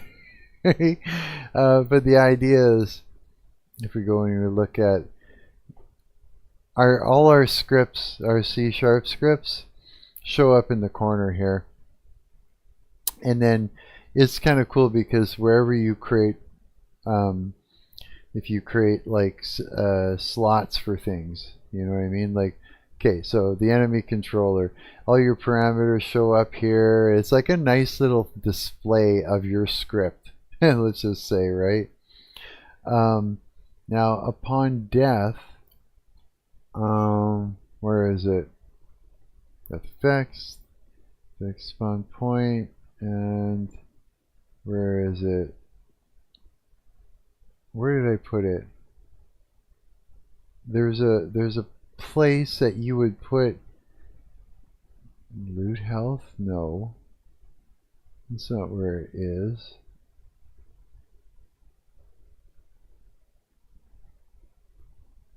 Oh, I know.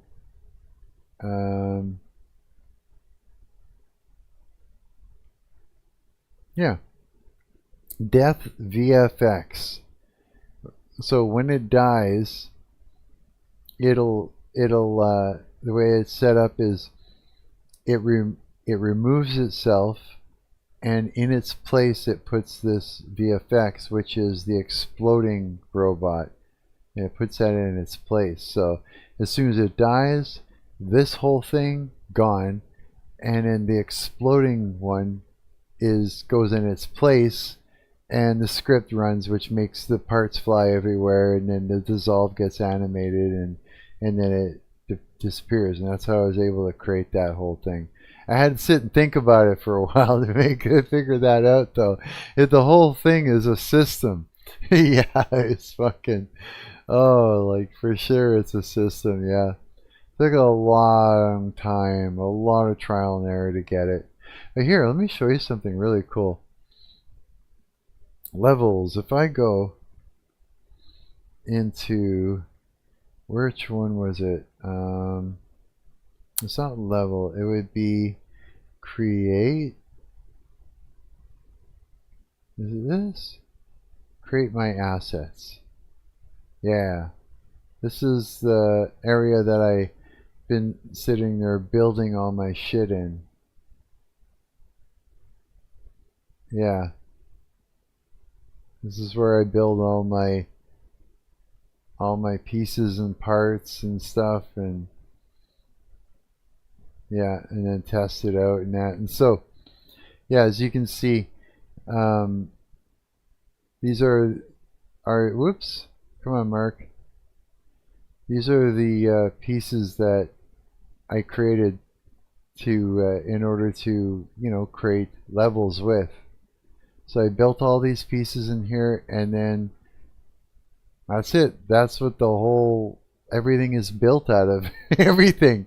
That way the engine, what it does is it takes this, and I built it, and then I save it off, and we call it a prefabricated game object. So it's not just a yeah, so it can be more than a model. You know what I mean? It could have scripts on it or whatever you want, and you just stick it in a folder, and it logs it as something that it can the engine can reference every time it needs to write one on the screen. You know what I mean? And it makes things run. It makes the engine run smoother than it would if I were to just have it not sitting in a folder, and I were to just create a new shape every time I wanted another one of these, you know, because then now it's got to reference a whole bunch of different shapes in order to create it. Even though it looks like the same shape, it sees it as a different model each time, right? Yeah, otherwise. So that's why we would call it a prefabricated, you know. We're prefabricating it ahead of time. Yeah. And so if I were to build a new thing, what I would do is I would go I could go like over in the corner here, and I could go, yeah, I'm gonna create a new ProBuilder, and you could use any, you could, again, it's just like it's like in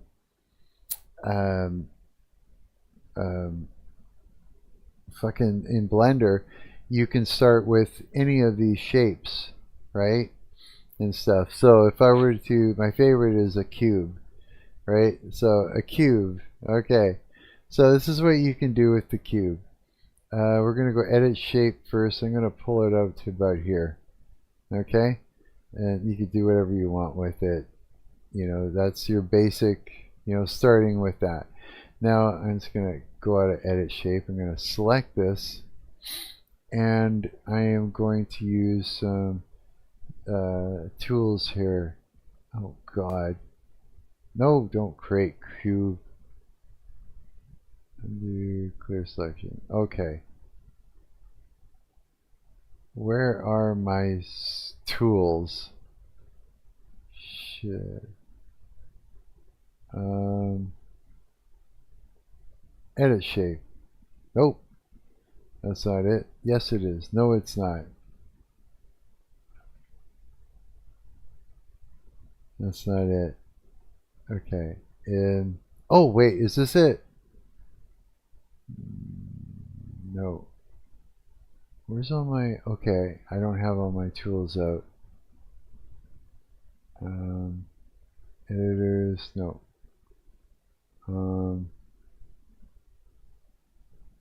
Oh wait. Okay, come on. Overlays. I forgot how to do it. Oh, down here. Tool. That's not it.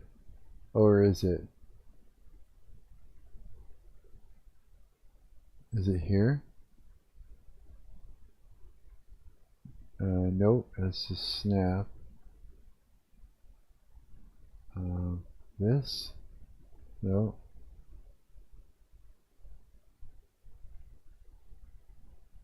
It is not that one. Okay, let's just get all these off the screen here and go one at a time till we figure it out. That's not it. ProBuilder.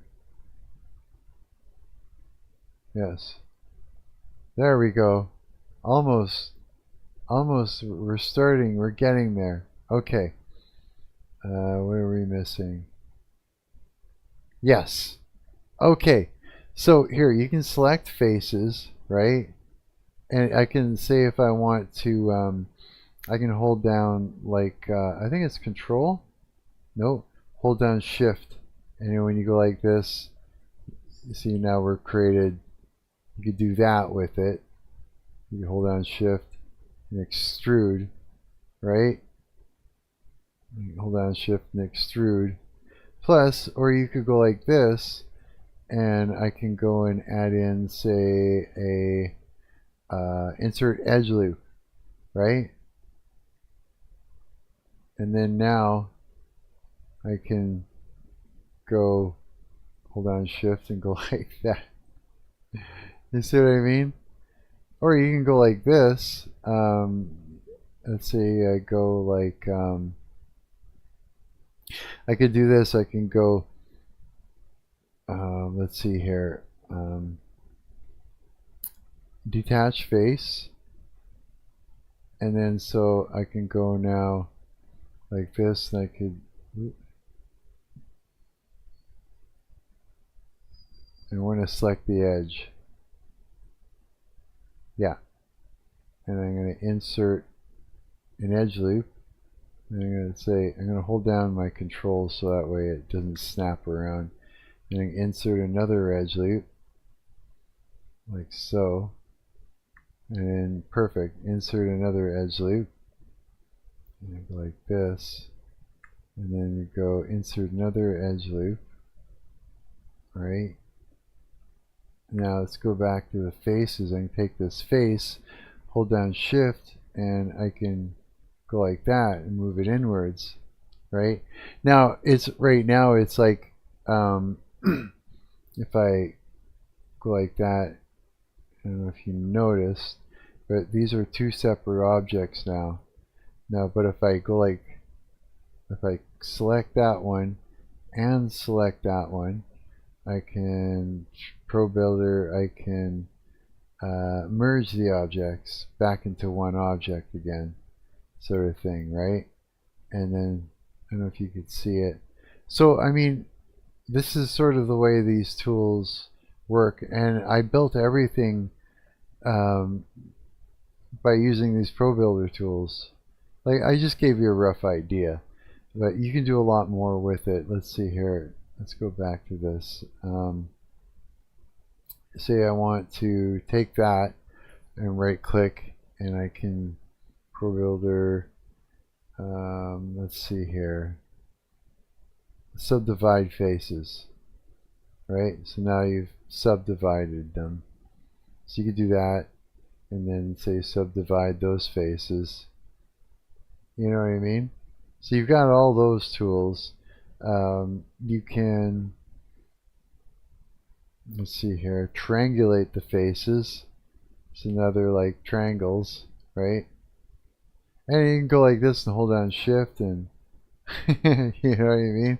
Whatever it is that you're trying to do, it's all the basic, the basic editing tools that you would have for creating models and stuff like that.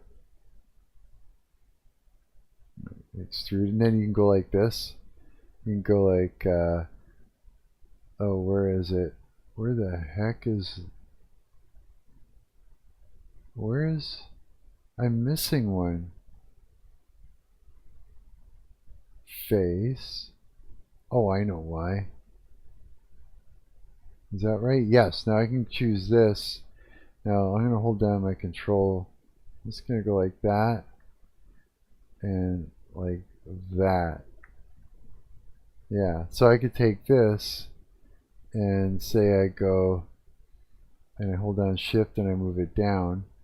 Hold down control so you can see it. And now I'm going to use this, and then I can just change the size of it, of that face, to what I want. I could do the same thing here. Pulls it all out of whack, of course, because that's a bad move to do. So maybe I do it here, right? You know what I mean? So let's see here. Say I go like this. No, that's stupid. And then go like, oh, that's a bad move. Oh no, maybe not. Yeah, take that afterwards. Pull it out. So yeah, so you can do all the little things like that. What else can you do with the ProBuilder? Let's see here. Bevel edges. I don't know what that does. Let's find out. Let's go bevel edges. Oh, look at that. Oh, son of a bitch. It did all that for me. Nice. Okay. Look at that. Huh. Cool. Let's see what else here. What else can I do here? Yeah, you can flip faces, merge faces, delete faces, offset elements, set pivot to selection, extrude faces, bevel edges, triangulate faces, subdivide faces, merge. Yes, ProBuilder select for selecting and growing and yeah. So that's how the ProBuilder tools work for that, roughly. If I wanted to, I could here like how I did that fog sphere thing.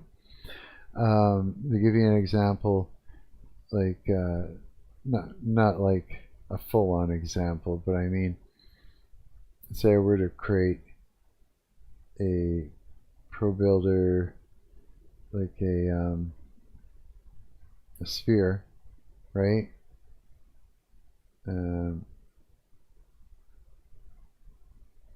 And let's just take this and make it larger.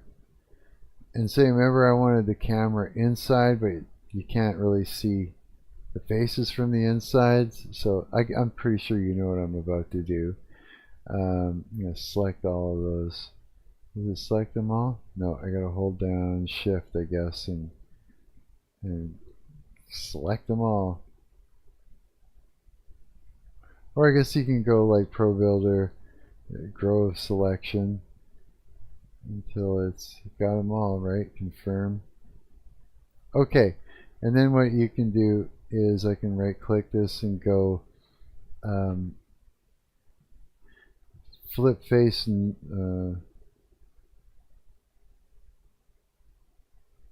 flip face normals. There. Now there. Now the faces have flipped around to the inside. Yeah. Right? So you can, yeah, this actually looks weird. It's hard to actually, you know, but you see what's going on, right?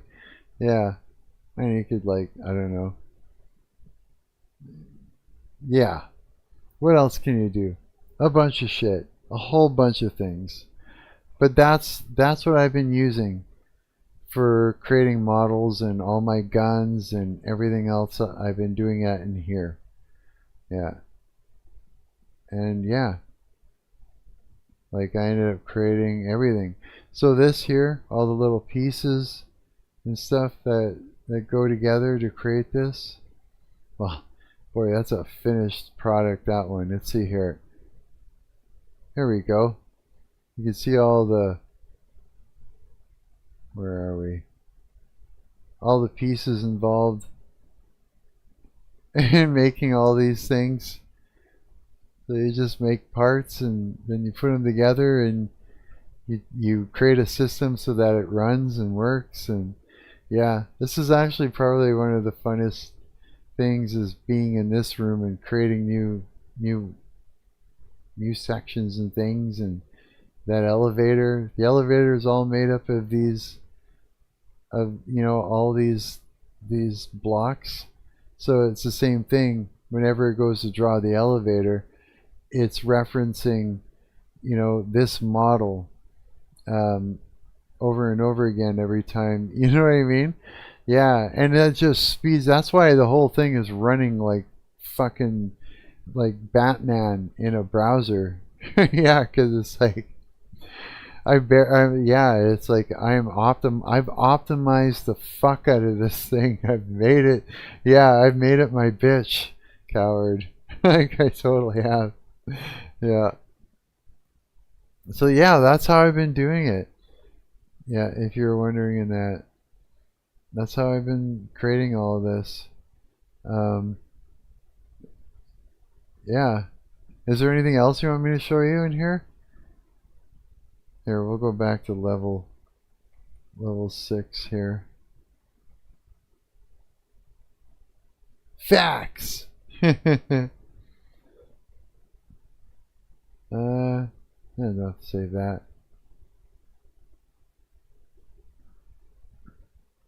Yeah, so it's like it's very similar. What is that? Oh, I remember I laid this out here because of something else I was trying to do. I remember this. This has to go away. The good thing I noticed that. Oh wait, let's make sure I haven't selected some other shit too.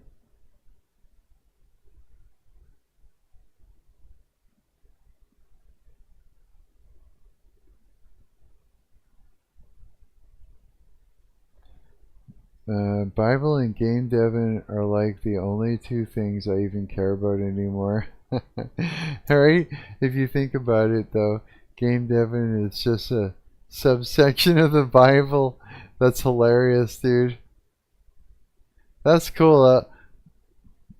That's funny, eh? Yeah. If you think about it, that's almost everything same here. Pretty much. Like yeah, the only difference is, I still love playing guitar and different shit. You love that too. You know what I mean? Here, make sure I've saved that. guitar and other instruments and shit are fun too. I like all that. Yeah, I did a huge ass talking about God at the beginning of the stream. A super long talk. And I was streaming to no one the whole time. Yeah. But you know what? That's okay, because like, seems like people, the most of my views that I'm getting is like from the VOD after the fact. I think it too, it's like, if you look at it, it's like how late that I actually go ahead and I do this. Because I spend the rest of the day, you know, doing, you know, life, right? Something I've been doing for the live streams that maybe you should do, that maybe you should do too, is just start off with a section of the New Testament. Yeah, that's a good idea. That's a really good idea. I like that you're doing that. My talk was today, I started in was, oh, it's like the title. You know, it's like people, our parents, or even just situations that we've come to these conclusions ourselves, is in, we have lies that are spoken over us all through our life, either from people that don't like us or just Satan working through people, sometimes our parents, sometimes it's conclusions we come to ourselves, right? And they're lies, right? Horrible things. And the thing is that after a while we start to believe them, and we even come into agreement with them. Yeah. And then and what happens is, what it's done to me, and it does this to everyone, is like, say, for instance, you know, like say, here's a good example.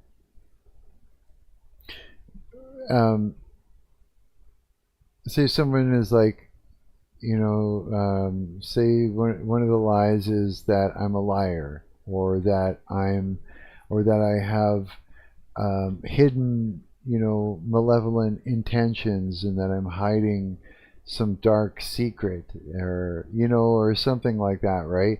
Which isn't true. And so to counteract that lie, you know, like,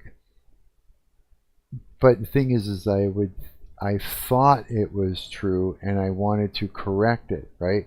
So if you're going to correct something that already is fine, then what happens is you overcorrect, right? In a sense, like, you're not actually overcorrecting, you're just taking something that is positive and you're going too far with it.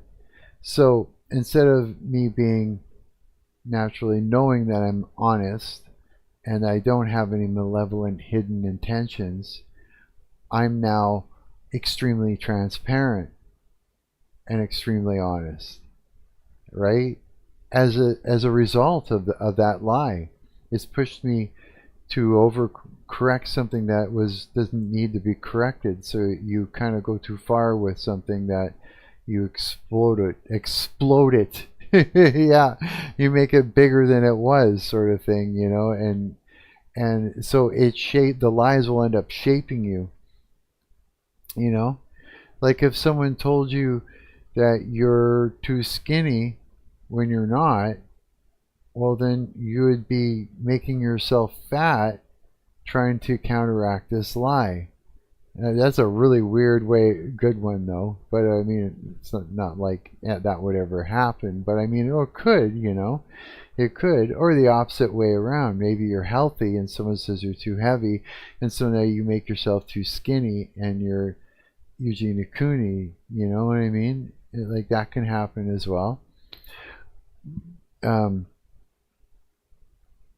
someone can say, you know, you don't deserve to have this, and so you believe it, and now you don't ever allow that to happen. It's like speaking curses over yourself, right?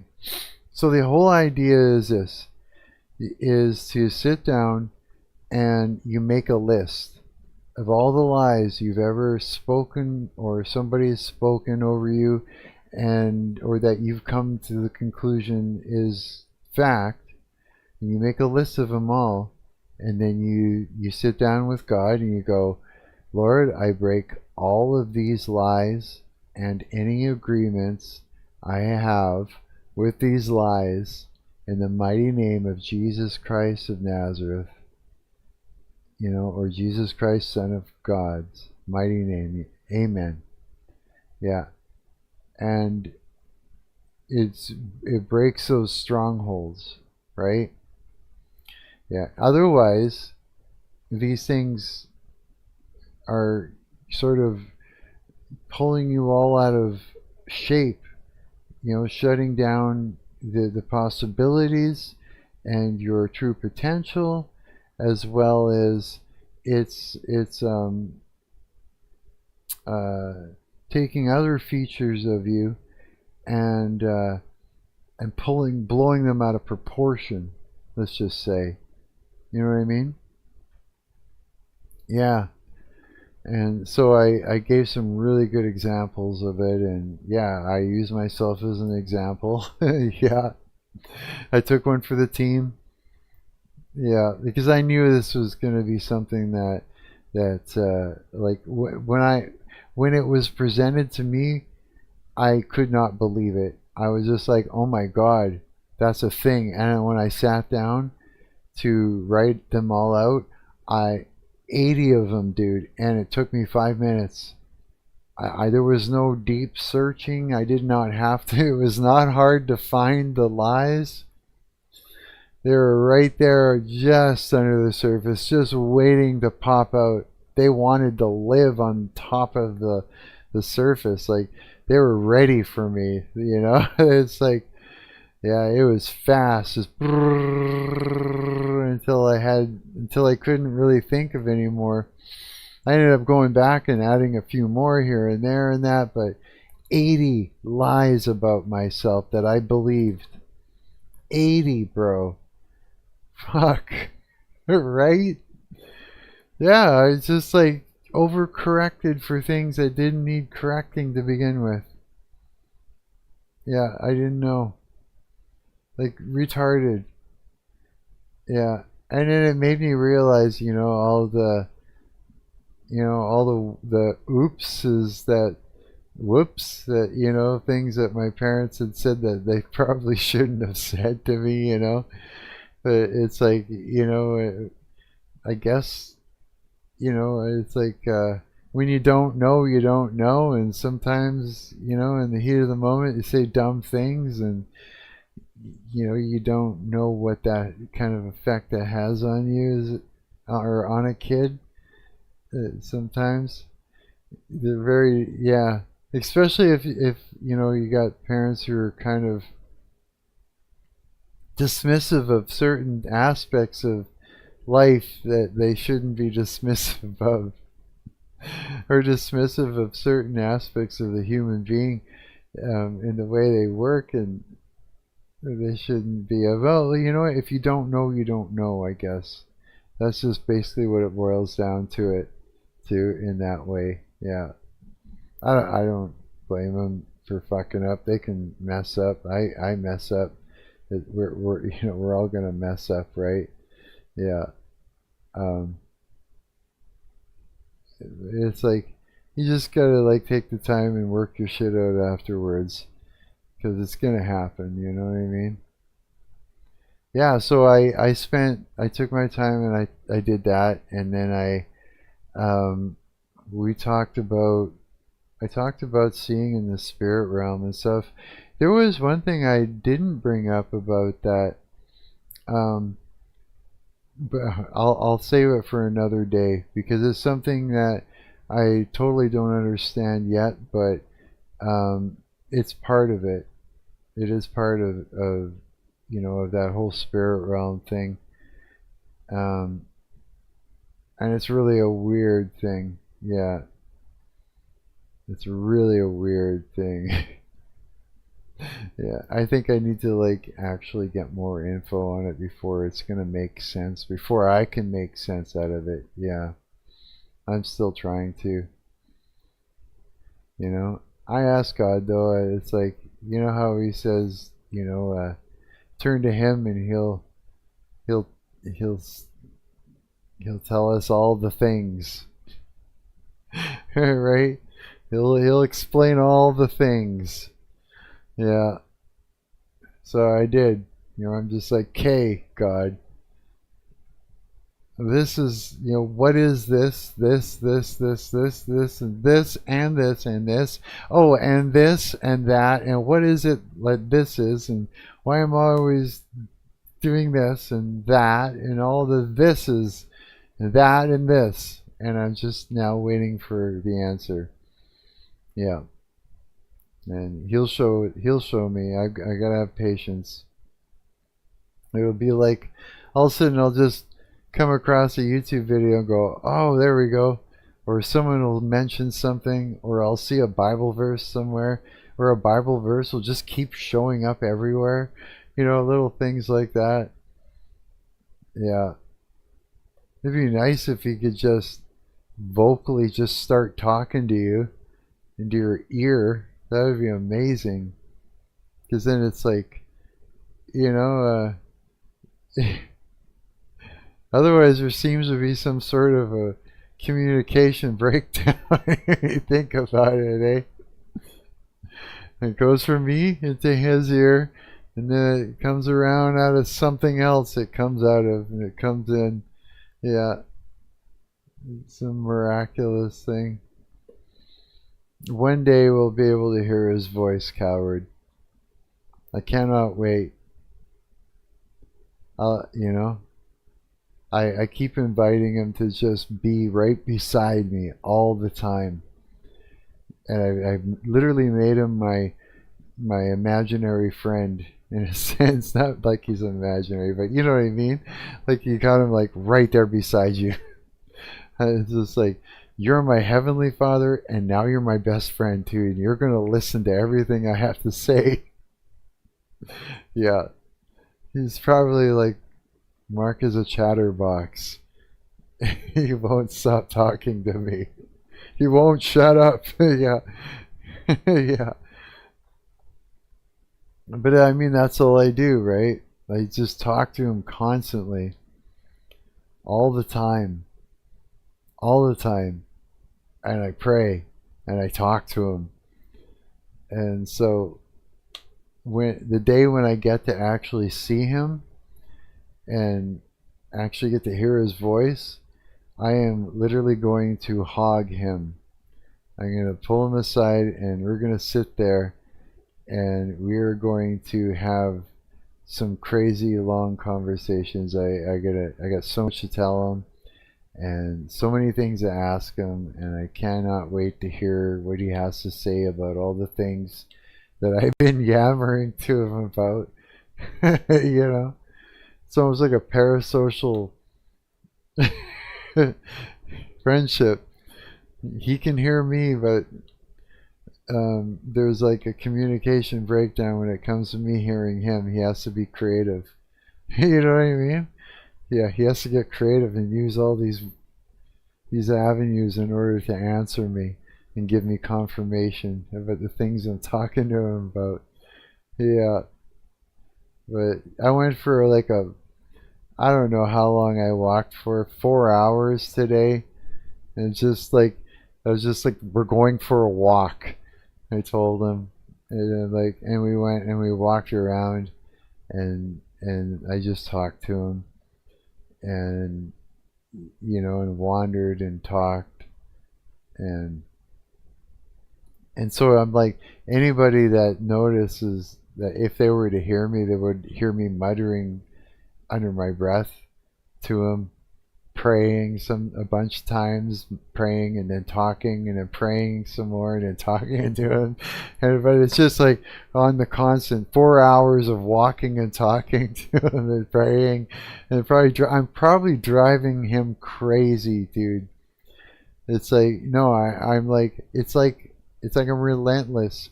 As soon as before I open my eyes, bro, I'm praying about, about spiritually vomiting everything that I've eaten, taken, drank, or whatever, or any agreement that I've come into with anything in my dream, like I'm starting like that. My eyes aren't even open, bro.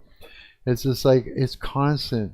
You would think I was crazy. Bro, if you had a look into my life and watched me, you would be like, somebody call an ambulance. There's something wrong with Marc. No, really. You would think, if you were a mental health professional and you were not religious at all, you would think I was crazy. As to how much I pray and how much I'm talking to God. Like, there'd be no way. He probably thinks I'm nuts himself. I think he's sick of me, bro. He must be. To some degree, he must be absolutely sick of me. Because I won't shut up. Like, look, I can talk and talk and talk and talk on my live streams. And that's what I'm like when I'm not on the live stream, but to God. Him and I just talk to him till I'm blue in the face. I never run out of things. I'm just super transparent, like I always. No, dude, if you had a look into my life, you'd think I was insane. I think so. And you know what? That does not make me a good Christian. It does not make me anything better than anyone else. It just means that this is what's happening, and this is how this is how I am, and this is what I got to work with, and that's it, basically. Is that God says the crazies and the retards will inherit the earth? Shit. Well, I am crazy, I think, a little bit. No, I don't know if I'm crazy, but anybody who wasn't religious would call me crazy. Yeah. But then they would talk to me and find out that I'm grounded. So then I would confuse them. And then they would just say that I'm spiritually, I have spiritual psychosis, but that's not true. Someone with psychosis, actually, usually spiritual psychosis would be like paranoia. And usually it's about hell. And that's, it's like, the spiritual psychosis, you can't function. You can't make sense of things. You're terrified of hell. You think all those things. Like, it's all fear-based. Yeah. But it's something that people love to throw around when they want to disempower you, from what you're doing. Either it makes them feel more in control of their own lives, or it shuts down any idea that might be real, because they don't want it to be real if they're not religious, because that means that they're going to hell if they don't also comply, and they don't want to comply. So they'd rather make you feel that it's not real, because if they can make you feel that it's not real and then call you crazy and make you think you're crazy, then maybe they can shut down your mouth, shut down what you're doing, and then make the whole thing go away, because it's all about them. In the end, they're like, sure, anybody that's trying to make you think that religion isn't real is because they're terrified of it. that being true, and they want it to go away, and so they just try to make it go away for yourself, and then it's like, okay, if they can prove to you it's not real, then it helps them prove to themselves that they're safe, but they're not. It's Matthew chapter 5. Like, the first dozen verses are about how much better it is to be retarded. Is it really? Shit. I'll have to read that then, yeah. I'm gonna stay up with you until you gotta go to work. Yeah, because I want to get us, well, I actually have to buy some food because I ate what I had set aside for myself. Yeah, I ate pretty good. I mean, those verses are about a lot of things, massive, but that's one of them. It is, eh? Like I said, I'm still learning my Bible, right? But the craziest thing, though, coward, is every time someone starts talking about a section in the Bible, I remember it, where that came from and what story that came from, and it's like I remember every time someone starts talking about a certain thing. I remember. It's not, and I had to think about, like, I was like, where is that coming from? I thought, well, maybe God's, reminding me. And I'm like, no, I watched the hell out of that Off the Curb Ministries or something like that. It's this English dude, some dude from England. He's got this YouTube channel where he does, like, I'll show you. I don't know how else to explain it otherwise. Where is it? There's Cup of Joe podcast, but he's got,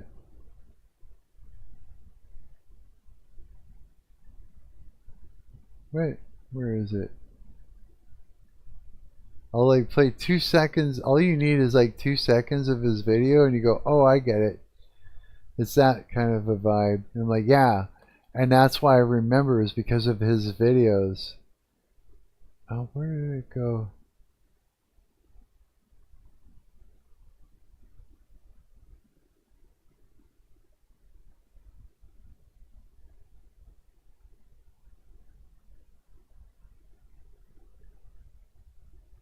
I just had it too.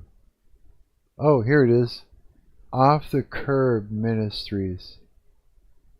He does these kind of videos where it's like, he's an author of huge parts of the Bible. He's someone who could not stand Christians and yet ended up becoming a Christian himself. But his main objective was very focused. It was to travel across Earth and preach Jesus Christ everywhere. This man was exposing magicians. Okay, now you got an idea. This is why I remember so many things. Because like I watched, like literally, I don't even know why there's no red lines there. Yeah, you can see I watched so many of his videos, bro. There's ones that I don't know why there's no red lines under, because I literally went through his whole thing, and I watched so much of his stuff. And because of it, I'm remembering a lot of the stories, and he breaks down and gets all intricate about these stories in the Bible. So it's like, yeah, like straight up geeking out. Yeah, it's like, you remember the story when Paul got a Greek kid killed by giving a speech so boring the kid fell asleep and fell out of a snow. I don't remember that one. A 3-story building. He did? No way. No, I don't remember that one. He's all putting me to the test. Nope. I don't remember that one. You got me there. But I do find myself remembering stuff. I do find myself remembering Bible verses because I've found, like, from things that I have read too, you know, especially if it's in the Psalms, because I went hard on the Psalms. Yeah. I was waking up 3 o'clock in the morning and reading them vigorously while things were crashing down around me in the dark room and stuff like that when I was first, like, breaking free from Satan. Yeah. I was, like, straight up praying hard. Yeah, I was like in a fight with him, basically. Yeah. And so it's like I remember a lot of these. Like Psalm 91 I must have read over and over and over and over again. Yeah. Plus that 109. Oh, I read that so much.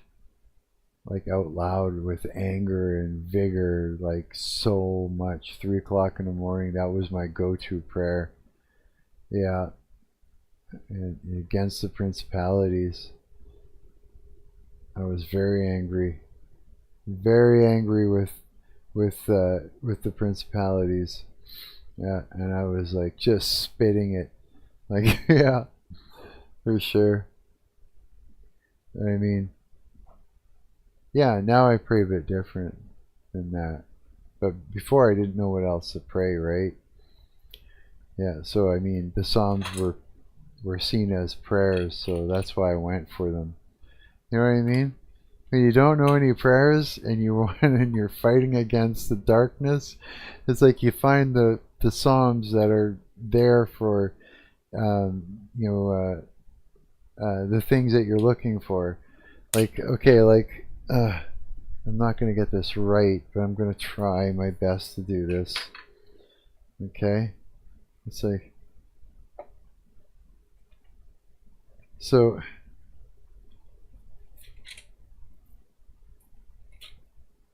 So let's go over to 119, 109. A prayer for God's help, right? So I'm in there doing that. That's where 108 and 109 is. 109 is such a vicious prayer. Yeah. It's just like Christ's kingdom projected, God's glory for. So 108, 109. Where else was I? Meditation of God. I think it was further. Hang on. I'm trying to find where else I was. God's glorious. I'm trying to find.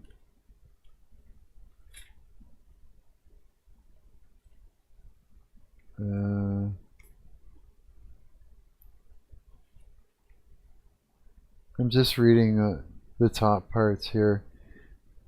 Confidence in God, comfort in prayer, prayer for deliverance. So I would like read those and try and figure out what's for what, and then go from there. I'm at the end there where Proverbs are. Let's go to the beginning of the Psalms. Let's have a look from the beginning. So yeah, I was just like all about the Psalms because I was like, these are prayers. I could use these, right? That the Psalms are what got you to pray. Then it sounds like they did their job right. Yeah, they did. Yeah, it was like the only thing I could find that made sense at the time. Yeah, a prayer for God's help. So you got Psalms. So you got Psalms 3. Wait, what is 1? Psalms 1 and 2. The happiness of the godly. But prayer for God's help. You got Psalms 3, 4, 5, 6. A complaint in sickness. A complaint to God of the wicked. So you got Psalms 10 and 11. The corruption of man. Yeah, then yeah. 12, 13, 14, 15, 16. Good for that. Confidence in God, thankfulness to God. Where else?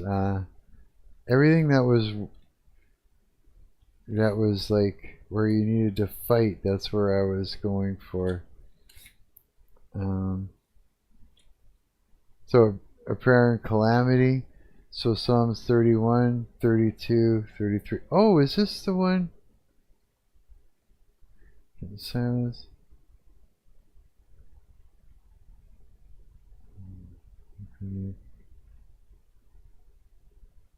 Is this the one?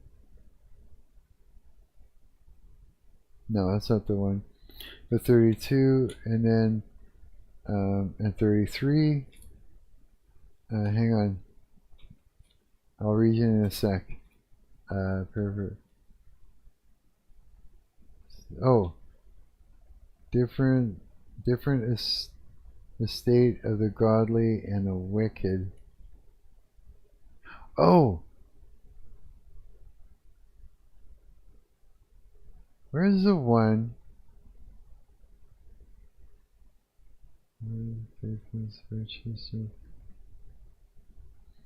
There's a prayer and it's right in the bottom left, the left side, bottom right, that I was constantly going for. Okay, so 37, and I don't remember which one it was, and it's been driving me crazy. God's care of the poor, the prayer for compassion, church's complaints, confidence which the church hath in God. But that's how I was looking for it, is just reading the top. A prayer in distress, so 53, 54, 55. So that there is good. Like I was like doing all those. Thirst for God, I was doing that. All those like 62, 63, 64, 65, I was doing that. Prayer for deliverance, that too. That's like 59, 60, and 61. The exhortation to bless God. And praise Him. Of course I was doing another one too. Oh, complaint of affliction. 70, 71. A prayer for God's health. So 71, 72.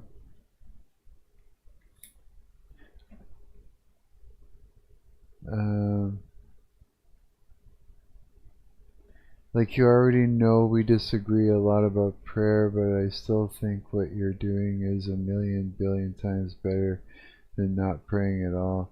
Reminds me of that old diet advice, laugh out loud. The most healthy vegetable is the one you'll actually eat. Yeah, right? No kidding. I mean,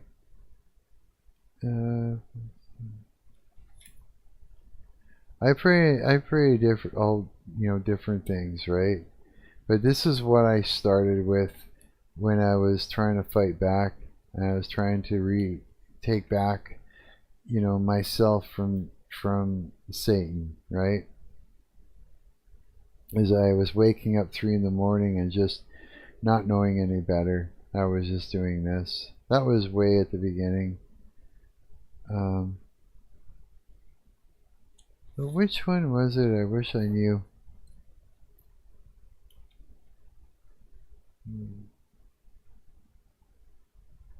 Pray for God's mercy. 85. What is that? 80. My eyes are going funny. 85, 86, 87. Grievous complaint. 88. 89. That's great mercy. Security of the godly. Exhortation. And praise God. I'm going to find this one that I wanted to find so badly. I'm just going to do it now. I'm going to find it. That's it. That's all there is to it. Another one, prayer for God's help. Oh, that's for 08, 108, 109.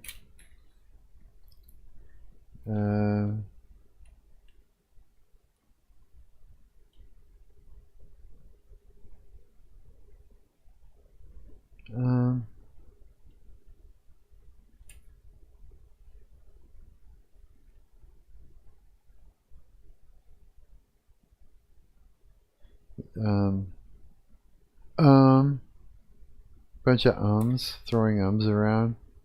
Just tossing the ums. That's crazy. I feel like, what's his name, that Richard guy, where you can't find the page. It's like that. I mean, usually when you're really trying to find something to tell somebody about something, it happens. YouTube videos, you know, like channels, you just never find it when you really want to. God, comfort and prayer.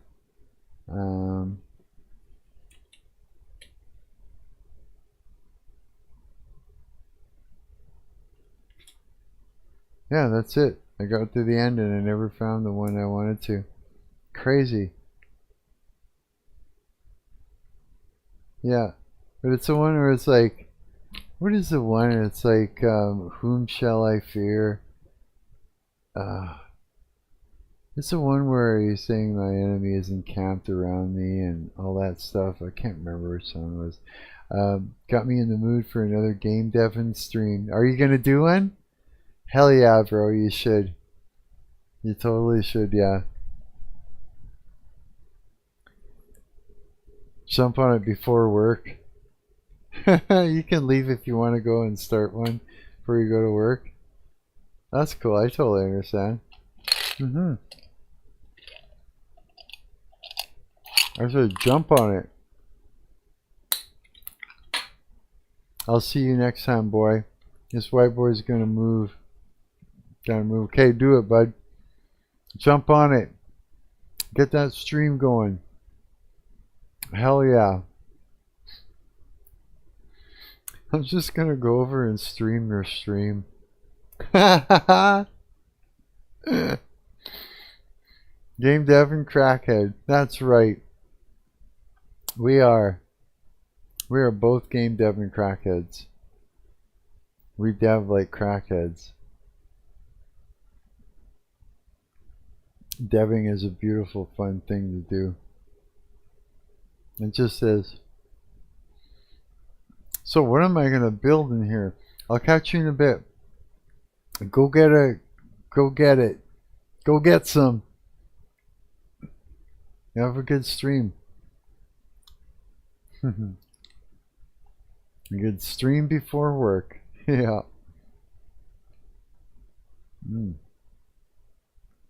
Now I can decide what I want to do here.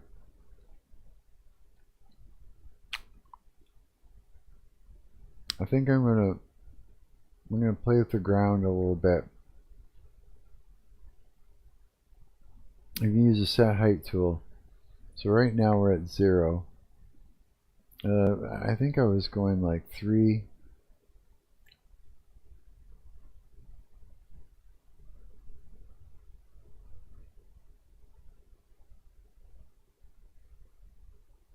Oh, itchiness.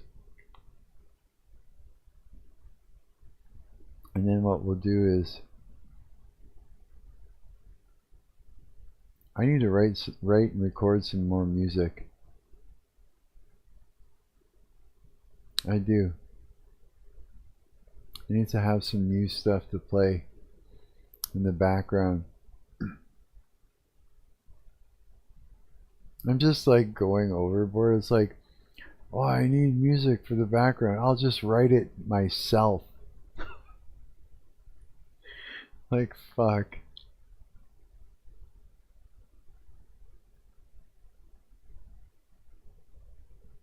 Let's do this.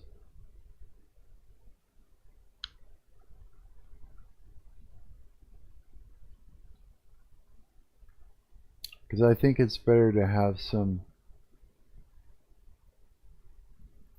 whoops, to have some, what's the word? Oh fuck, can't even think of the word I'm looking for. Differences in, I was gonna say height, but there's a better word for what I'm trying to say. Okay, let me just drop this down to 2.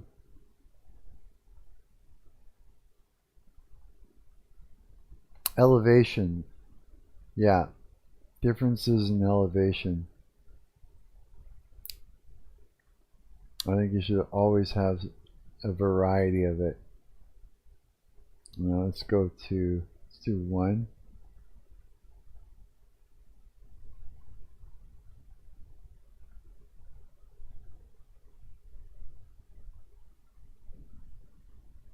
And try and make it make sense. 2 again.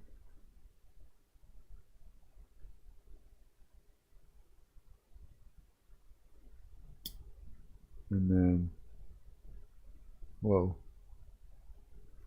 Let's do a 4, number 4. Number 4. Number 4. Fuck. I am retarded a little bit.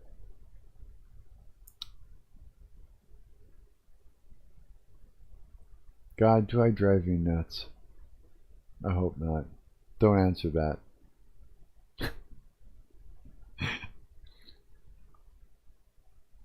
Five.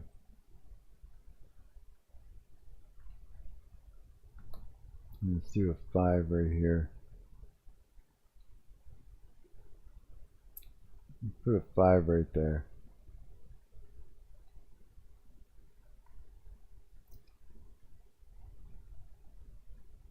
And another one in the corner.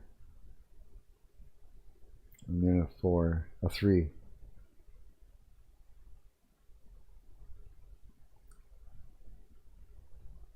Yeah. Exactly like that.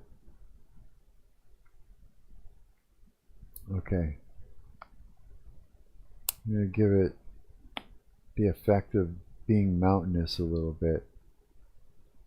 Okay, let's make this 5 again.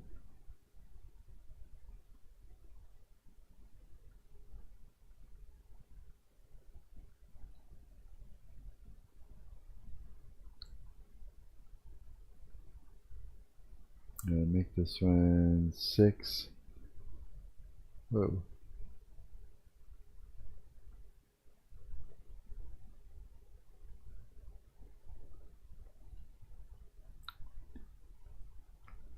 Let's get one way up there. Let's make one go really high up. So let's take this one. We'll do it right here.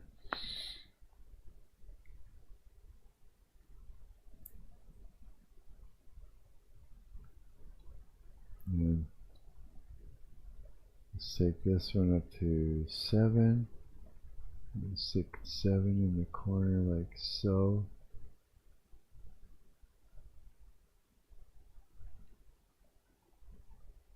And then let's make this one 3 right here.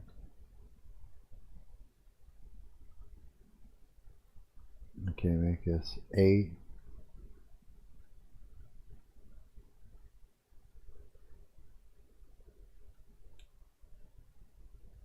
Take this one up to 8 as well.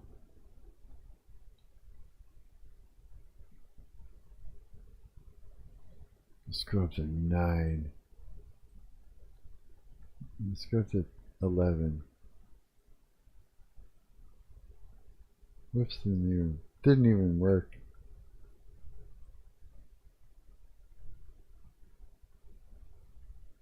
And this, let's go back to 40.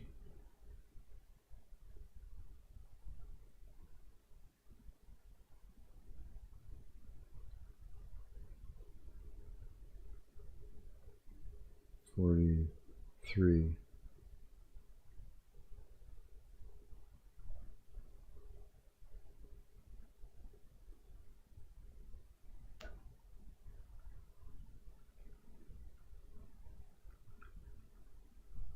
Yeah, like that. That's pretty badassery. Okay. 8.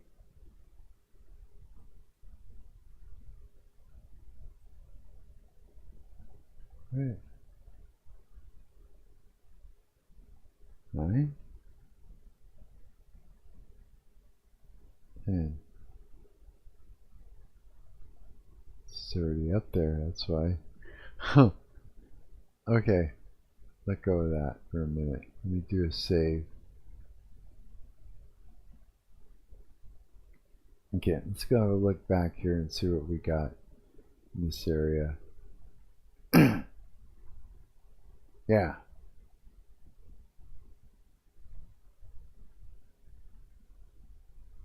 That's actually pretty cool. We got 10. Oh yeah.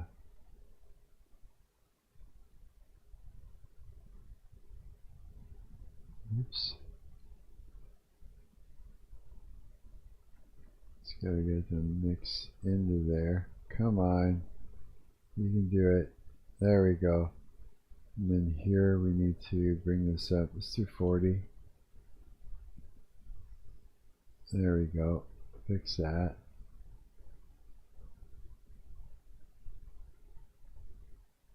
Yeah. Something like that. Let's do 5.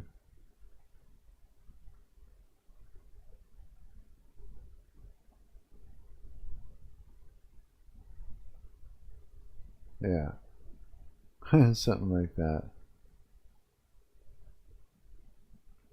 This here.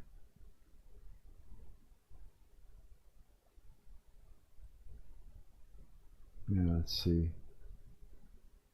Yeah, that looks pretty cool. Do a save. It looks pretty cool for terrain so far. Oh. Another hour and I can go to the store.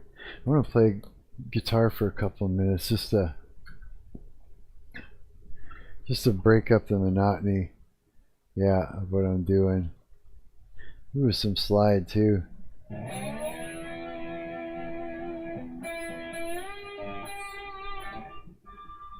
The headphones want to fall off.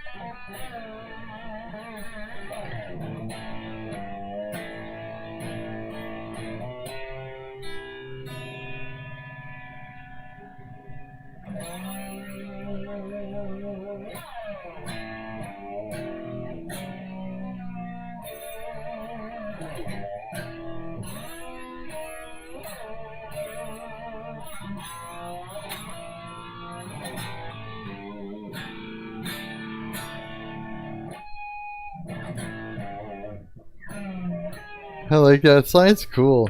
You do a lot of neat stuff with it. I'm just screwing around. Not really playing anything, just playing whatever. Yeah, just screwing around.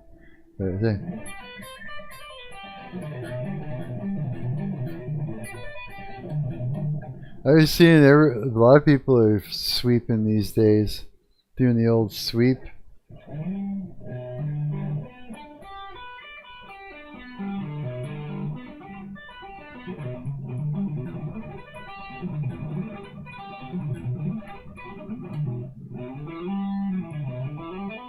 You know how I like to use a sweep is, say I'm in, you know, like, I'll do like,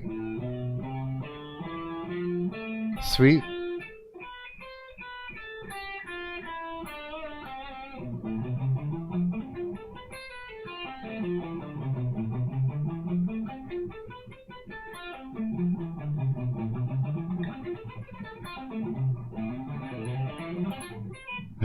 I'm not the greatest at.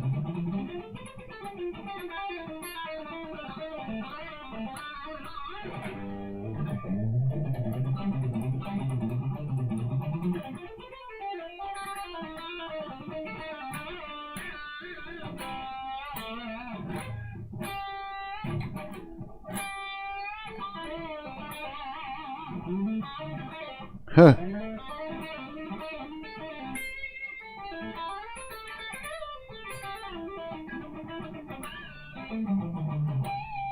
I haven't played at all really today. Not really. I haven't played much lately.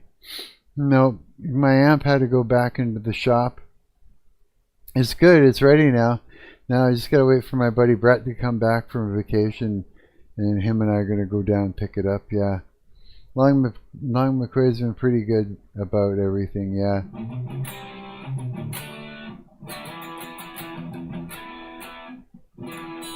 They couldn't recreate the problem, but they cleaned the pots and everything. They think it's just that. Yeah, I don't know what it is.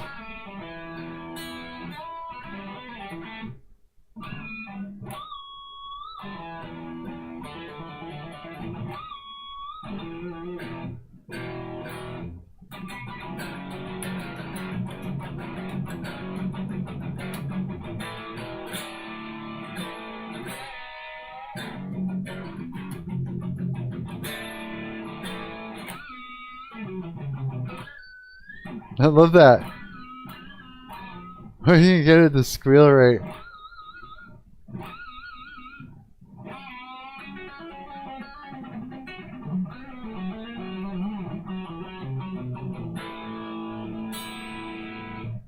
Yeah, I just feel stiff and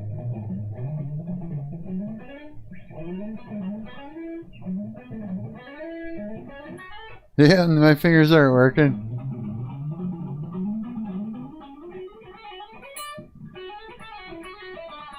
Not at all.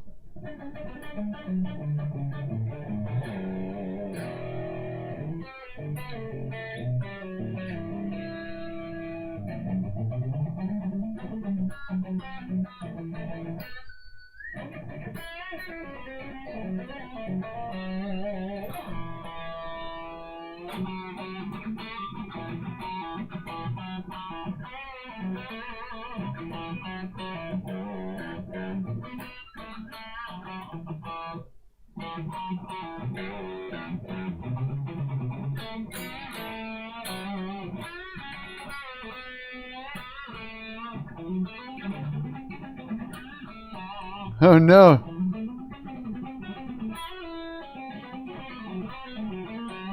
Come on, man. Ugh. Loosen up.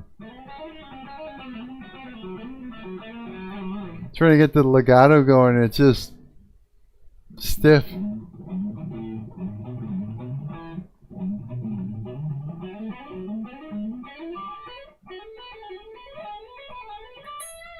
Should be a lot smoother and easier than that. Yeah.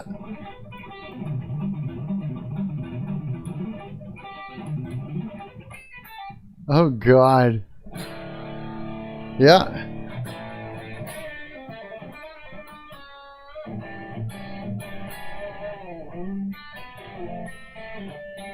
Okay, go stop.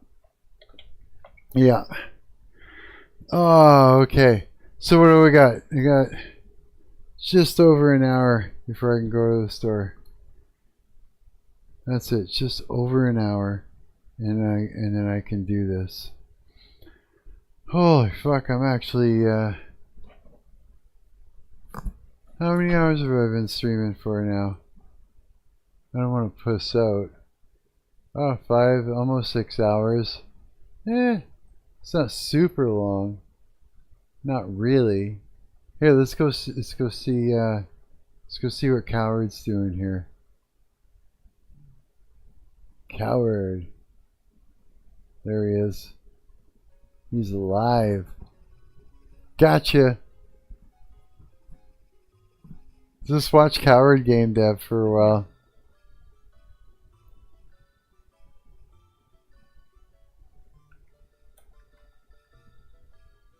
Caca. Caca.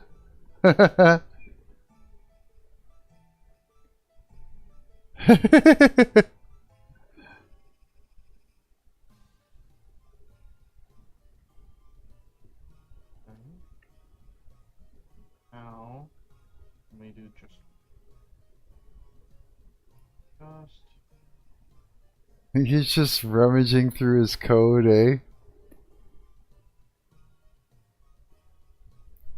Just straight up freaking concentration.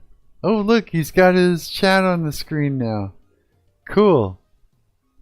Hell yeah.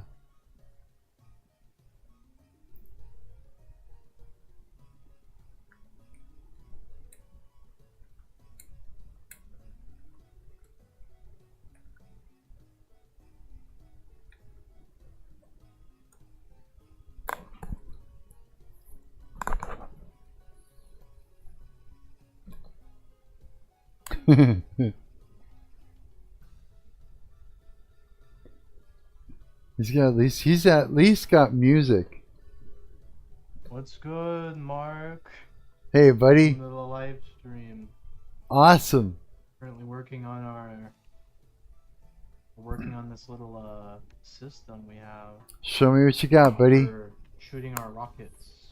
Oh, cool. Over here. I can show that off. Yeah. On your overlay now? Facts. That works. You can see we have all these like little peewees. Look at those trippy things. Oh, no way. A bunch of them and then send a bunch of rockets out. Oh, I love What I it. do is I want her to shoot each rocket individually instead of shooting them all at once. That's the goal for this. Oh. Look at those little freaky things. Like platypuses. That's the goal. You should peep the description. I made a little Discord server. You should join. What? No I want way. to get all my buddies. I want to get all my friendos. Well, yeah. It's in the description. Watching now, looking at the live stream. Discord. Open link. You gotta get back to work. No, I don't. Accept invite. Hello, game Devin. Open link. What do you mean? Find more suitable software. But my Discord is open. Hang on. What am I thinking? I'm like trying to get in there.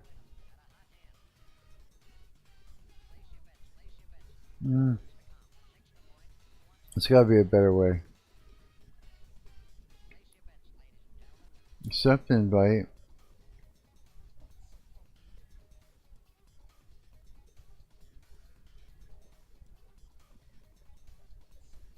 What?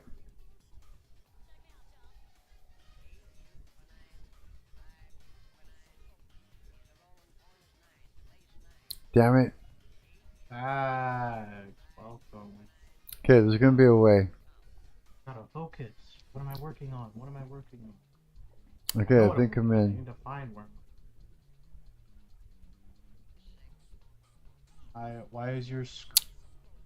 Why your screen is green a bit? Also, cool project. How do you make 3D models look pixelated? Well, I don't actually. All I do is I render. I render at 320 by 240. That's all it is. I can go in these projects. I could change it. I could make it like 640 by 480, and then it'll just upscale to whatever your monitor's resolution is. So that's so the game isn't like super tiny. But You're a rule. Coward's rules. I'm like, Euro. Higher resolution, but it's still at 1366. 768. Coward is a rule. Putting it back. Your rule? Oh. Welcome S1ML USD from Kick.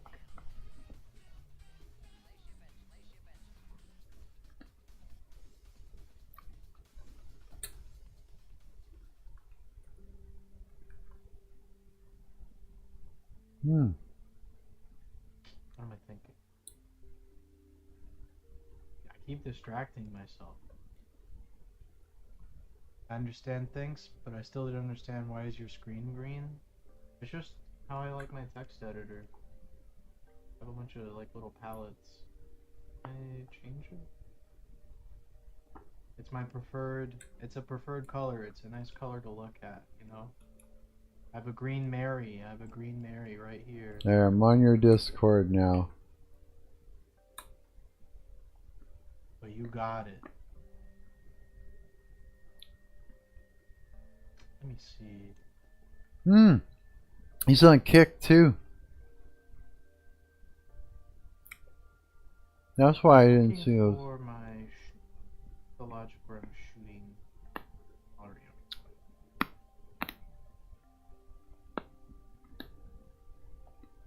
I gotta get set up for that again soon. Go to definition. So streaming on Kick again too. That's probably a good idea, huh? I think it is. Did you make all these models yourself? Yeah. Good job, Marc. I said I saw. That's exciting. It is. It's totally exciting. We're all having fun. Yeah. We're the next. All my buddies, all my friends. Yeah. We're the next stream. I use Blender. Like I can go in game right now. The most recent stream we did was a few hours ago. We were working on this table. You can see it here. We're like the next pretty much everything, like, streaming generation. I didn't make like this floor. I didn't make the floor texture. We are. You know, I got it from like Texture Town or something. But you're a all the Texture models Town. I've done myself. Texture Town. You're a Texture. Like all these little kiwis and. You're a Kiwi. Somewhere up here, there's like a kind of like a bug. I made like a little bug machine not that long ago. Look at those little platypuses. Appreciate all the those little feet. This is probably my favorite I've done so far. Shit. Look at this software thing. I use is Blender. For modeling, I use Blender. Wow. Game engine is Godot. Language is C#. We're both C-sharping around. I use LMMS. Yeah, that's awesome. We use the same shit. I haven't used Blender and needed to use Blender in a while. But it's something, it is a tool that I use. I want to do something here. Probably. Let's take a break from my own stuff. I think I did quite a bit today, to be quite honest. I could just listen to him. Cute black mobs. While I'm working on shit. Mobs. You're talking about yeah, I'm pretty much like right done for the night. Oh, this is a little I have to pee so bad. You know what? Let's just put. Let's let him entertain you when I go to the bathroom. That's what's gonna have to happen. Actually, the reference image or reference video I used to make that. Where is it? Based on. So good. Aw. Thank you. Based on this little guy. This very loud little guy. Look at him go.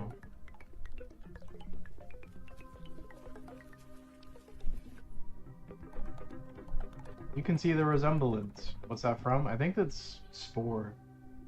A video game called Spore.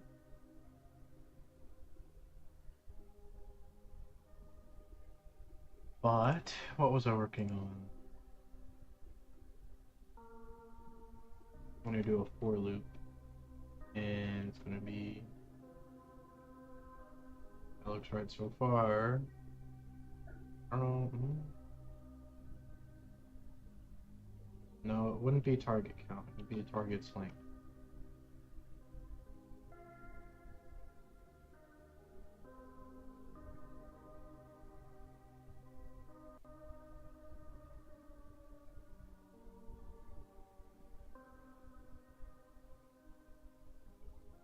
Yes. So we're gonna nullify. We're just gonna nullify this whole. Where do you rig and animate them? I can show. I can make models for you if you want. I use Blender too. I mean, I don't know if it's. I don't know if I posted it on Kick. There's a Discord server. You know, you could join it. You know, if you make a model and you post like a GLB or a Blender file in there, like. You know, if I have your permission, I'll use it. Absolutely. I'm not trying to like pay anyone to do anything, you know, and I'm not trying to like give anyone work, but especially not for free. But you know, absolutely welcome. You could post your work in there. Even if it's not to share, if it's just to like show off what you're working on, show off what you do.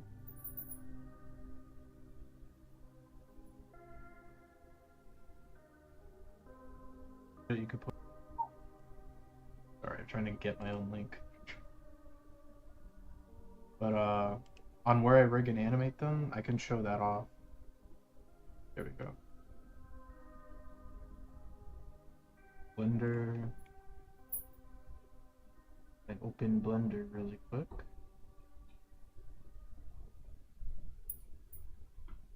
Yo. My dog is okay. A little bit of a brat. So my gamer chair is starting to smell really bad. Just for example, this is the model for Link. From sitting and sweating into it and farting into it, it's not good. Like.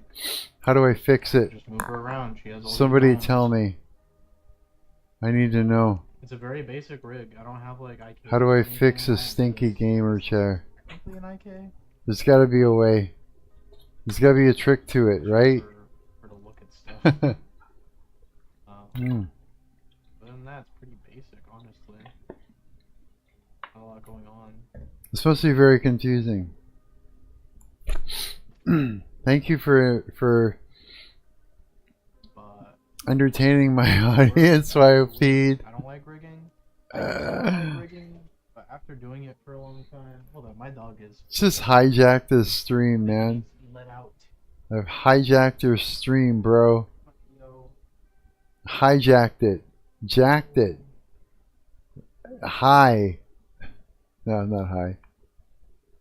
Right, jacked your stream. Okay, so where are we at? 7. So I got another hour. 1 more hour to go. And then I can do the thing. Got him some food, and I got him out. Also, welcome Iron Lung. You too. What was I saying? Oh yeah, I don't like rigging either, or I didn't like rigging, but here we'll come back to him, or I'm just gonna end up listening to him this whole time. Was that the hell? David Levani? Oh boy, it's the Instagram. It's the Instagram gang. Instagram. Dude, you gotta see how much of a loser I am on Instagram. Oh wait, a heart and a comment? No fucking way. You're kidding. That doesn't happen very often, you know. Well, see? Nothing. Of course, yes, I could understand that a little bit. Oh, okay. And nope. See, well, maybe that, because they're different, but mostly it's like I'm pretty much a loser. Look at that. Loser on Instagram. I have no engagement whatso fucking ever. None at all. Yeah. It's like literally a thumbnail from every time I stream. I put up a thumbnail of the thumbnail that I'm using for that stream. Yeah, every time. But dude, it's like I get absolutely healthy community sent me this post. Send me this post. What? Healing community. What is this? Interesting.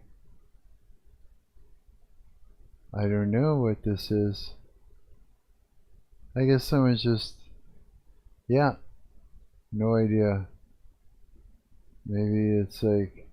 I don't know. No idea. I often wonder though, it's like, who the fuck's looking at my stuff, you know? Not much. Not many people. Yeah. So I'm a loser on Instagram. Yes, I am. Look at that. What a loser. Absolutely no interaction at all. It's like, nope, not for this guy. He's boring. He's cringy. He's all the things. Yeah. No. What do I gotta do? Show my balls? Because everything's over sexualized. Just show my bare feet. Oh, that would be bad. That'd be so bad. Just showing bare feet. An old guy in his bare feet. Just do that as a joke.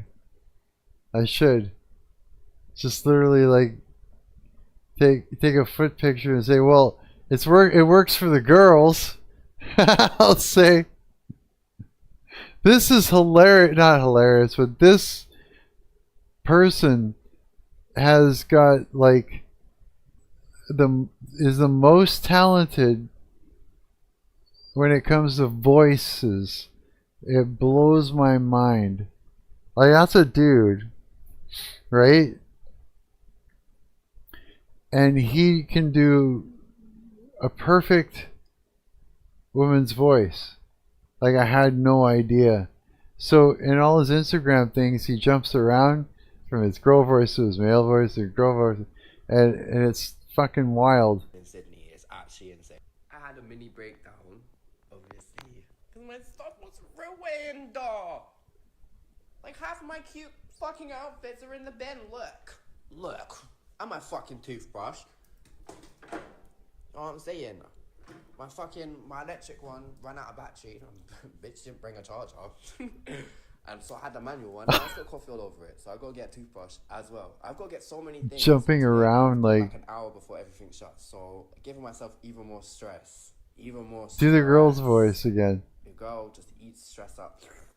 Like, it's breakfast, lunch, and dinner. 3-course meals, you know what I'm saying? Don't play music. Do the girl's voice again. Come on. Oh wait, maybe when it comes around it'll do it. But it's like perfect girl's voice. And it's just fucking bizarre. Yeah. Okay, that's enough. Let's hear the voice. I don't want to see you dance, bro. Come on. Just get to the voice part. I want to show off how fucking wild that... Okay. It fell out again. It fell out again. I think the universe just doesn't want me to have it. See what I mean? I feel like my front teeth look so big. I can't be arsed anymore. I'm just gonna fucking sort out my suitcase. Don't you just having one of those days where everything goes wrong? Smiley gone. See? Suitcase ruined. Tell me that. Not good. Tell me that's not. I'm just hungry. Okay, I have finally ordered Uber. I've actually gone to leave. I am actually a little bit excited now. Just gives me more of an... That has got to be the wildest thing to ever hear or what. It's like, I want to ask, like, I asked him, I'm like, dude, how are you, I'm a vocalist, like I sing, right? So it's like, how are you making it sound like naturally, how does it sit, how are you seating it? Where do you seat, you know, like a seat? How are you seating yourself in, like, where is it in your head tone? Like where is this, like, how are you doing this? It just sounds so natural. It's like, no, it's up there or something. I don't know how the fuck he's doing it. Like, it just gives me an excuse to buy new things. Just like nothing. Just like whatever. It's like, yeah, just fucking with ease. Yeah, that blows my mind. You know what I'm saying? I like new things. Yo, family. I copped a new one. I also went Calvin Klein and got my new top, because the new top that I bought the other day. Perfect, exactly. Fucking coffee all over it. Yeah. Anyways, so yeah, I saw that and I just fucking I was just like, stop. I just turned to share out the thing. I saw that and I just didn't know. I didn't know what was going on. I thought at first that, I don't know, it was a voice changer, or maybe she was just lip syncing to a male voice. And no, he's doing both a perfect woman's voice and in his own, eh? Yeah, I just think that's fucking wild. Yeah, that's talent, man. For sure. So yeah, that's something you don't hear every day, you know. Okay, what? No, I don't want to. This is this. Oh no, food. What do you, dude? Look, check that out. He's just a fucking flipping that shit, and it's pretty much staying in the pan. He's just making fried spaghetti. Okay, Instagram, you're such an Instagram. I get sick of Instagram, but it's also kind of fun too. Some of the shit you see. Yeah, what the fuck? Okay, that's enough. Anyways, that was Instagram. Yeah, let's go back to YouTube. Less than an hour left. Strongholds and Footholds. We're gonna have to come back to that one. I don't want to like completely farm out her entire video. I kind of do want to look at it though. It's only 12 minutes. Let's do it. Let's check it out. Actually, I had that turned down. You probably couldn't even hear that person talk.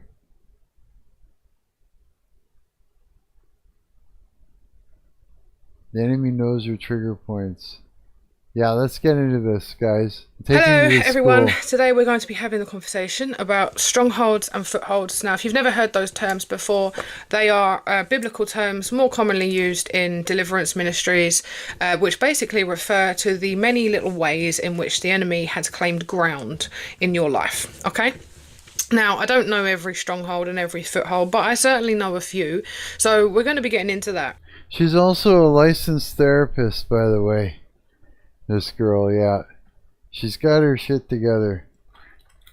Here. So when it talks about footholds and strongholds, the enemy needs permission to work in your life, okay? He can't just come in and start causing all kinds of chaos. He needs permission to do so. And his permission is his legal right.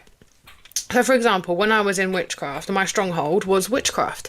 That was the enemy's way in me, you know, divination and manipulation and control, things like that. That was a stronghold in my life for 14 years. So no matter what I did to try and get rid of the enemy or get rid of darkness, he had a stronghold, he had a legal right to be messing around because I was in his territory. So you have things like strongholds that are long periods of things, and then you have things that are not so bad, not so much, but they do still have a little bit of an impact on you, if that makes sense.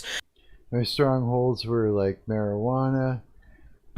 My strongholds were like weed and nicotine. Those were my two ones there. Yeah, that was like, yeah. Those are the two, drugs and nicotine. What else? I don't know. I guess, well, gooning was easy to quit. That was a super easy one for me to quit. Yeah, I got trauma around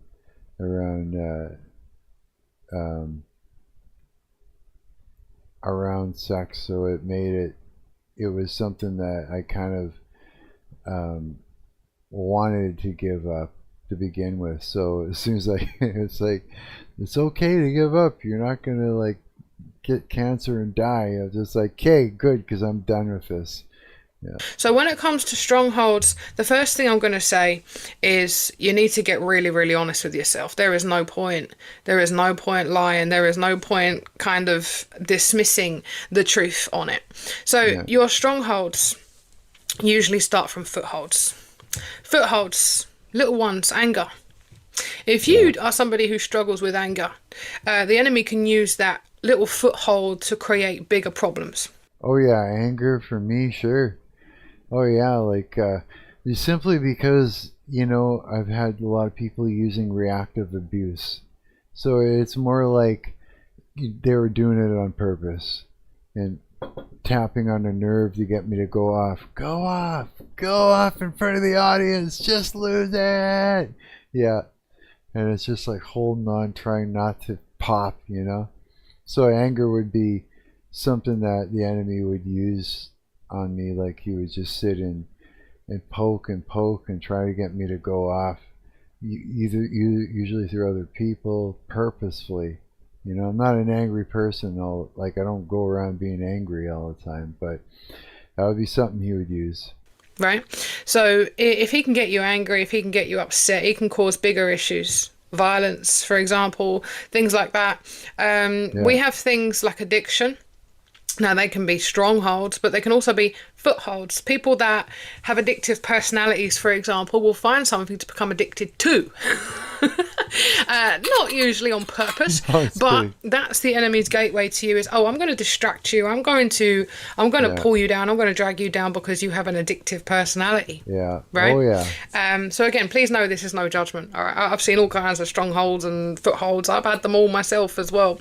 So when it comes to these things, you have to be really, really honest and say, where are my downfalls? Where are my pitfalls?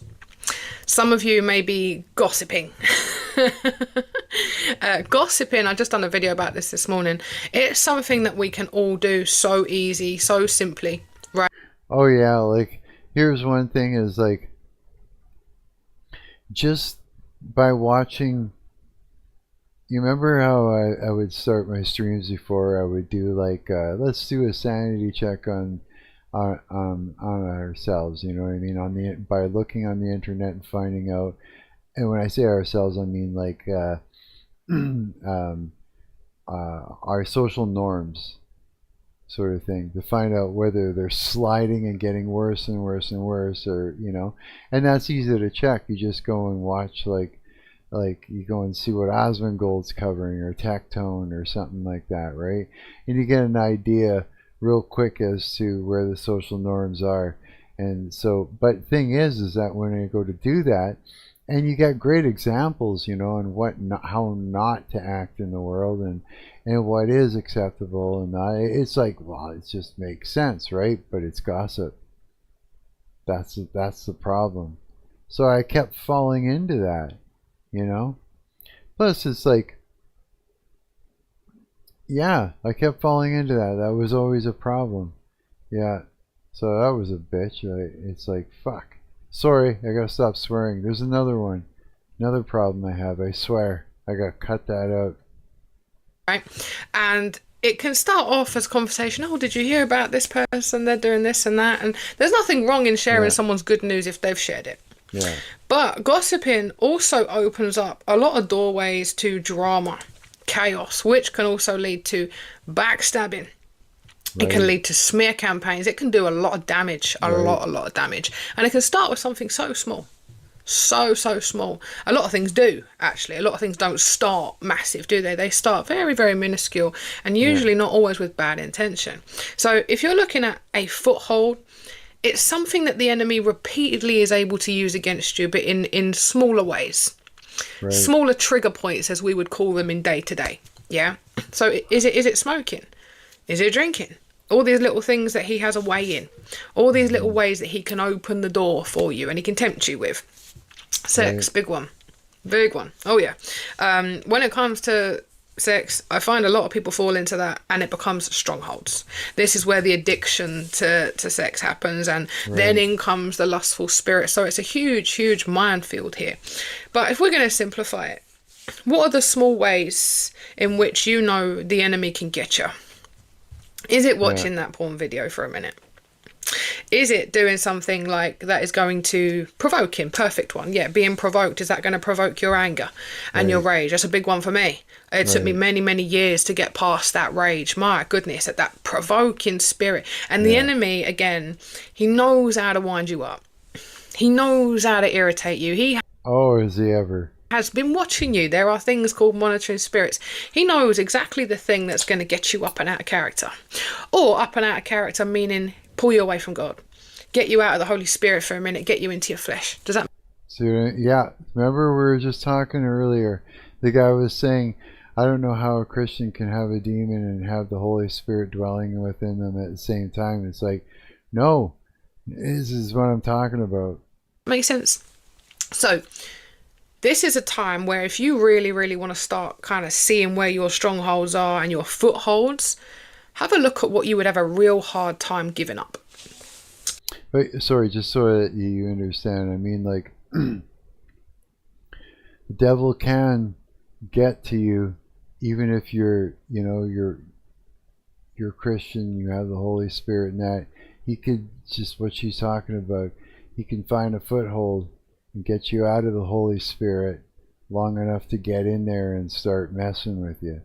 It's just, it is the way it is. It's not just you're locked in, you got the Holy Spirit, that's it, now you ain't leaving. No, there's a war, and it still goes on, and it goes on, and it goes on. You're always having to fight. You just are. It's just the way it is, for real. As well. Social media is becoming quite a stronghold in people's lives. Doom scrolling. People are becoming addicted to comparison, comparing their lives. Oh, big time, yeah. Oh, yeah, for sure. I agree with that. Me, too. I just did it on Instagram in front of you guys. I'm like, look at what a loser I am. I got, like, no interaction. One or two people, I think, but there was 6 at the most on one of those videos. I was like, wow. Yeah, it's just like something, But I mean, other than that, it's just like they just kind of scroll right past me because it's just a thumbnail saying I'm gonna stream.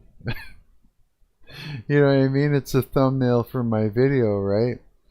But it's like I'm comparing myself to all the other people on Instagram. Sure, I'm like, people have thousands and thousands of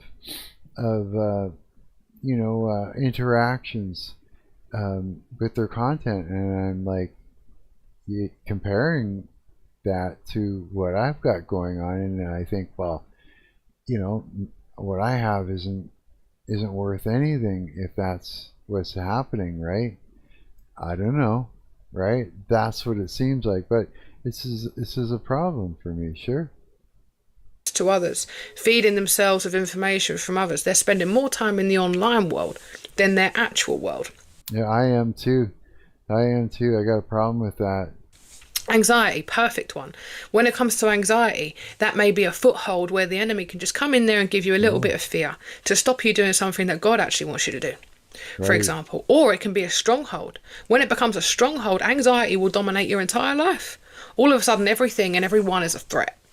And then you literally become consumed in anxiety. So it goes from being a foothold to a stronghold. Right.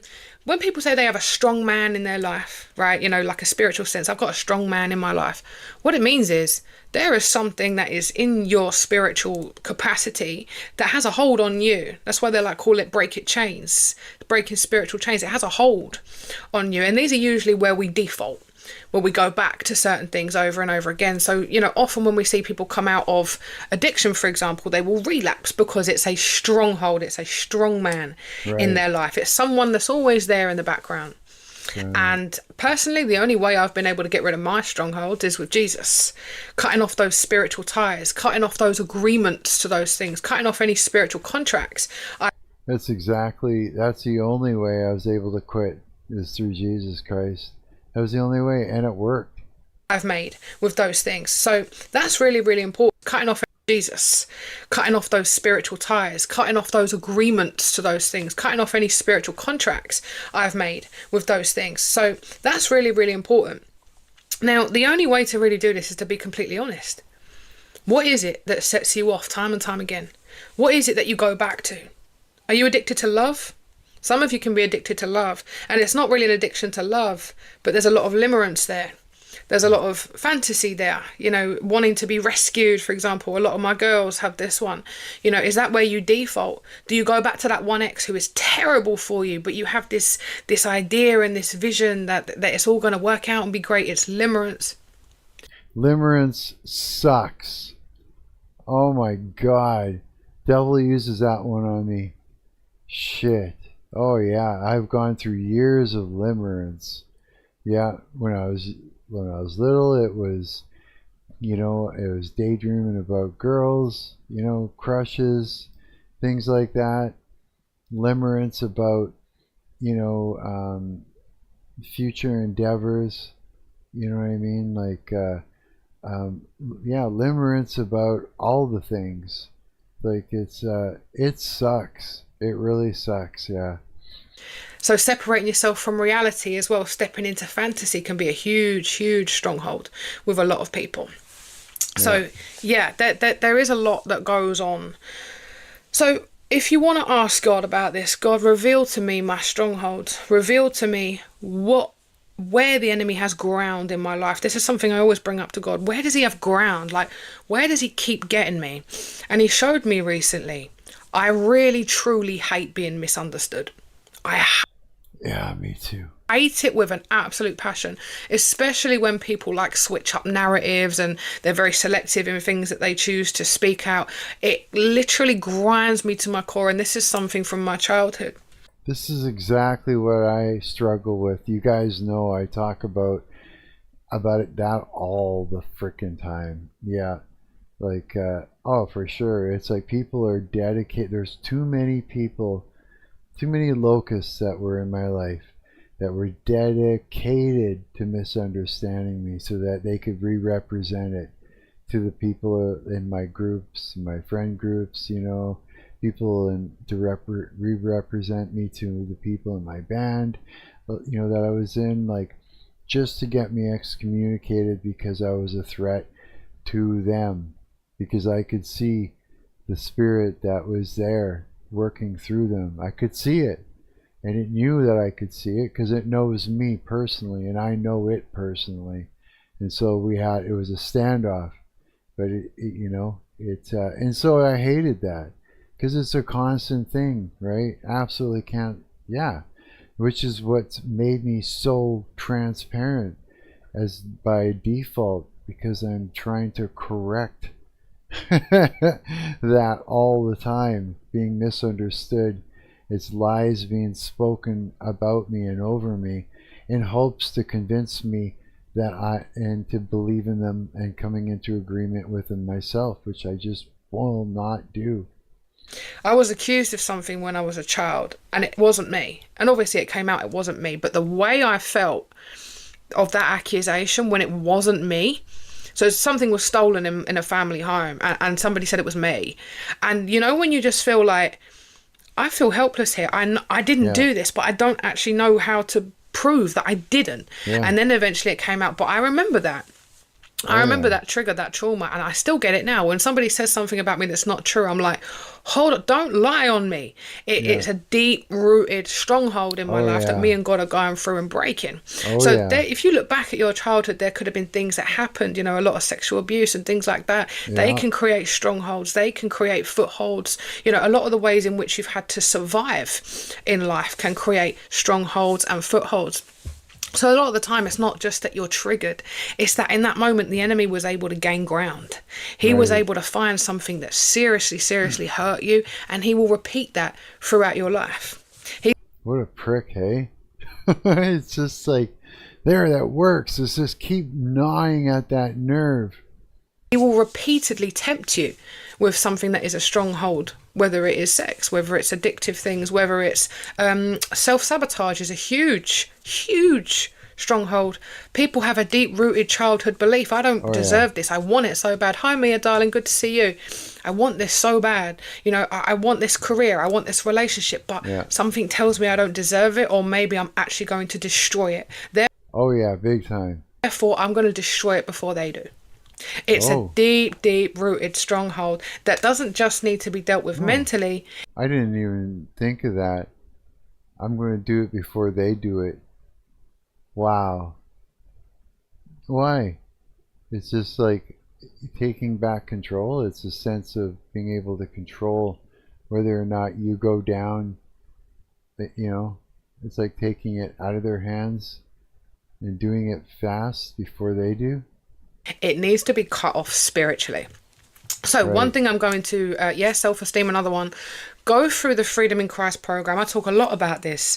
Neil Anderson, there are Freedom in Christ programs. You can actually go to these programs, or you can do it yourself. Okay. I recommend doing it with somebody else, because if anything demonic comes up, you do actually probably want someone around you.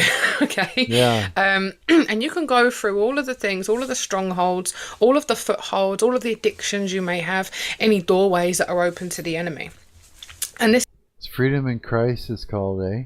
This is where you start breaking cycles. Another thing, thank you. I was just about to say that. How strange. Generational bloodline, generational curses. A lot of generational curses. So that means, like, here's the thing. That would make a lot of sense. When I think back at, at my family and that, and I think about, the things that have hit my family and how the people, I just think that there's something going on there that I'm unaware of. The time, generational bloodline, generational curses. A lot of the time, we can be cursed from a lot of generations up. Yeah, especially in Freemasonry and things like that. They actually go through rituals that curse your family line. Really? This can happen. Addiction can pass through family line. There are so many things, and often when we see our parents go through something, we come into agreement that surely that's going to be happening for me too. Right. It's really about locating the areas in which we have accepted lies spoken over ourselves, come into agreements with things that have been done to us, or perhaps, a spirit of loneliness. This is one I'm realizing recently. It travels through my family. Oh. Not that people don't necessarily like us, but actually that we feel safer alone. I do too. I do too. I live by myself. I don't have a girlfriend. I don't have a roommate right now. That means I don't have anyone to fuck with me. Right? I don't have to worry about it. I can do what I have to do. That works for me, and I don't have a girlfriend that's going, trying to grab me and make and control and make me do things, it's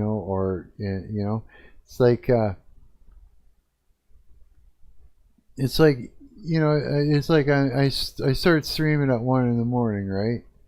Usually. Right? It's like, if I were to do that when I had a girlfriend or something, holy fuck, look the fuck out. Sure, it'd be like, why aren't you coming to bed? What do you mean? Who are you talking to on there? And all kinds of trouble would start. There'd be no way I'd be able to do the things that I do if I had a girlfriend, especially a live-in girlfriend. There's just be no way. No. Plus, I mean, so many other, you guys know what it's like to have a relationship, a romantic relationship and that, and to, especially if you're to having like a live-in situation, it's, there's just no way. I wouldn't be able to do the things that I need to do. I wouldn't be able to have the boundaries, the very basic necessity of personal boundaries that is needed in order to be healthy, emotionally, psychologically, physically, and spiritually. You gotta be able, it's like, look, you have boundaries and you have to respect your boundaries. You do. And you may not be doing that. You know, never mind in a relationship, but even just on your own. If you don't understand that you have personal boundaries that you need to respect, you're going to be, you know, just allowing people to step over them, and it's not good for you psychologically or physically or emotionally or spiritually at all. It can fuck you up. Sorry for swearing, but it can mess you up for sure. And one of the issues with when you're dating somebody is boundaries. You know, you run into those problems. Sometimes you're in a relationship where boundaries are a threat to your mate. You know what I mean? Threat to your boyfriend or your girlfriend.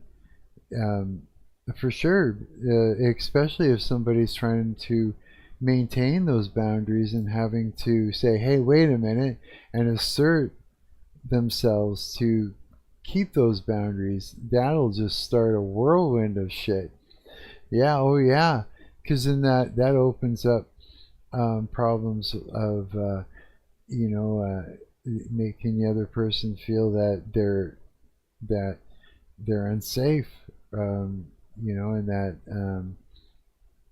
there might be some, you know, it creates some jealousy, you know, around the idea of yeah, it's sort of like around the idea of like someone being unfaithful. You know what I mean? Like it can really, it sort of can put some constraints on the bond that you have with the person. You know what I mean? And so it's like, to make that work, I don't know how to make that work right now. Not at all. I don't know. Whenever I dated somebody, you know, I was full in. It was like anytime I dated anyone, they were always long-term relationships. Yeah, any girlfriend I had, long-term relationship. You know, from anywhere from 4 years to 9 years.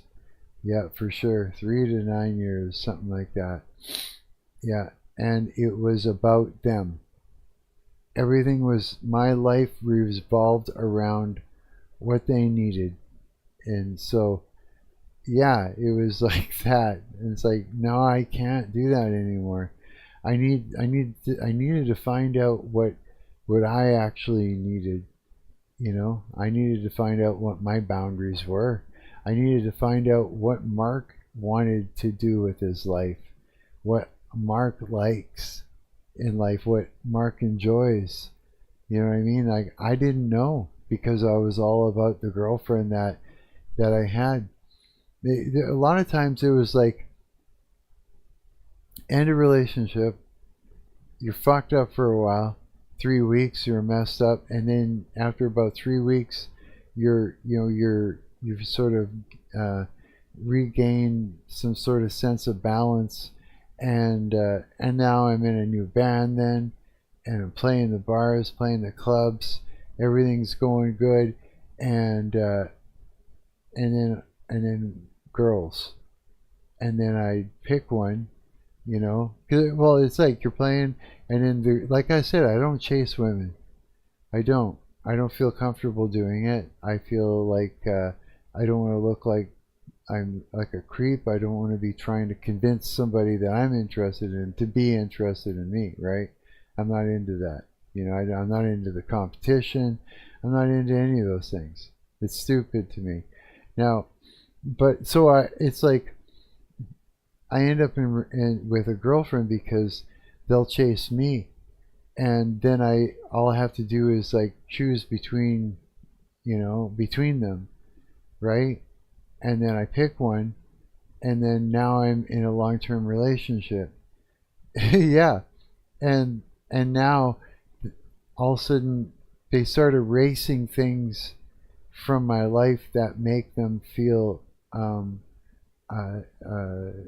what's the word, threatened.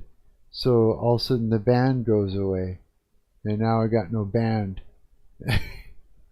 You know, it's basically, it's like bit by bit chipping away at who I am and losing your freedom, all the things. And then it's about them. Everything is about them. Everything is about doing things with them. It's like all your time and effort is put into them, and that's it. And you have to literally beg for some time to yourself without even saying it. You know what I mean? And so you then, but as you're taking time to yourself, the girl's like, hey, what are you doing? You're not paying attention to me. You know, stop that. I don't like that you're doing that. It should be about me. Like, yeah, this is a thing. And so it's like, of course, I'm like, I had enough. You know, I don't care how hot a chick is at this point. You know, the answer is going to be no, I think. I think so. And I don't know for how long I'm going to be saying no. But right now, it's been no for the past 13 years. I've just been no. You know how many girls I put into my friend zone and fought to keep them there? Stay there. You know, stay there. You know, and they do until they've, you know, for a while anyways, and then they kind of go. People come and go in and out of your life, right? But I mean, I feel safer alone. I feel like I can be me when I'm alone, and none of these fucked up things happen. So yeah, I know exactly what she's talking about. I am doing it right now. I'm doing the whole thing about being alone. Yeah. And after like no longer than 3 weeks at a time of being single throughout my entire life, this feels pretty good. It does. It feels really good. Yeah, I mean, and the less people I have around me fucking with me, the better I am, the better I do in my life. Anytime I'm around in a group of people where there's like a demon that is literally working through somebody to get me out of there, anytime I'm in a situation like that, it's like they try their best to make me insane. And so I experience that insanity. And it's like, no, it's not worth it. You know what I mean? It's just not. That's where I am right now. So no, I totally get it. Yeah, 100%. And I'm noticing this go necessarily recently. It travels through my family, you know, agreements with things that have been done to us, or perhaps, you know, a spirit of loneliness. This is one I'm realizing recently. It travels through my family. Not that people don't necessarily like us, but actually that we feel safer alone. And I'm noticing this go through my family line, and I said, God, what is this? And it's a spirit of isolation. What? It's a spirit? So this is something fucking with me right now. Everything I had said is what it's being said into my head. And I've been manipulated. So I'm having to break that as well. And when you are breaking generational curses, you are going to be attacked like no tomorrow from the enemy. So this is how you need to learn how to war in the spirit as well. Okay. Again, this is just a small video, just a small introduction. I'm going to be covering so much more on this and going way deeper into this, because as you guys know, I'm also a qualified therapist. I've been doing trauma work for many, many years. So this is a small video. This is a beginning. So as you leave this, I just want you to consider today and sit with God and ask him, where are these strongholds in my life? Where are these footholds in my life? God, what do I default to? Right. Bring it up, show me, and he will. Maybe he'll try and trigger it to show you. There are so many ways. Sometimes he'll bring up childhood memories for me. And I actually recently realised, you know, going through school and, you know, when people spread rumours about you at school, horrible rumours, that was a trigger point for me. So that's what he'll do. He'll just bring up all those things. Okay. Gonna ask him. I'm gonna talk to him about that today. Yeah. I'll go for a walk and do the thing, and I'll just talk to him, and we'll figure that out. Yeah. Because, I mean, wow. My grandmother, she spent just alone, you know, after her and her husband split up. And her husband, my grandpa, had a problem with alcohol. My mother, I don't know what's going on right now, but she, you know, my father passed away, so I'm sure she lives alone right now. Like, I don't know, I'm not in her life. I wish things were different. Because it would be good, you know, but it's not right now, and so that sucks. But I mean, if it runs in my family, I don't know. You know, I had a horrible rumour spread about me in school that was disgusting as well, and of course I didn't do it, and I was known as that for 5 years, and it can be seriously traumatic, and then you carry that into your adult life as well. So it's really about being honest, getting vulnerable as well, and going, okay, what's this trigger point? Where's the enemy getting me here? Where does he know exactly how to hurt me? Where's this default point? Where are my addictions? Where do I go to feel safe? Where do I go to cope? How has the enemy got me in a chokehold? If that makes sense. Okay, so like I say, introductory video. We're going to get way more into it on YouTube. This is going to go on YouTube. I do sometimes do it as a live as well on TikTok, as you guys know. But I really just wanted to bring it up to your attention today. What doors do you have open to the enemy? Okay. Because you can do all the work. God bless you. You can do all the work. You can do all the therapy. You can do all of that. But if you've still got those spiritual strongholds, it ain't going to go nowhere. And I've seen it. I've been a therapist. You can cope just about, but true freedom, true release comes from Jesus Christ. I've seen it, and I've had it with myself and my clients now. Right. That's it. I got cut off. There you go. I'm glad I pulled it up. Not just for myself, but for you. For you guys too, yeah. Wow. Wow. That's all I gotta say. The spirit of loneliness. Son of a gun. And I'm just like convinced that it's just better. But I mean, it's probably not. Yeah, probably not. I just don't know any better. I have to like ponder on that and literally try to, I gotta ponder on that, and I've got to conceptualize this whole thing as fact. Man, that's huge. That's like totally huge. What are your thoughts on that? Here, let me farm some comments. What do you guys think of all that? Like, how does this pertain to yourself? Are you seeing it too? Oh, my arm is so ow! I don't know how I'm gonna move. Pack. This shoulder is seized with arthritis. I can barely sleep. It's crazy terrible, yeah. Yeah, it's just terrible. But yeah. Like, communicate with me. Let me know what you guys think. I'm gonna read them. And, you know, I'm going to mention, we're going to talk about it, you know, tomorrow.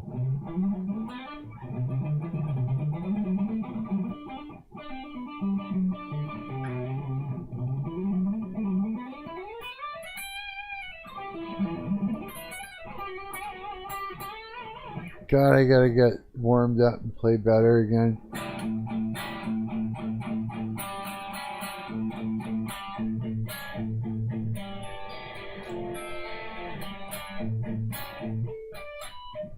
I don't know what I'm doing.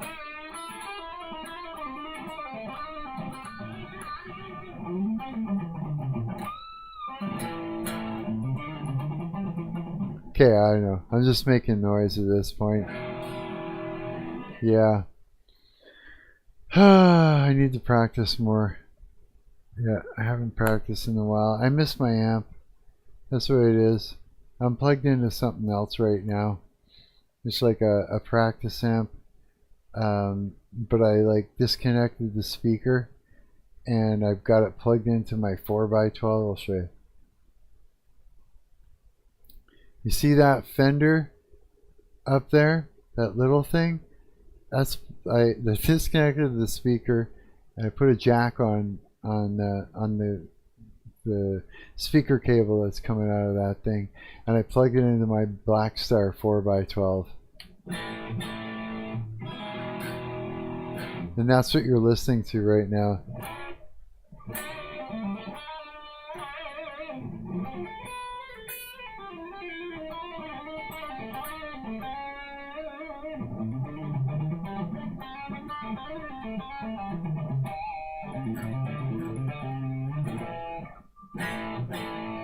I really gotta like warm up and shit. Like I'm just like playing cold and playing crappy. Yeah, absolutely. I don't know what's wrong with me. I better stop just sitting there fucking not picking up my guitar. Yeah. No Marshall or no Marshall, I should be practicing a lot more. Yeah, I'm gonna try and like stretch out. I got 10 more minutes. 10 more minutes and then 8 o'clock hits, and it's 7:50 a.m. right now, and then I can go and pick up some food and that. Maybe I'll come back, have a snack, sleep for a couple hours, and then go for a nice long walk and just take God with me, take Christ with me for a walk. We'll go walk around for 4 hours and I could mutter to him and pray and talk to him for a while. Yeah, it's just, yeah, that's kind of what I've been doing.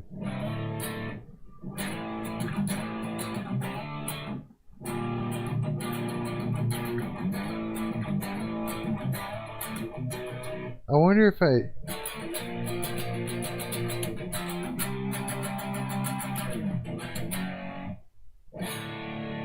need to come up with a cool riff.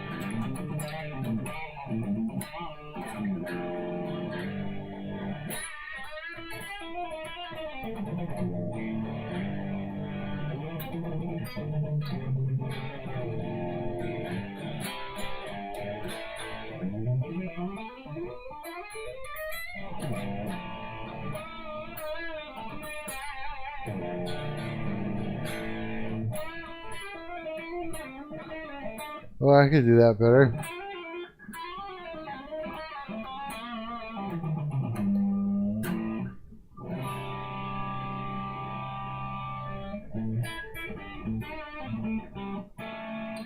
Yeah. Yeah. All right, a little bit warmed up, a little bit better. 7 more minutes. 7 more minutes.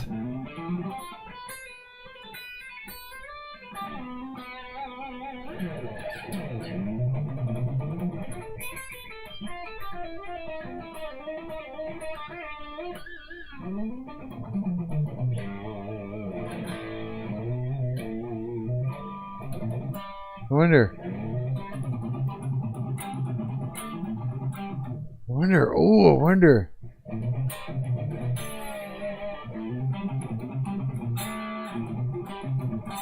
Is it possible? Wait.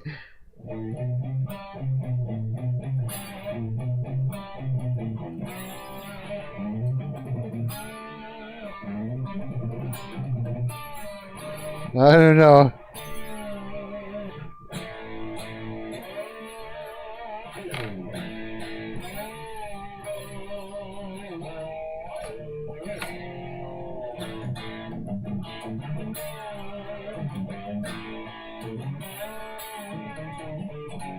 Okay, I'm just making noise. Okay, 5 more minutes. 5 more minutes it is. Okay, guys. I just want to say it's been great streaming to you for the VOD. I can't wait till you guys sit down and watch all this, and I really hope that you enjoy it. Yeah, I put my heart into it because, you know, I don't have to know you to know that you're my brothers and sisters in Christ, and I love you. Absolutely. You know, and this is why I do it. Yeah. And it would be, you know what, I really would like some more interaction on Instagram. That'd be cool. I don't know if, I don't know, I don't really like to do this because it's kind of gay, but I mean, if you want to leave a like, if you feel like it, you know, that would be cool. And if you're interested in subscribing, go for it. You know, you don't have to do that though. That's up to you. And if you got anything that's you know, you got this anything that you want to say, like, gee, you know, feel free, jump in the comments section, go to town, you know, if you feel like it, if you got something, like, just go for it. Yeah, all this stuff helps the algorithm. I don't know if I want to blow up. You know, but I mean, I don't think it's a problem if I do. It's not going to freak me out. I had to think about that for a while. I mean, it's probably better than to not have anything happen. You know what I mean? Because it kind of makes you think, okay, you know, all this effort and, you know, and it's not working, or I'm continuously failing, or something like that. You know, that's no fun. That kind of sucks. Yeah. So I mean, if you feel like doing it, do it. That would be great. I would love that. And yeah, and you know, I do this every night. I do this late. Usually I start around midnight, 1 o'clock in the morning. I don't know. It just seems to be where I always end up doing it. I mean, so if you're awake and shit like that, and you want to, you know, watch something like this, I'm here. And if you want to talk to me, like I said, I'm Mark. I'm your parasocial friend on the internet, and I am like as real as I'm gonna get on here. You know what I mean? Like I'm just me on here for real. Like there's no bullshit. I'm not being you know, performative. I'm being as transparent as possible because that's just, it's the only way I can be. And I am willing to talk to anyone because I love people. I love you guys, and I love meeting new people, and I love talking to new people, and I love hearing about. I generally am interested in how your day is and how you feel, and what your experiences are, and everything that has to do with who you are. I cherish knowing somebody else. You know what I mean? And I really enjoy that. It means a lot to me. So pop into the chat anytime. I've also got a website, and I do voice chat on there. Well, I get a bunch of people in there, or even one person, and we talk on stream, and heck, I get to hear stories from all kinds of people. I really enjoy that, and so jump on that too. Just check my for the links on my YouTube channel. You'll see my website there. Go make a profile. It's like a small little social media platform. It looks like a PS3. Yeah, it's really cool. Yeah, I'll show you really quick here, just because. Give me a minute here. Let's do it the way that you would find it. Okay, so this is what it'd be like if you went to look for it. You would go to my channel, and you could either click on this more, or you could click on 8 more links, which one it is. And if you go over here, it says marks.live. Yeah, that's it right there. So click that, and it'll take you to this really cool site that my buddy made when he vibe coded the whole thing. Yeah, and when you make a profile, like you could do all the things. Like here's mine. Yeah, and you can put links in. You got all these things that get unlocked. Like we got little video games and shit on here. There's a Bible, quiet room. There's a whole bunch of stuff that have to do with religion. There's also your chats. You could do like a group chat. You could do voice chat. Your video chat is still working on. Videos, you got like whenever I'm live, you click that, and you can actually watch that and have that in a floating window while you do other shit.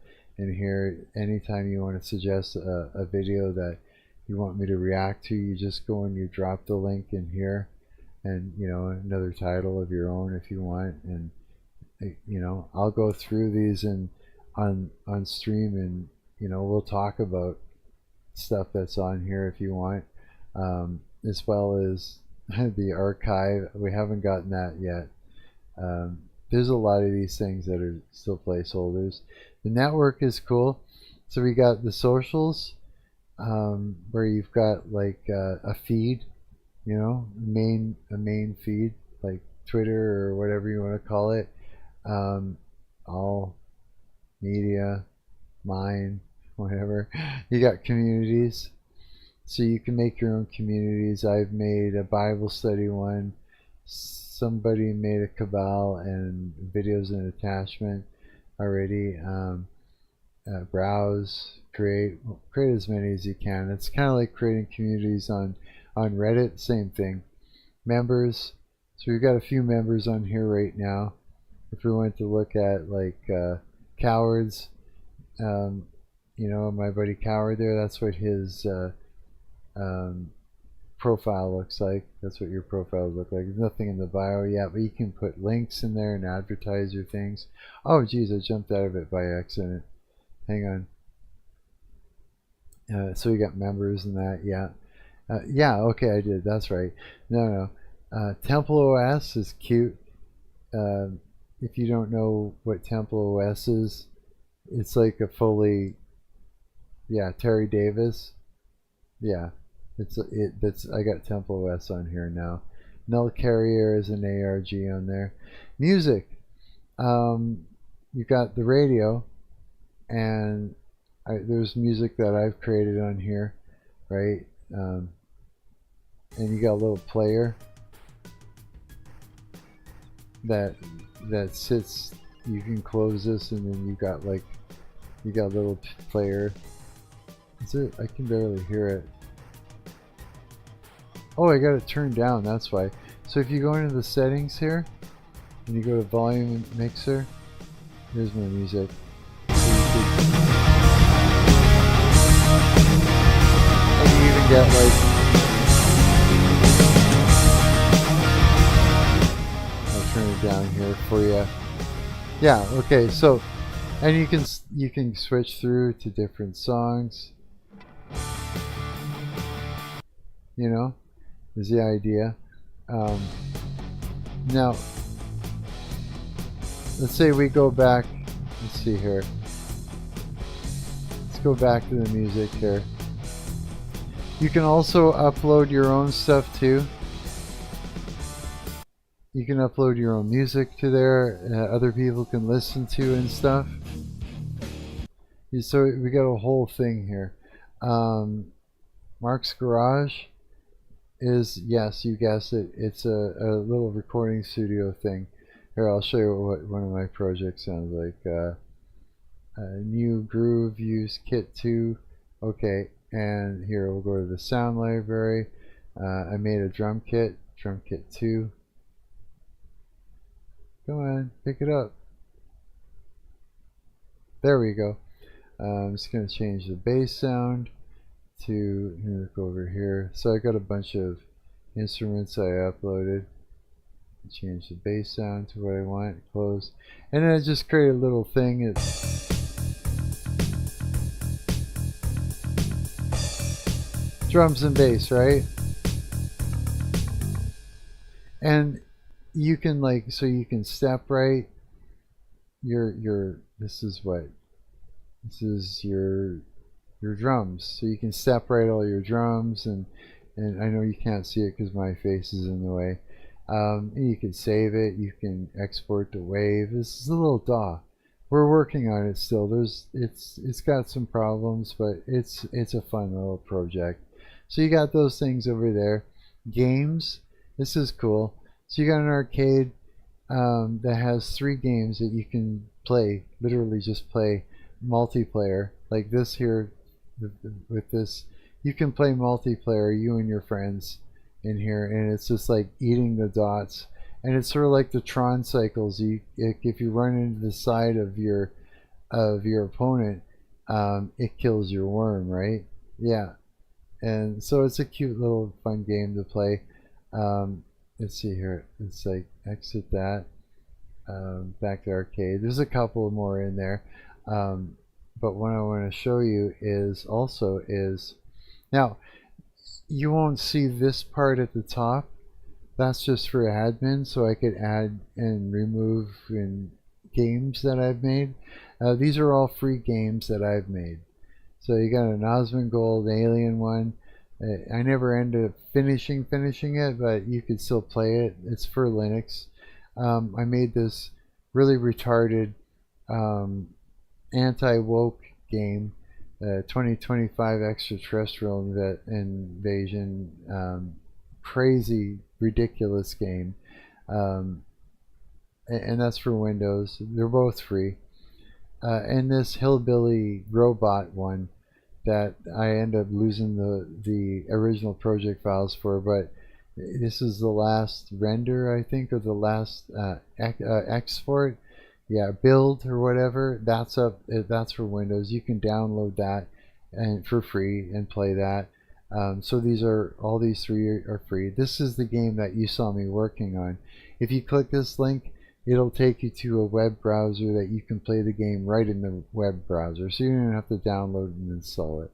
So 4 free games, 3 free to play games in the thing there, and then you got trophies and all that shit and a leaderboard,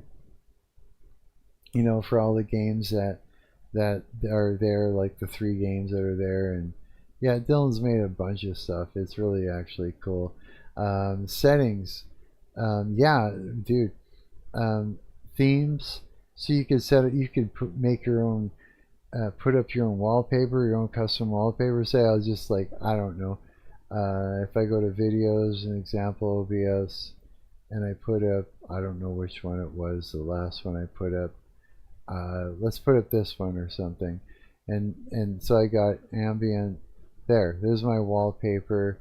Let's pick this. And now when we close it, we've got that. And what's cool is when you play music, right? And you play something from here. I don't know. We'll pick that. I don't know which one that is. Come on. There we go. You gonna play? Yeah. And check it out. Tell me that doesn't look cool as hell. Alright? Yeah, so I mean, this is a fully customizable little like if you go over to the chat, voice chat looks like this. You allow microphone, like I'm allowing this microphone, access granted, join voice chat, and then it looks like that. Yeah, and then you wait for someone to join. You can mute someone, you can mute yourself, you could in and leave whenever you want. The video chat he hasn't got going yet. He's been working on it. So you would like allow a camera, and then, but mine doesn't show up for some reason. Probably because I'm using OBS or something like that. Yeah. So mine doesn't work. Not right now while I'm live. But it's like we're trying to replace Discord and create our own sort of a thing, right? So that way we're completely, what's the word, independent. Our own little ecosystem. Yeah.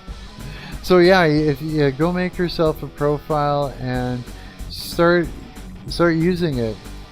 Yeah, you and your friends can have voice chats. Like you can do whatever you want on here. Yeah, absolutely. And yeah, that's the thing. You go back into the settings here, the volume mixer, and I'm just gonna bring the music down so it's not blaring in my ears and I'm not screaming over it. I know you could probably not hear it so much now, but there we go. Yeah. So yeah, that being said, it's 8:11, so I'm gonna go to the store and get a bit of food, and I want to buy a snack. So yeah, and it'll be good. It'll be all good. Yeah. I'll see you later. My name is Marc. I'm your parasocial friend on the internet, and I'm here to entertain you at the very least. Maybe you'll learn something. Yeah, come see me. Okay? Okay. Peace and love ya. See ya. Bye.